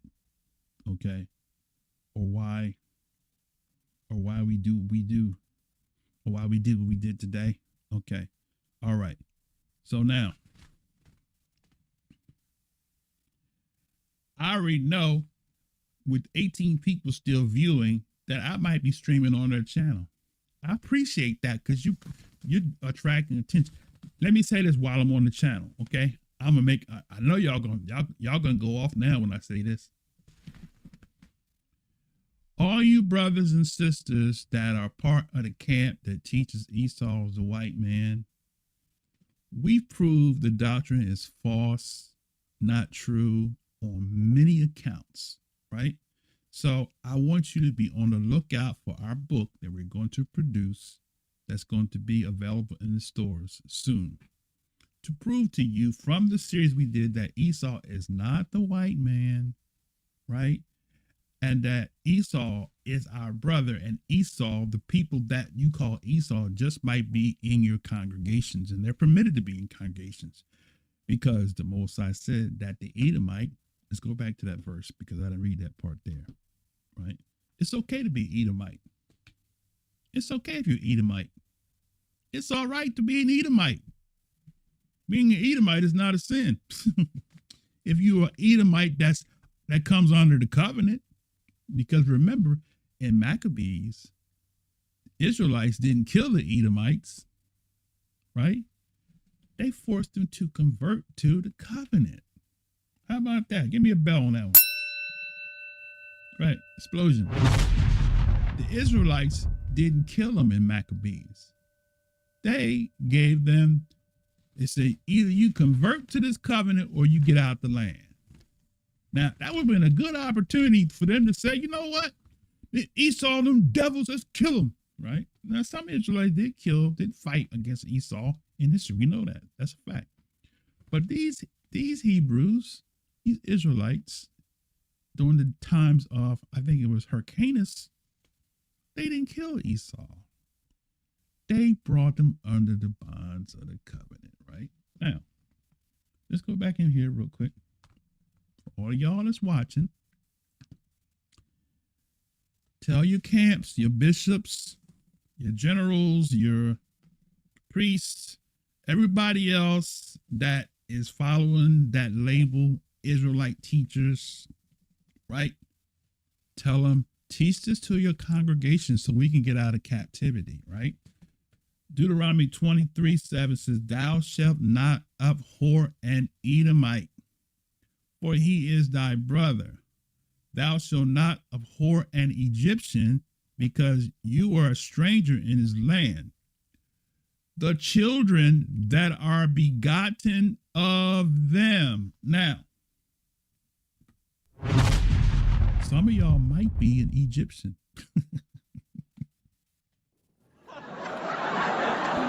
That's why you don't trust in the DNA. Some of y'all might be an Egyptian brother. Remember, Egypt came out of mixed multitude with Israel in chapter 12. We just covered that. So Esau intermingled with the Israelite nation on many accounts. So you just might be an Edomite too. You could be an Edom, because when you condemn, when you damn an Edomite, when you damn an Egyptian, you just might be damning yourself because you just might be from that seed. So don't damn yourself. All right. So look, he says, Esau, you shall not abhor an Edomite, for he is thy brother. You shall not abhor an Egyptian, because you was a stranger in his land. And the children that are begotten of them. Right? Let me read it again. I'm glad I got your attention now. You can't run now. Stream, please stream it on your channel. Please stream this part right here on your channel. Play it over and over again. As a matter of fact, I give you permission to make a short out of it. Make a short out of it. Right? Give me some hits, right? I'm giving you a permission. Give me some hits. Put it on your TikTok. Put it on there, right? And you can make fun of me all day long if you want to, but like my dad used to say, you might make fun of how I look, but you better not make fun of what I'm saying, because what I'm saying is the order of Yah. This is straight from the mouth of Yah to the nation of Israel. You can't violate Yah's Torah and be Yah's people. If you violate Yah's Torah, then you are wicked, just like the people you call Esau. Uh-oh.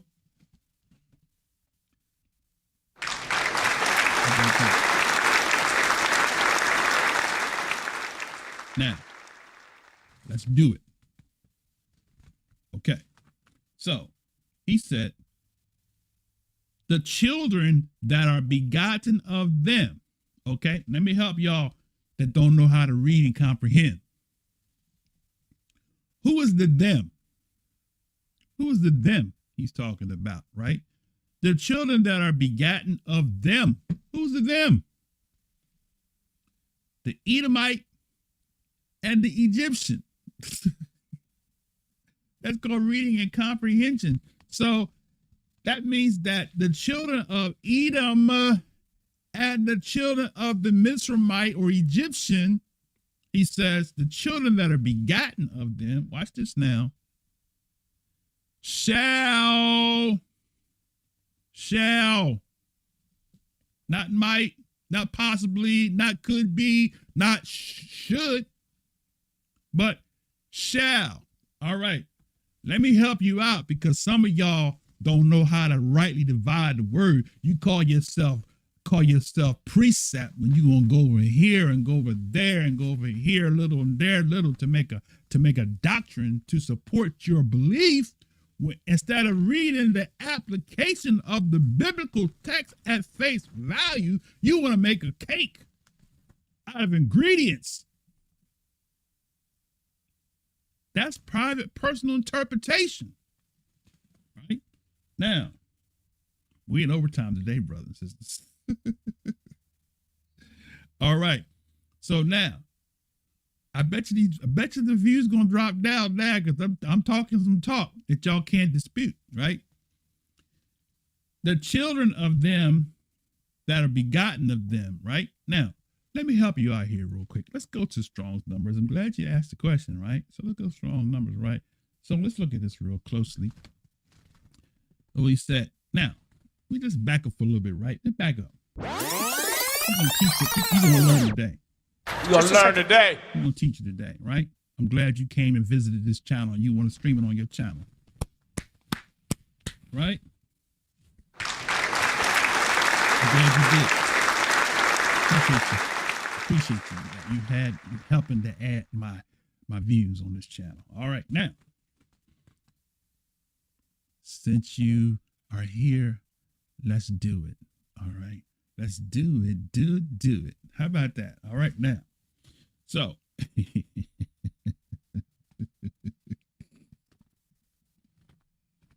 oh my goodness. Let me see. Where was I here? Okay, so all right, abhor. Let's deal with abhor, right? Okay, since y'all got all this hatred for Esau, let's deal with the word from the Hebrew, right? So the word thou shalt not, so you got lo in the Hebrew, which means not, abhor. So let's look at this word abhor, right? Abhor means what? It says to loathe. That is to morally detest. Wait a minute. Where my Gino at? Wait a minute.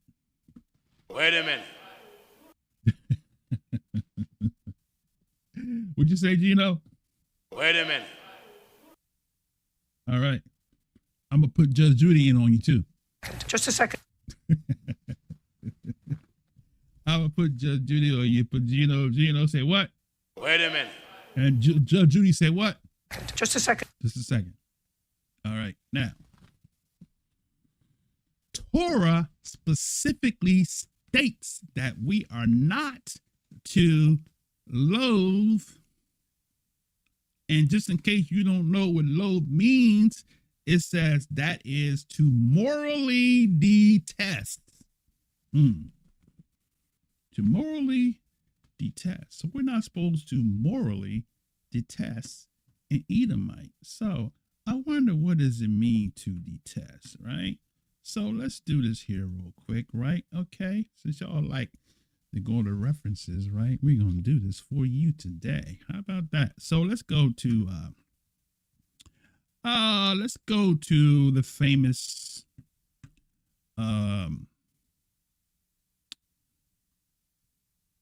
to my famous American heritage. Where's my American heritage link at? Oh, here we go, right here. Okay.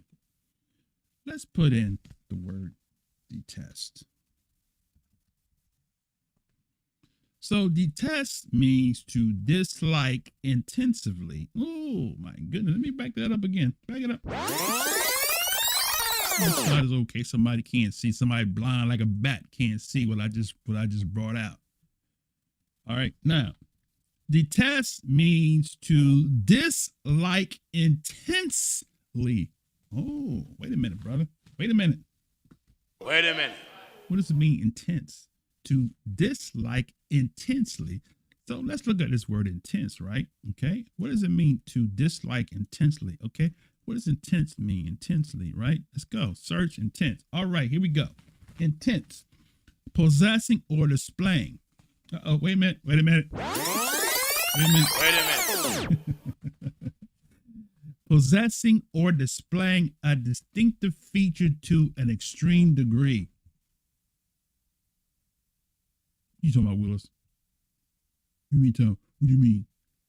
The feeling that you got in your heart is breaking Torah all day long, right? Because he says, thou shalt not intensely, morally, okay, so intense, possessing and displaying a distinct feature, extreme in degree, strength or size, involving or showing strain or extreme effort, right? So when you teach a series or a lesson that Esau is a white man, you're going extreme, brother. You're going extreme. Extreme, brother. All right. I thought that was Langley, Virginia coming for me. All right, now, so let's go back in here. All right. So extreme, right?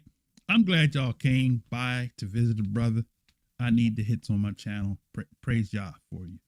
Let me see. How many people still hanging around? Let's see. Let's see if y'all still hanging in there. Y'all still hanging in the cut? Let me see, because I got more. If y'all going to leave me, I'm going to stop while I'm ahead.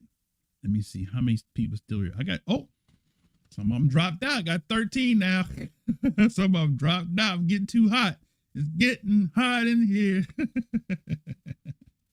I got 12 now. People backing out. Come on. Where y'all going, man? Y'all want to spy on me? I'm here. I want you to learn. I want you to learn today. You gonna learn today. Right? Y'all spying on me, spying on a brother. Right? Hey, I like the tension. Let me see. Hold on a second. Let me go to I'm streaming on 2 channels. So let's see where we at here. Hold on a second. Y'all hold on a second here, brothers.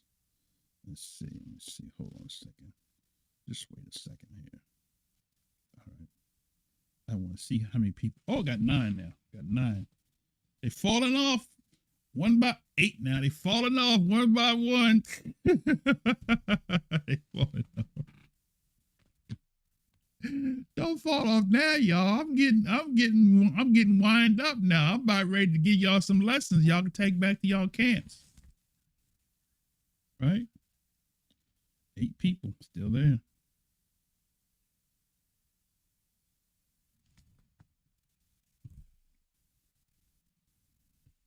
I'm disappointed because y'all leaving now. Y'all want to spy on the brother. You want to stream me from your channel. Keep streaming. You don't want your members to listen to what I got to say? You want to spy on me? Keep putting me on your channel. Huh? Wait a minute, hold on. I gotta prop this up because I don't have my stand for my thing. I want to see how many people still hanging in there, brother. Y'all making my day. All right.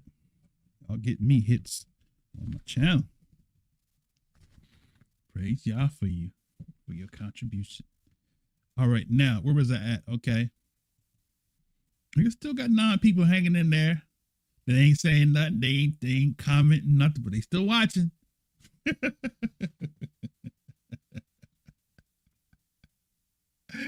I love it, man. Keep spying, brother. I love it. Keep spying. Now, since you want to hang around the 9 people, let's continue, right? Okay, now, so thou shalt not abhor, which means to loathe, right? So let's look at this word loathe, right? So let's go back to American Heritage. Let's look up this word loathe, Loathag. Bam, there we go. To dislike greatly. There you go. Now, they said to loathe morally. So what does morally mean? Okay. Of concern with judgment or right or wrong of human action and character. Ooh, wait a minute, Gino. Wait a minute. So when you hate Esau, if you say he is a white man, right, you breaking Torah, because Torah says you're not supposed to abhor him or to loathe morally. And meaning one says of concern with judgment of right or wrong. So Esau gonna be judged. Esau gonna be destroyed, right? So when you say that and when you attribute that to the so-called white man, you break Torah because you are loathing morally by what? Wanting to see the judgment of Esau, whoever you call him to be, right? When the Most High said no. Right?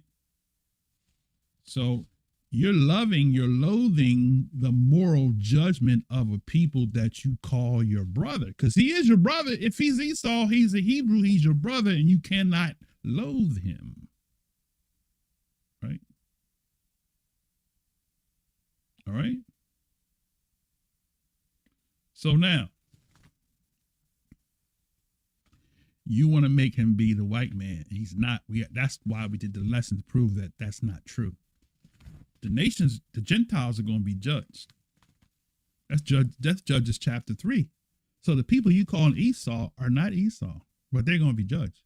So that's where your frustration and anger is, because you want the oppressor to be judged, and they will be, but they're not Esau. Esau sold us into the hands of the Gentiles. Remember that. That's the difference. Okay. So now,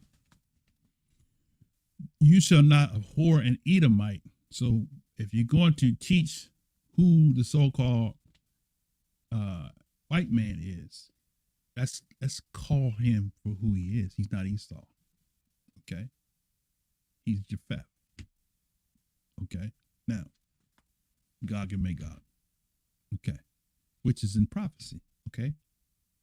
All right. Now, so you shall not loathe, you shall not abhor an Edomite, loathe, or morally detest. Shall not loathe, right, an Edomite, right, or for he is thy brother, right? He's an op. So in your estimation, every so-called white man is your brother. Brother. Well, Cab Malone is your brother if he's Esau.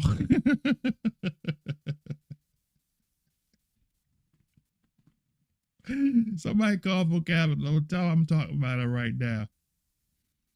Brother? Well, Cab Malone, you the brother if you an Edomite. You a Hebrew, descendant of Shem. I can't hate you.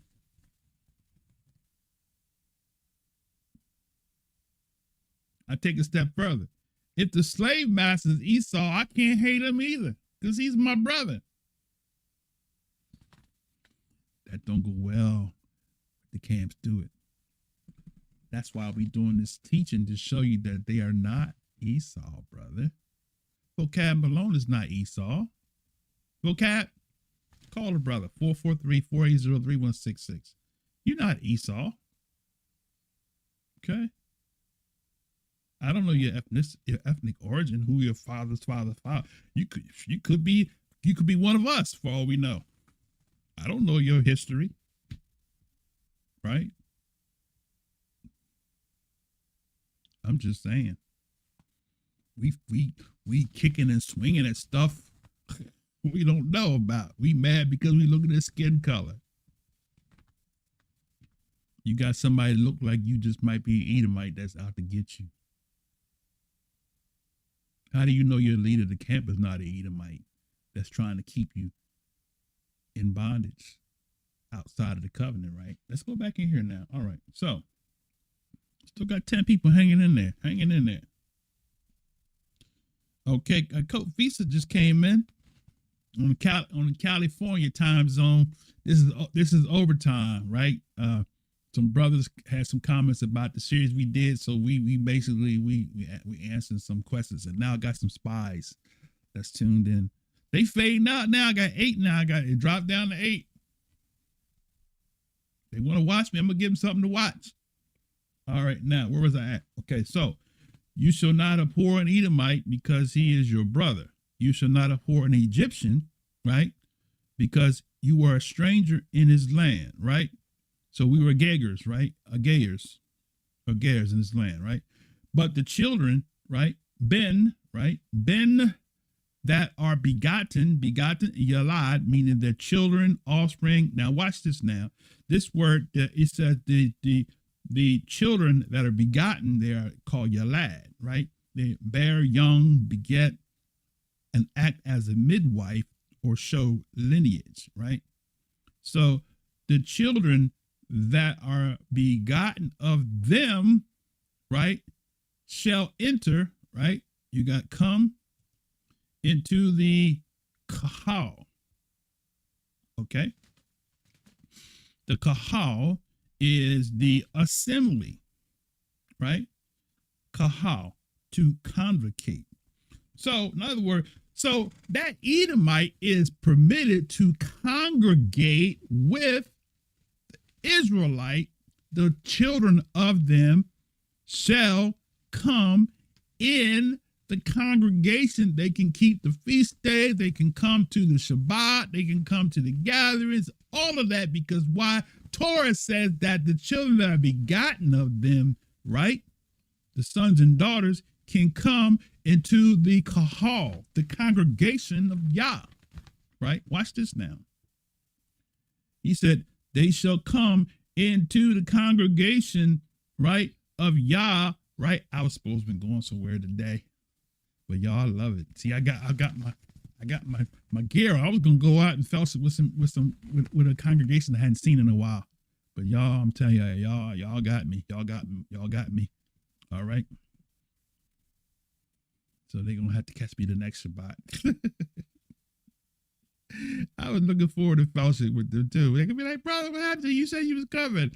Hey, duty call, right? All right, now where was that? Okay. So yeah. So it says that the children of that begotten of them shall, okay, go or to come in a wide application. So they're permitted to congregate to the congregation of Yah. Look at that. They're permitted to enter the congregation of Yah in their what? Third, the Shalishi, the third what? Third generation, right? So third generation is the word dor, which means what? A revolution of time or age, generation, and is dwelling. So the Egyptian, the Mizraimite, and the Edomite, he says the children that are begotten of them shall enter into the congregation of Yah in their third generation. Now, how many generations have passed since this happened, since this word was pronounced? Got a whole lot. We got more than 3 generations to pass, so we got some Edomites in the mix. And if they're keeping the covenant of Yah and they're Edomite, guess what? They're permitted into the assembly, into the kahal of Yah. How about that?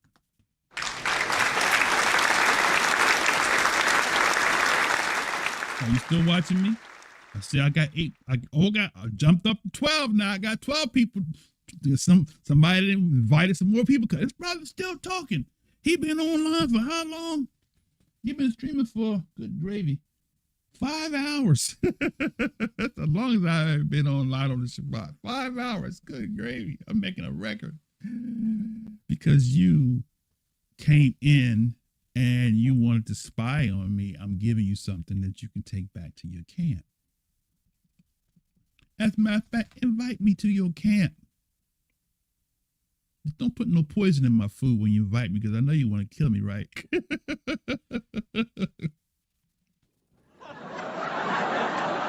me, but don't kill me.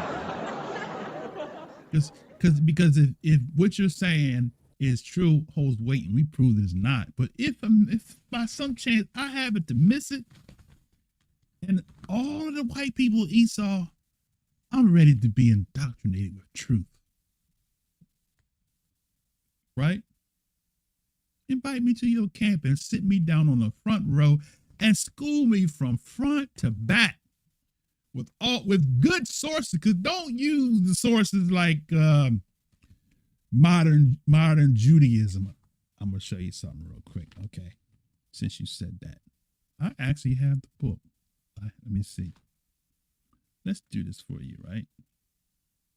Let's go to modern Judaism. I'm gonna go to the link so you can see it. I'm gonna give you the link so you can download it and you can read it for yourself. Okay, now, let's see. Shall we do it, brothers and sisters? Yes, let's do it. Okay. So I'm going to show you how I do things here, so you got to step up your game, because you're going to teach something. You're going to have to be in my league now, because you can't be teaching falsehood by Esau being the white man. I'm in a whole nother league, right? Brother, you full of pride. Thank you. I'm glad you think so, right? It's called confidence. You call it pride. It's called confidence, because I know what I know, and I know what I don't know. Okay, so now, I'm going to show you. So when you want to research something, you go to your Google and you type in what? Archive.org. And then I got caps locks here. Then the book I'm going to read from is called Modern Judaism. Okay. All right. So you don't see that? Now, I'm showing y'all how to study, brothers. Y'all can send me a contribution now. I'm giving you a free lesson for free. Send me a contribution. All right. Now, y'all send money to Bishop Nathaniel. Send some money to your brother here. Don't forget about your brother over here with my little solo channel over here. All right. Okay. Now, so when you go here, right, you see all these links here, right? So let's just click the first one, right? Okay. Oh, it comes up. Look at that. How about that, right? Just that easy, right? Now, if you don't know, I'm teaching y'all how to research on your own. Don't y'all do this behind Bishop's back now. Y'all not supposed to do that. You go to your leader and let your leader teach you. You ain't supposed to go for yourself and research. You supposed to let your leader teach you. Don't do this on your own, right? I encourage you, don't do it on your own. You might get thrown out the camp. You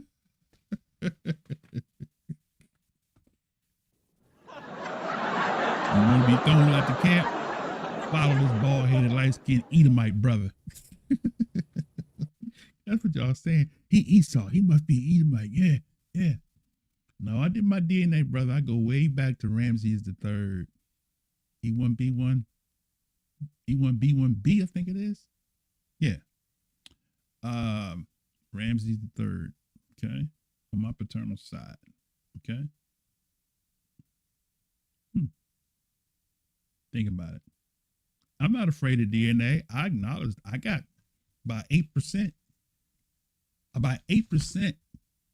8% European. There's some Irish up in there somewhere. You probably got some in you too. Got some Edomite in you.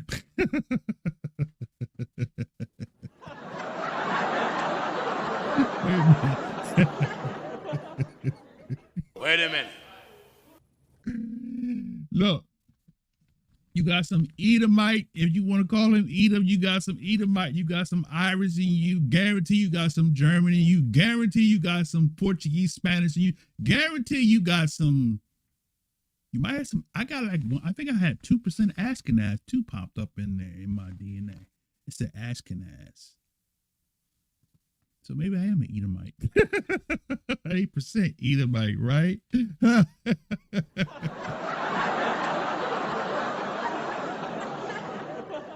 But I'm about 38%, something like that, Nigerian, and about 29% Ghanaian, and the rest of the Sierra, all of that, right? What they call it, sub-Saharan Africa. So much for me being an Edomite. I showed my DNA results one time on here. Okay, I ain't gonna do it today. But I'm not defending the so-called white man because I'm white. Just want to bring clarity to that. In case somebody puts the word out, that brother must be an Edomite. He defending the so-called white man. No, brother.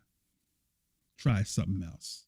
It's called, I'm teaching the nation of Israel to return and to obey the covenant that tells us not to hate the so-called white man. All right, now, if he's Esau. All right, now, I got 10 people. Two people dropped out again. It's all right. Keep spying because you're gonna learn today, right? You're gonna learn today.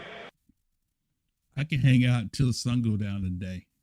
Okay, now let me get back in here. Okay, so now I'm showing you how to research. Okay, so go to that link. Now this book comes up. Now, just in case you don't know how to find stuff, right? You can word search. See the little look here on the screen. See where my mouse is right here. This is the what do you call it? Magnifying glass or search tool, search icon. Click that. Bam. Now, I'm going to go to the infamous verse that is used. So we're going to type in founded, Founded, founded Rome. Right? Hit enter. Bam. Okay. So now look to the left. This is when you search, right? These are all the entries that had the word founded and Rome. Okay, so this one just had founded. Okay, so scroll down. 47, it's not there. Okay, so we're gonna go all the way down to where it is, right? So here it says founded Rome here. So let's go to this page here. This is 231, right? Okay. How about that, right? How about that? We found the page, right? Now, put my CNI glasses on so I can read this. All right. I don't want Bishop Nathaniel to holler at me for muffing over the words like he do them readers sometimes. Give me another reader. I get frustrated when I stay with the words, right? Okay. See, y'all bear with me, right? All right. I might stumble. Okay, now. Okay, here's what they read. I'm going to read just the way they read. Right? That the descendants of Esau, the sworn enemies of the descendants of Jacob, even to the end of the world, were at first a small nation inhabiting Mount Seir and the adjacent country continuous to the land of Canaan. All right, wait a minute. Skip down, brother. Skip down to the next section there, brother. Okay, where it says their dominion. All right, go ahead, read. Their dominion towards the west spread their colonies far and wide, subjugated Italy, founded Rome, and the Roman Empire at length entirely overturned the Jewish state, which had been restored after the termination of the Babylonian captivity, the second temple being destroyed by Titus Vespasian. And that in the present day, professing the religion of Jesus of Nazareth, which they were the first of all nations to embrace.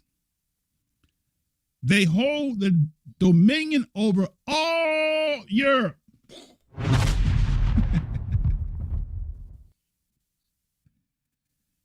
Esau, detaining in captivity his brother Jacob, at least, now y'all say Jacob, we say Jacob. Jacob, at least as far as regards the tribe of Judah, till his Messiah, Ben Dawid, shall appear.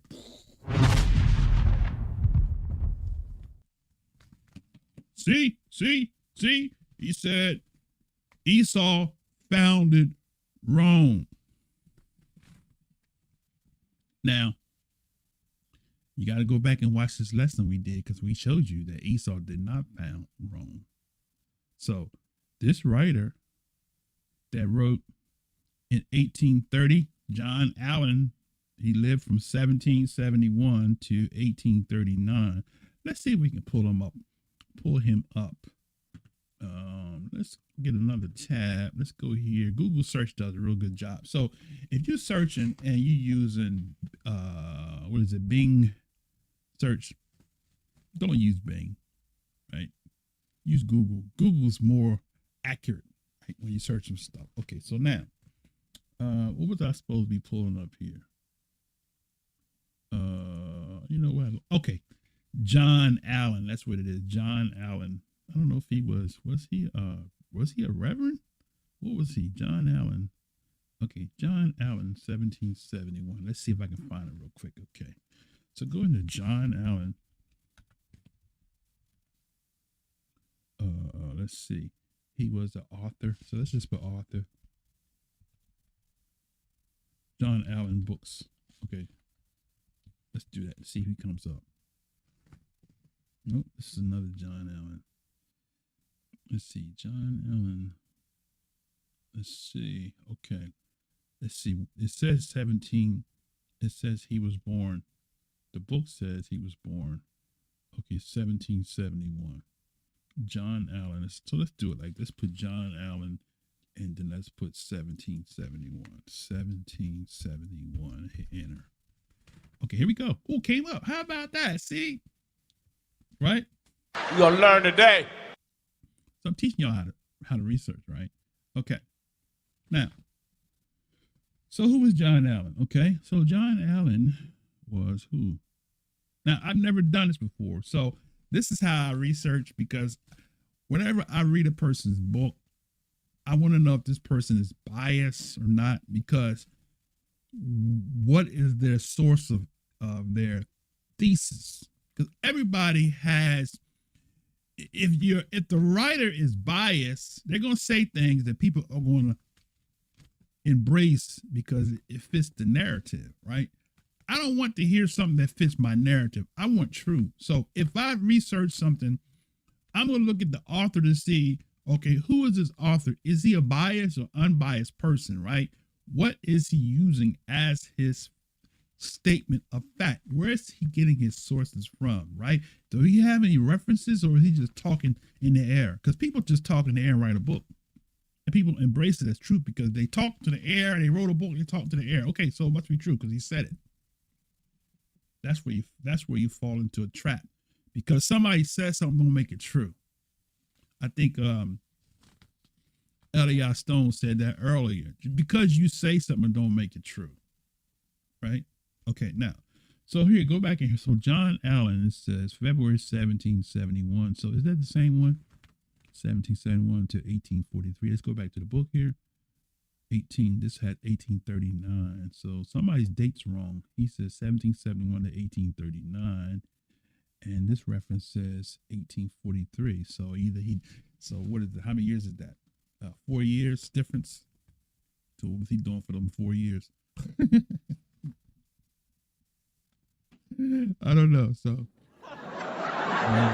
that didn't do their homework, but this says he died 1843. Okay, so let's click on the link here.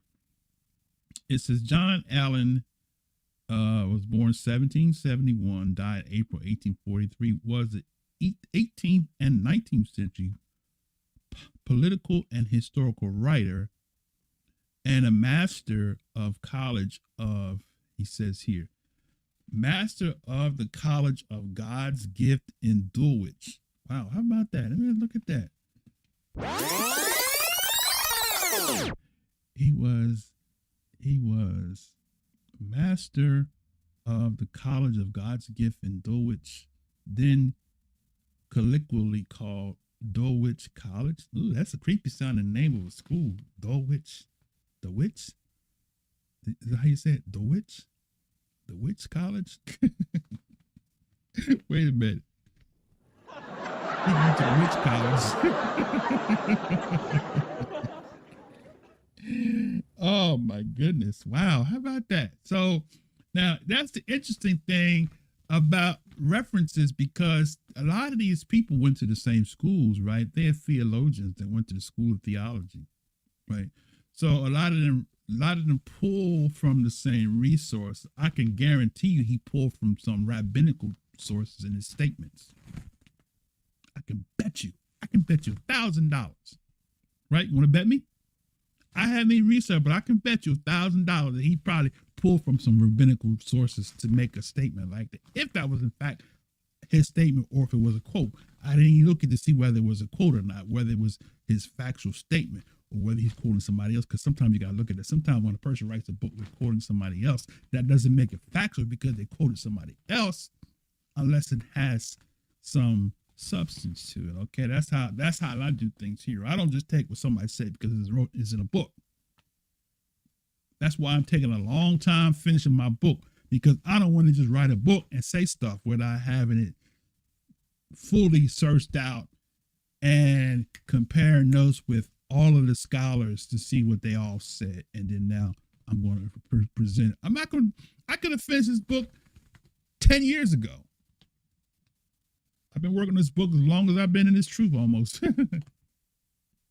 So I don't want to just finish a book just because say I finished the book, because the book could be totally wrong. And plus it got people like Vocab Malone is waiting for the book so he can do his little magic on my book, right? I don't want to get on Vocab's bad side.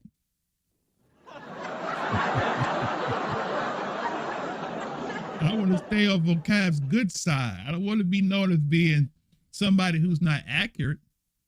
His brother, you can't trust nothing he say because he cites stuff and where's his reference, right?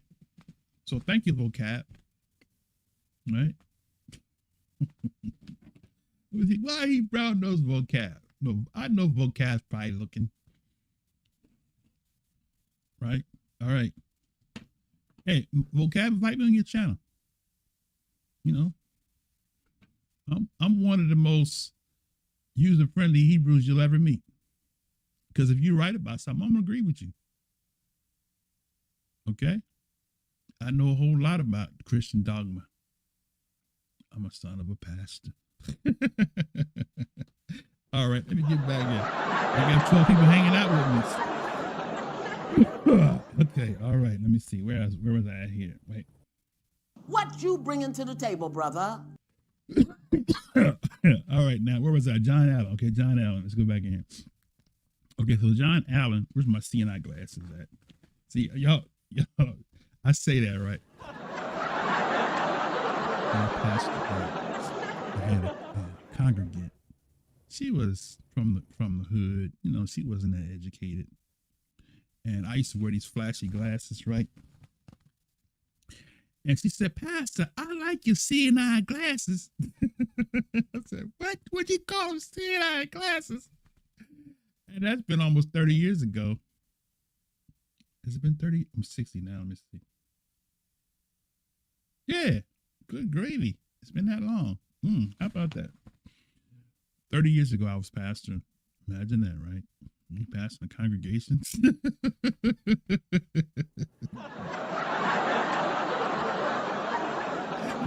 Imagine that, right? Okay, now, so yeah, that's why I say CNI glasses, because I always remember what she says. So okay, now let me see. So John Allen was an 18th and 19th century political historical writer and a master of college. Okay, so we read that part there.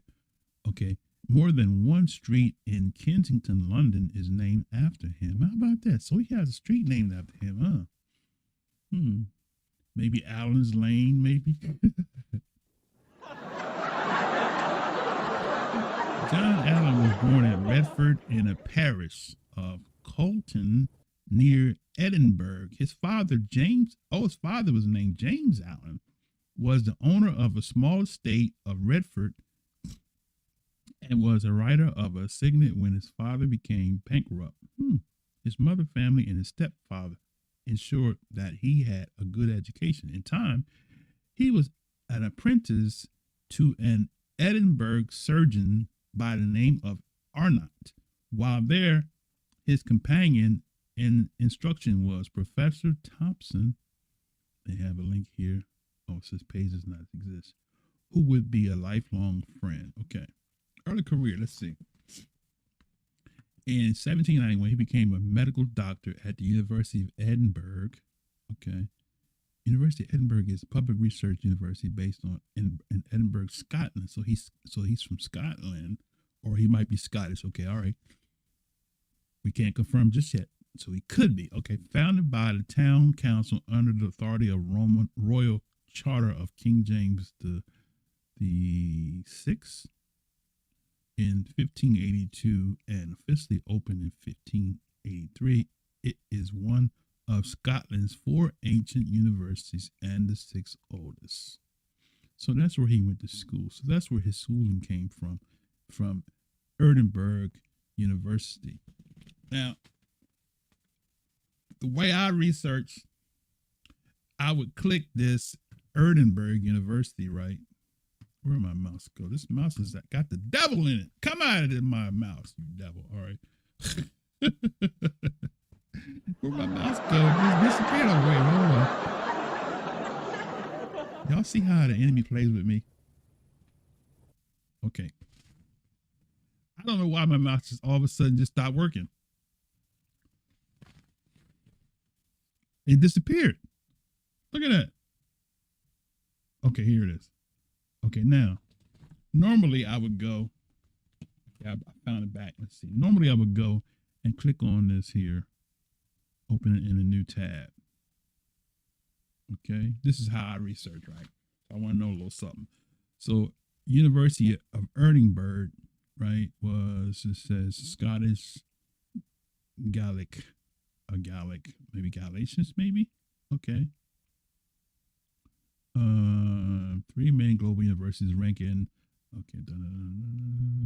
Okay. See anything? Let me see if anything jumps out at me. Edinburgh is the 8th largest university in the UK by enrollment and receives over 66,000 undergraduate applications per year, making it the 5th most popular university in the UK by application volume. In 2021, Edinburgh had the 7th highest average UCAS points. Okay. It says the university maintains strong links to the royal family. With Prince Philip, Duke of Edinburgh, serving as the chancellor from 1953 to 2010, and Princess Royal holding the position since March 2011. So interesting, right? That the university maintains strong links to the royal family. That's interesting. That's interesting. So this is the school that he went to. Now let's go back to because I could take that and run with that and go to places beyond, right? Okay, so we don't have time because I already been on here for 5 hours, going on what? 5.5 hours. I'm in overkill right now. All right, so let's go back here because I want to see who this Allen guy is. Okay, so now, so he went to Edinburgh University, right? He was known for his promotion of the cause of political reform in Scotland and had a deep knowledge of constitutional history. This led to him being one of the few to whom the plan of Edinburgh Review was communicated. Let me see something. So let's see. Who was his father? His father was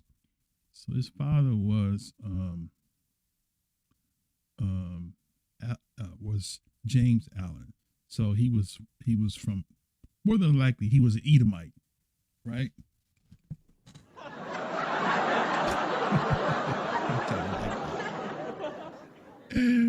Wait a minute. Wait a minute. You see how stuff get, somebody will probably take the clip. See, he said he was an Edomite. Because I believe it's all going to me. Esau, watch this. He's an Edomite.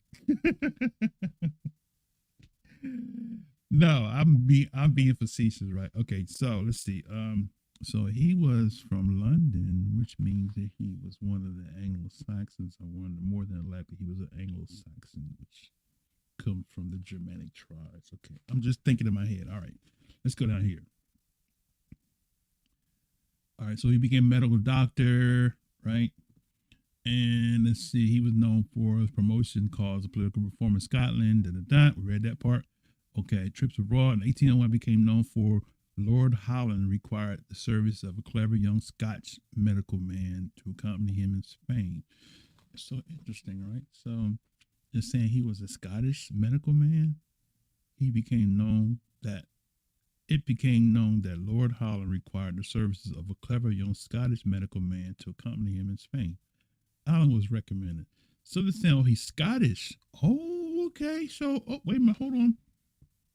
Is he a relative of Mary Queen of Scots? It's they come from he went to the school that was founded by the royal families. The Scots is part of the royal family, right? So, interesting, right? Okay, we don't know. Let's see. Let's continue. All right. Let's see where we at here. Okay, he became known to Laura Holland required him the clever Scottish man. Allen was recommended. John Allen took up the position and accompanied Holland's family, remained there until 1805. When he returned, he spent much of his time at Holland House in Kensington. For a brief time, 1806, he held official position as Undersecretary for the Commissioners for Treating with America, right? 1808, he again accompanied Lord Holland to Spain, that's 1808, and made a study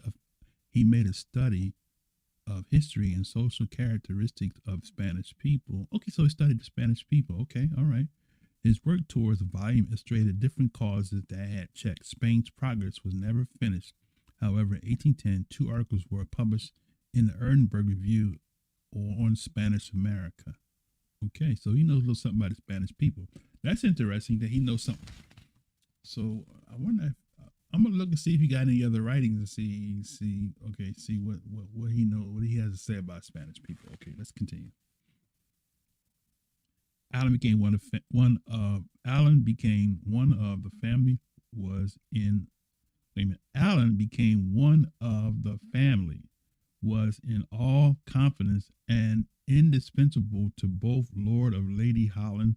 Following Allen's death, his associate in the Holland House sat Charles Greville. Okay, so he sat with the Spanish people. So I wonder. So okay, I want to jump to conclusions there. So some kind of, if he went to Spain, so he must have had he had some connection with the Sephardic. Okay, let's see. It's a bunch of stuff here. Holland treated him with uniform consideration, affection, and amenity. Lady Holland worried bully. Okay, whatever that is there. Let's see. Let's skip past that. I don't see there's something Christ here. He told me he could not get over the total silence of Josephus as to the existence of the history of Christ.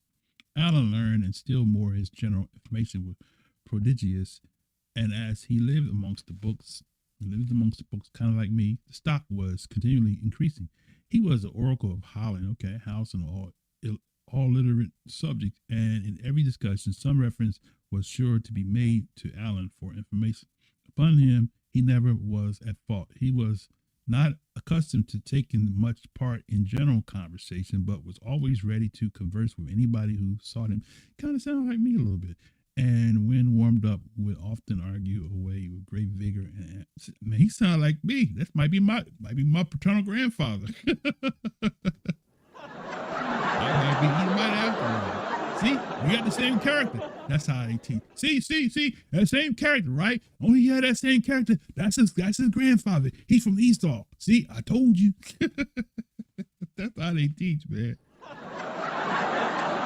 You can't teach like that. You can't make assumptions. That's called philosophy, right? Okay, that's where this whole Esau the white man is a philosophy. It's not, doesn't hold no weight. Okay, I'm trying to get to the bottom of who this guy is. Okay, so he spent much time helping Holland find materials and speeches for the House of Lords. Okay, ooh. The House of Lords is upper house parliament of United Kingdom, and the lower house, House of Commons, it meets the palace of Westminster in London, England, one of the oldest institutions in the world. Its origins lie in the early 11th century and the emergences of whatever it is. Emergences of something that's, I'm going to click the link though. Okay. He sat at dinner table and carved. He was known to join the family at dinner parties. So associated was he with the house that he and his own large room on the ground floor known as Allen's Room. During his time at Holland House, he came to contact with many of the most prominent citizens in London at the time. Byron referred to him as the best informed and one of the ablest men that he knew. Others such as Macaulay and Lord Brougham and Charles Greville are laudatory of him. Okay. So let's see. All right, so you got all this here. College gifts. Okay, he got a master's degree. He influenced Lord of Holland. He was elected warden of College of God's Gift. How about that? Then he mastered and established in death.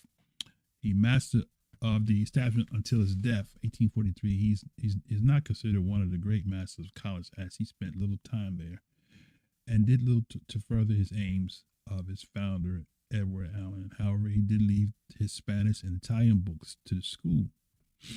Okay, let's see. All right. Apart from Master's College, he was auditory of Duchy Lancaster. 1841 death. He died on 1843 South Street residence and stuff. Okay, so now, so we don't actually see a connection to the rabbinic. Okay. So we know a little something about him. Now let's go back to the book.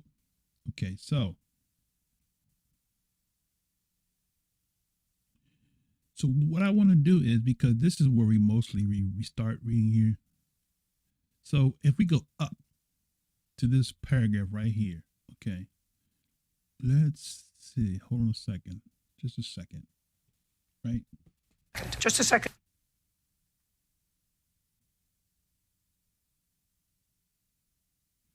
Okay, let's see. First, where's first? Okay. Before you get to first, we want to go up. Let me see what's over here. In order that my frequent conversations, wherefore he was carried away in the powerful wind, and he has no need of meat, drink, or any other spiritual. Okay, so they go. Seem like they changed the subject right here to Esau. Why did they go from here to Esau? What are they talking about in this section here? Elijah.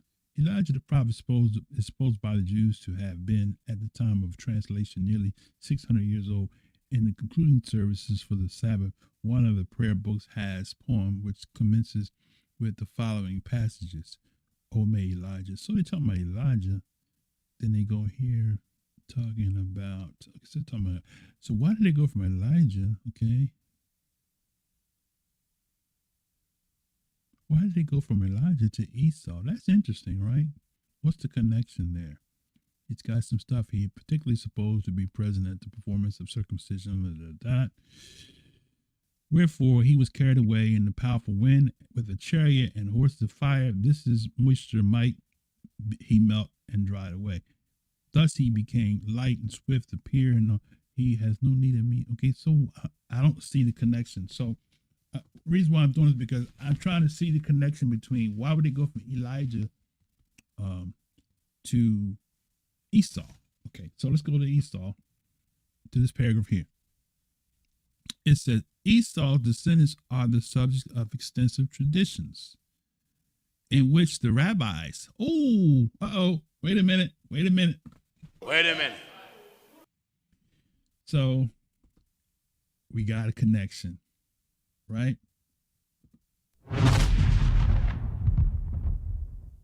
We got a connection. Okay. So that's the buzzword, rabbi or rabbi. If you know, all of these people that label Esau as the so-called white man, and I didn't cover this one here. I missed this one here in the lesson. Oh my! But so this is I might have to cut this piece out here. Okay. All these people that teach that Esau was wrong, they got that from the rabbinical traditions. Okay, so now we see it here coming out because we read that part there. Esau's descendants are the subject of extensive traditions in which the rabbis, so he's actually quoting this from another source, right? I think we read this earlier. With an effort, with an effrontery at which we should wonder, and any other men have set at defiance all authentic history and accurate chronology. So let's back it up. Let's unpack that. So when we're going to use a source as proof text that Esau is a so-called white man, we need to find out first a little something about the writer. We found out that he studies theology. So we know so we already know he's a Christian, so he don't believe Esau is a white man. So he's basically rehashing what the schools of thought is teaching about Esau. All right. Now,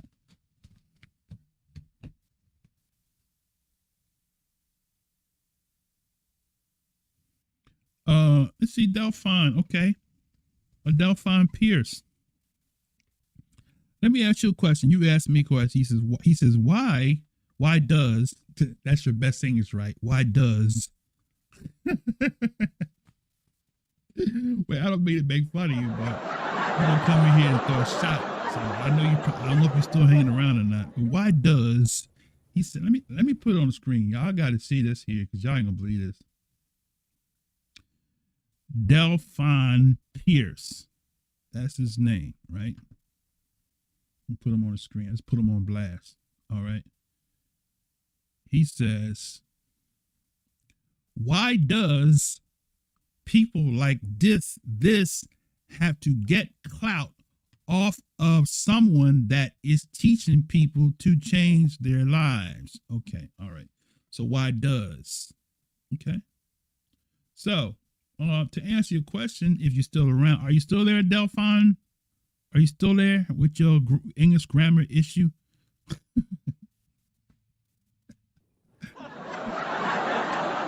Please proof check your text when you respond to me because I'm going to chop you up. Okay. All right. I know we all make mistakes and we all type wrong, but don't come at me if your English grammar is off. Okay. I'm just saying. So are you still here, Delphine Pierce? Because I will address your question. Okay.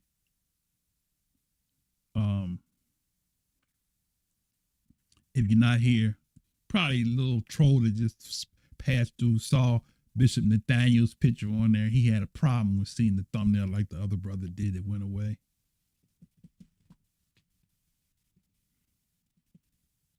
You little coward. I ain't gonna say what I was thinking to call you. It's the Shabbat.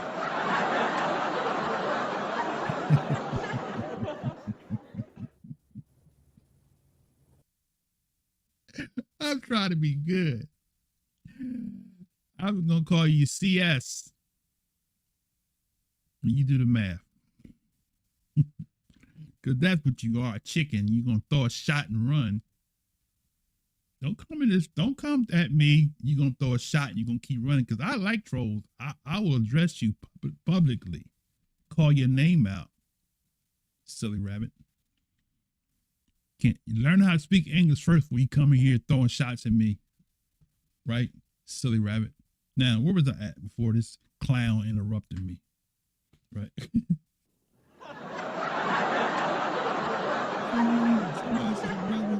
That's clowning right there. You're gonna come at me and you can't speak English and then you're gonna throw a shot and keep running. That's clowning. He's a clown. Charlie Brown, he's a clown. All right, now where was I at? See, this brother interrupted me. Let me get back to where I was. Okay, so where was I at? I was let's see, where was I was in reading the modern modern. So here's the thing, right? Okay, now apparently, obviously, this brother don't know. Okay, now why? See, people come in and don't listen, right? They have a listening deficiency. They see a thumbnail or they see a title and they just throw a shot and keep running, right? That's what you call capital CS, right?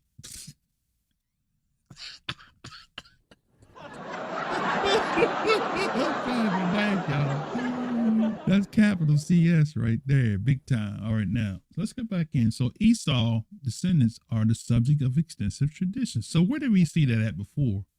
Then we read that in the other writer, Dr. William Smith's dictionary. He said the same thing, right? So here, this writer, John Allen, he probably was a reverend Christian, so he definitely didn't believe this doctrine that Esau was Rome. Okay, but let's continue. Okay. He says, Esau's descendants are a subject of extensive traditions in which the rabbis, no, I'm kidding.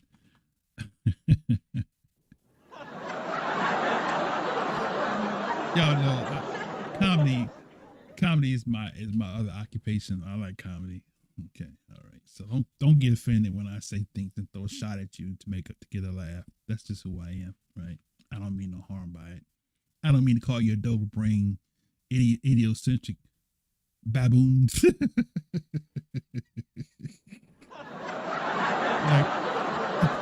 I say they all call Samuel Jackson and come to America. He says, freeze, you disease rhinoceros baboon, you. He called him a name, didn't even use a profanity. Okay, let me get back. All right, now. So that's why when you're reading these references, you got to read it in context, because you can shoot out and start there. So let's go back in here. All right, now I'm gonna wrap it up after this, unless somebody else comes in with some more. Okay, we still got 10 people tuned in, just streaming us. So I'm teaching the camps right now, so I know they stream me on their channels, and somebody's watching me. Somebody's probably waiting for the stream to end so they can download, so they can chop it up and talk about it in the camps. Please talk about it. And you don't have to just talk about it. Be about it. No, I'm kidding. Invite me. I want you to invite me to your camps. Invite me to one of your camps as a guest, as a distinguished guest. I would love to be a distinguished guest in your camp. Please invite me. My number is 443-480-3166. Please invite me. I'll come. Okay? And I won't bring my weapons.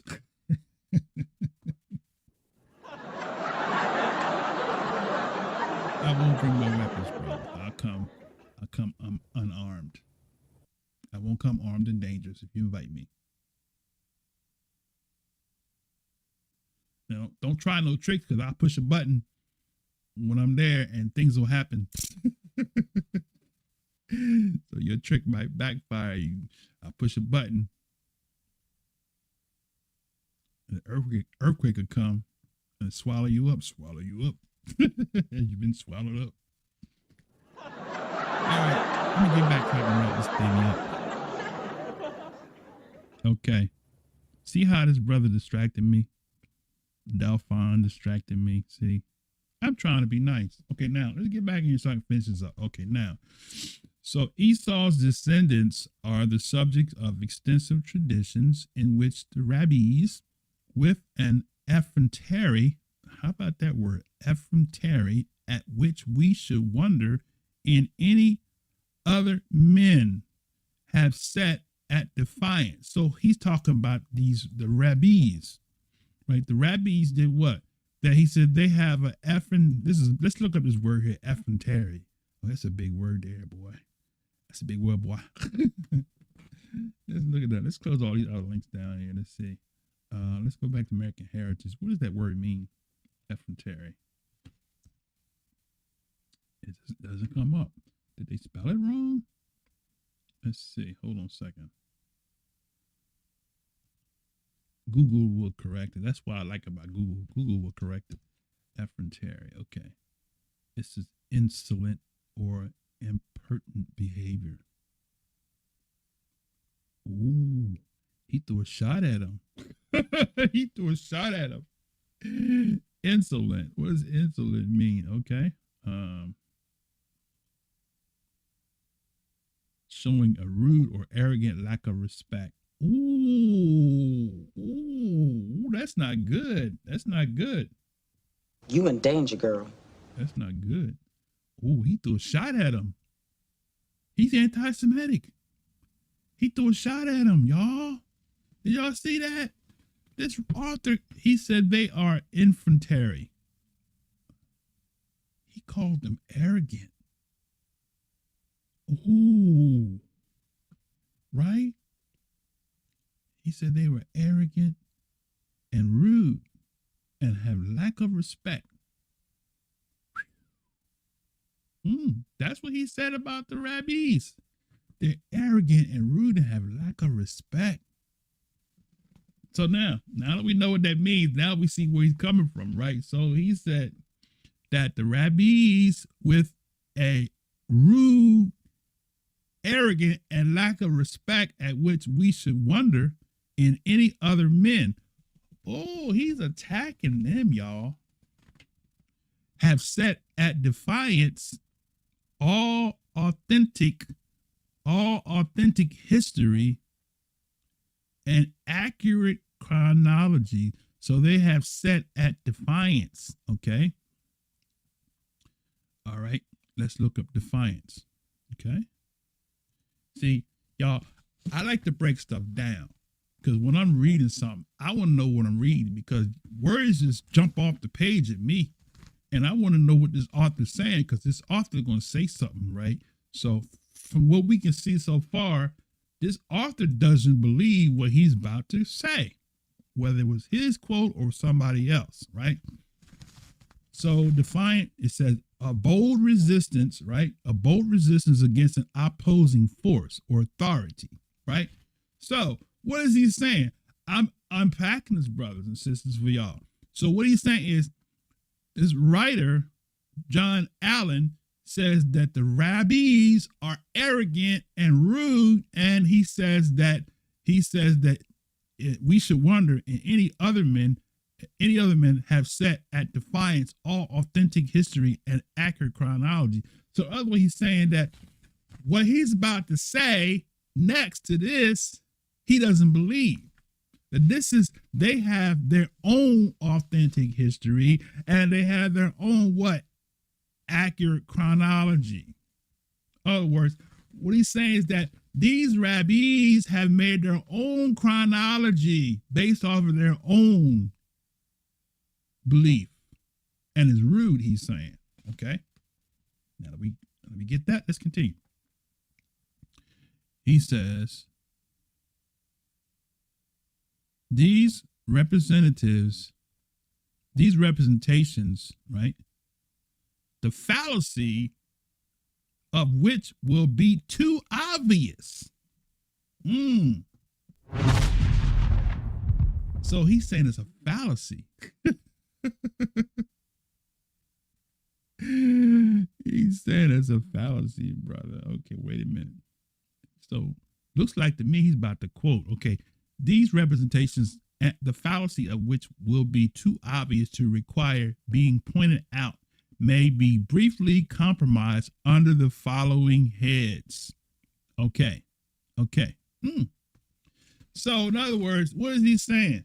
So John Allen is not in agreement with the statement he's about to quote. So where did he get it from, brother? Where did he get Esau Rome from? He's quoting from the rabbis that he calls arrogant. So this statement that we're about to read didn't originate from him. It originated from the rabbis, just like the other sources did. We proved to you, right? All right, now let's continue, right? So he said, this is the fallacy, right? We're going to break this down for you. These representations, the fallacy, you know what a fallacy is, of which is to be too obvious to require being pointed out. So he's saying it's obvious that it's a fallacy. What I'm about to read, what they are saying is it's too obvious to require being pointed out. He said, may be briefly comprised under the following heads. Now here he goes. That's when he says this here. First, this is what the fallacy is. This is what the obvious error in the chronology of history is. That Esau, the sworn enemies of descendants of Jacob, even to the end of the world, were at first a small nation inhabiting Mount Seir. So what is he saying? He is in total opposition and disagreement to this historical chronology that came to us via the rabbis or rabbis, right? So you can't use the source to say this is proof that Esau is the so-called white man, because he's telling you that this was from the rabbis. We showed you already earlier in the lesson that it came, the Jewish encyclopedia confirmed that the rabbis were the ones that originated, that Rome was Christians and Rome was Esau and the Christians was Esau. So he's confirming the same thing that the other writers did, right? So now when you read that, you comprehend now what he's saying. He's not saying that he agrees with that. He's saying he actually disagrees. He said chronology doesn't match up. The math is not mathing, right? The chronology is not chroning. Using Taraji's phraseology. Okay, now. First, so this is what he disagrees. First, so you got first. So if you got first, you must have a second somewhere, right? So now,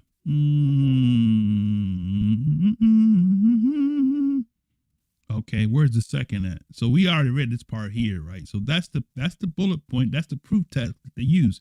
So that's the first, right?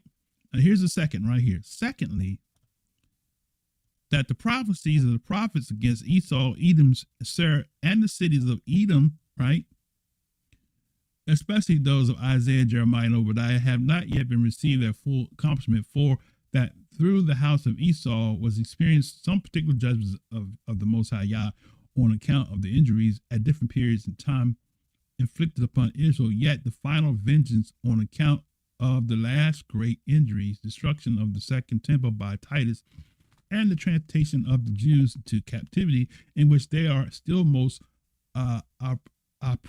opprobriously detained, is yet impending over it to be executed in the time of the Messiah.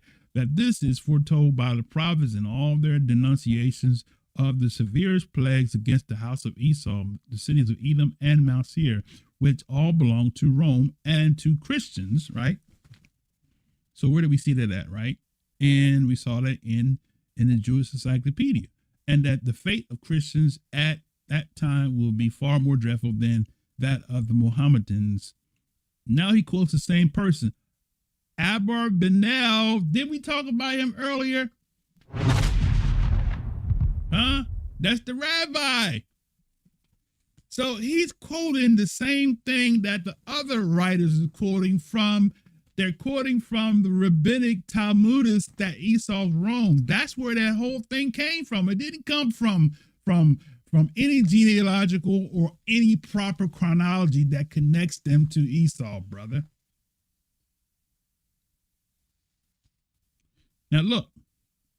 So look, he quotes, that's why, see, you get mad as hell because I got Bishop Nathaniel's picture on the thumbnail on the picture, because you mad because I'm chopping up this false doctrine of Esau being the so-called white man. You mad as hell, right? When you should be mad as hell at the doctrine.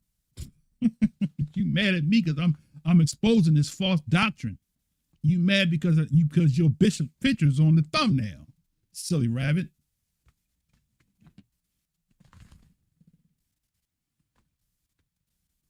Don't play with me.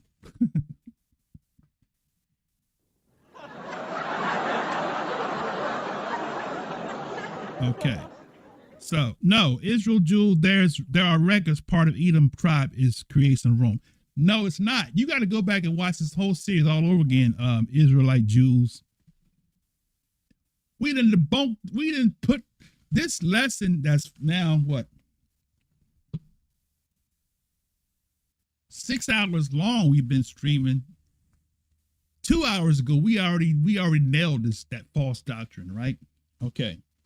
Esau's not Rome. We proved it. We proved it by the sources that your camp leaders cite to show you where it came from. Just like we're showing you this primary source called modern Judaism that's quoted. He's quoting from the rabbi. Look at it again, sister. Or is that a sister or a brother? Who is that, a brother or a sister? Look at the source, brother, sister. Modern Judaism, that's the source that you camps use. Look what he says right here, right? He says,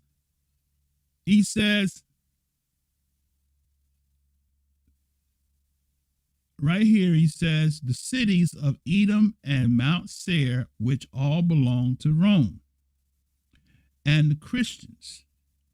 So, where did that come from? You got to go back and watch the lesson, right? And if you're too lazy to watch the whole lesson, you don't have time in your schedule to write the whole lesson, then I was getting ready to say something. Boy, y'all about to rub me the wrong way on the Shabbat. I was about to tell you to take your your hindquarters to Amazon when I finish my book, and you can buy the book and learn something. You're going to learn today.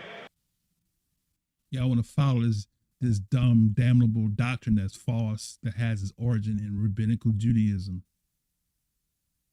When I present facts, you get mad as hell because you see a thumbnail of Bishop Nathaniel on the screen, silly rabbit. All right, now, let me see. Let me get back. See, y'all got me upset. I ain't supposed to be upset on the Shabbat. And I'm not upset, though, but...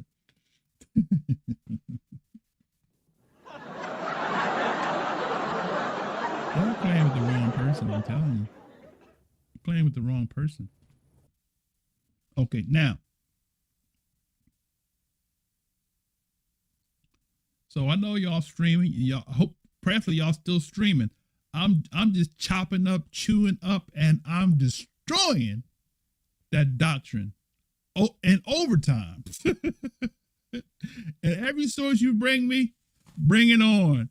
I can prove, just like the book that y'all quote from, who was Esau Edom? He falsely quoted one of the writers. I covered that last week.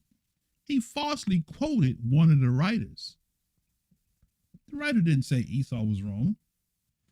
That came from the rabbis, from the rabbis. Okay, now, so back in, because you got me all worked up. All right, now. I'm not mad, sister. Somebody said, brother, why are you being angry? I'm not, sister. I'm not angry. I'm not. I'm actually having fun. And this is my personality. That's why I laugh. See, I'm gonna tell you why I laugh. Years ago, when I first had my first channel, and I used to just snap, I would break the monotony by breaking a laugh, because sometimes some things I do say can be sharp, right? I get that, so that's why I laugh, because if I don't laugh, it will make you mad as hell. It will make you mad as hell. That's what I'm saying. That's when I attack this false doctrine, Esau with the white man. Let me get back, because somebody is distracting me. Let me get back so I can finish this up, so I can close this stream down, and I can rest the rest of the Shabbat and watch somebody else. Okay. Whew. Let me see where I'm at. Okay. All right. So now, so he says, which let me back up here. He says, in all their denunciations of the severest plagues against the house of Esau, the cities of Edom and Mount Seir, which all belong to Rome and the Christians. So that's what he said. And that the fate of Christians at the time will be far more dreadful than that of the Mohammedans. And here's the rabbi, Abarbanel, particularly says, now he quotes him, the slaughter of Turks in the future battle will not be so great as that of Christians. For many of the Turks will escape according to Isaiah. Oh, he got his own interpretation now. The Turks are escaping. But of Christians, he said, Obadiah says, there shall not be any remaining in the house of Esau. See that? Now, let me hit the explosion on that one there, because that deserves an explosion. So what I'm trying to present to you is, why is it that when Bishop Nathaniel and all these other camps use these references, they don't read this stuff here in the same source? They're telling you that this is a rabbinical teaching, that Esau is not just simply Rome, but Esau is all Christians. So if you say you a Hebrew Christian, then you are Edomite according to the rabbis. Do you believe that? So why would you co-sign for Esau, for them order to tell the truth? Esau was wrong. Why would you co-sign for that if they're connecting Rome with Christianity and saying Esau is all Christians? That's the source of the doctrine. But you teach it in your camp as a factual doctrine that is truth, when it's not. It's falsehood, it's misleading, it's deception, and it's keeping us in disobedience to the covenant of Yah, because we're making a people that are not from the seed of Shem, from Shem, and we're hating them, going against what Torah says, right? We're hating them, brothers. We're prolonging the captivity, right? Okay. So go on and be mad at me because you see your bishop on the thumbnail. Okay? I'm on the thumbnail too. Why ain't you mad because my picture's on there? How about explosion for that? I ain't hear nobody say, why is your picture on the thumbnail? No, why is Bishop? Like y'all never use somebody else's picture on the thumbnail for the 100th time. Don't play with me. Okay. Now, so the brother throws a shot and he runs out. Come back. Okay. So I'm not going to continue to hang out because I'm done. We done destroyed that doctrine that Esau is a white man from every angle possible, using that's what the theme of this was. Proof that Esau's not the so-called white man from their sources. We use their sources to prove that Esau is not the white man. We use their sources. We showed you the origin of the sources. We showed you the origin of the doctrine that Esau is Rome, that came from the rabbinical schools of thought, the philosophers. All these rabbis were philosophers, right? They operated in astrology and philosophy, and they incorporated their philosophy with their commentaries. And it was taught in the schools of theology as proof texts. And that's what the guys were saying in the books. As crazy as it sounds, this is what they teach, right? We read it from another source where he said, how is it that they come all the way from there, from in Europe to Israel? How is it be that they come from Europe to Israel and that these are the same people that was there millennium ago? These writers, these sources that y'all using are basically making a fool out of you.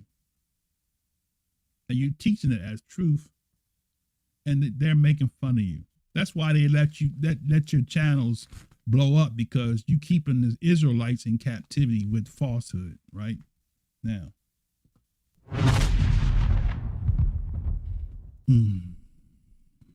I'm done. So, let them come. Let them throw their rocks, because you know what? I don't care. I'm not afraid. I'm not afraid of the camps. That's why I'm on here this long. They're not gonna come in here though. You got some new breeds coming. They bring the new breeds in, because them teachers, they know they teaching false. They know it.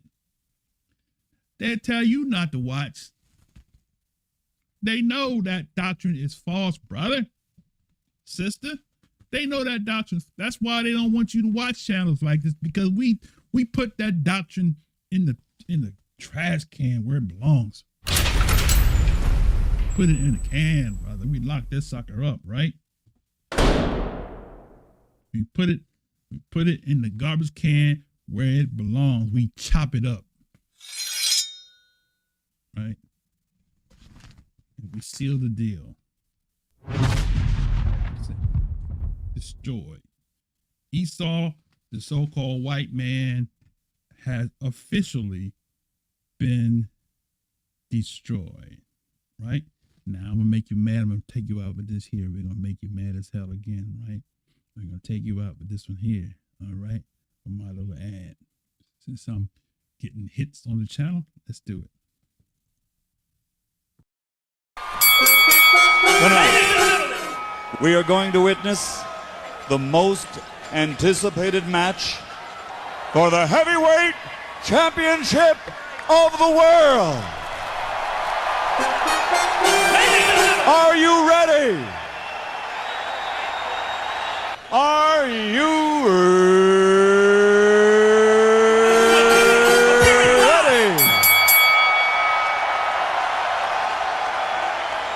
For the thousands in attendance and the millions watching around the world, ladies and gentlemen,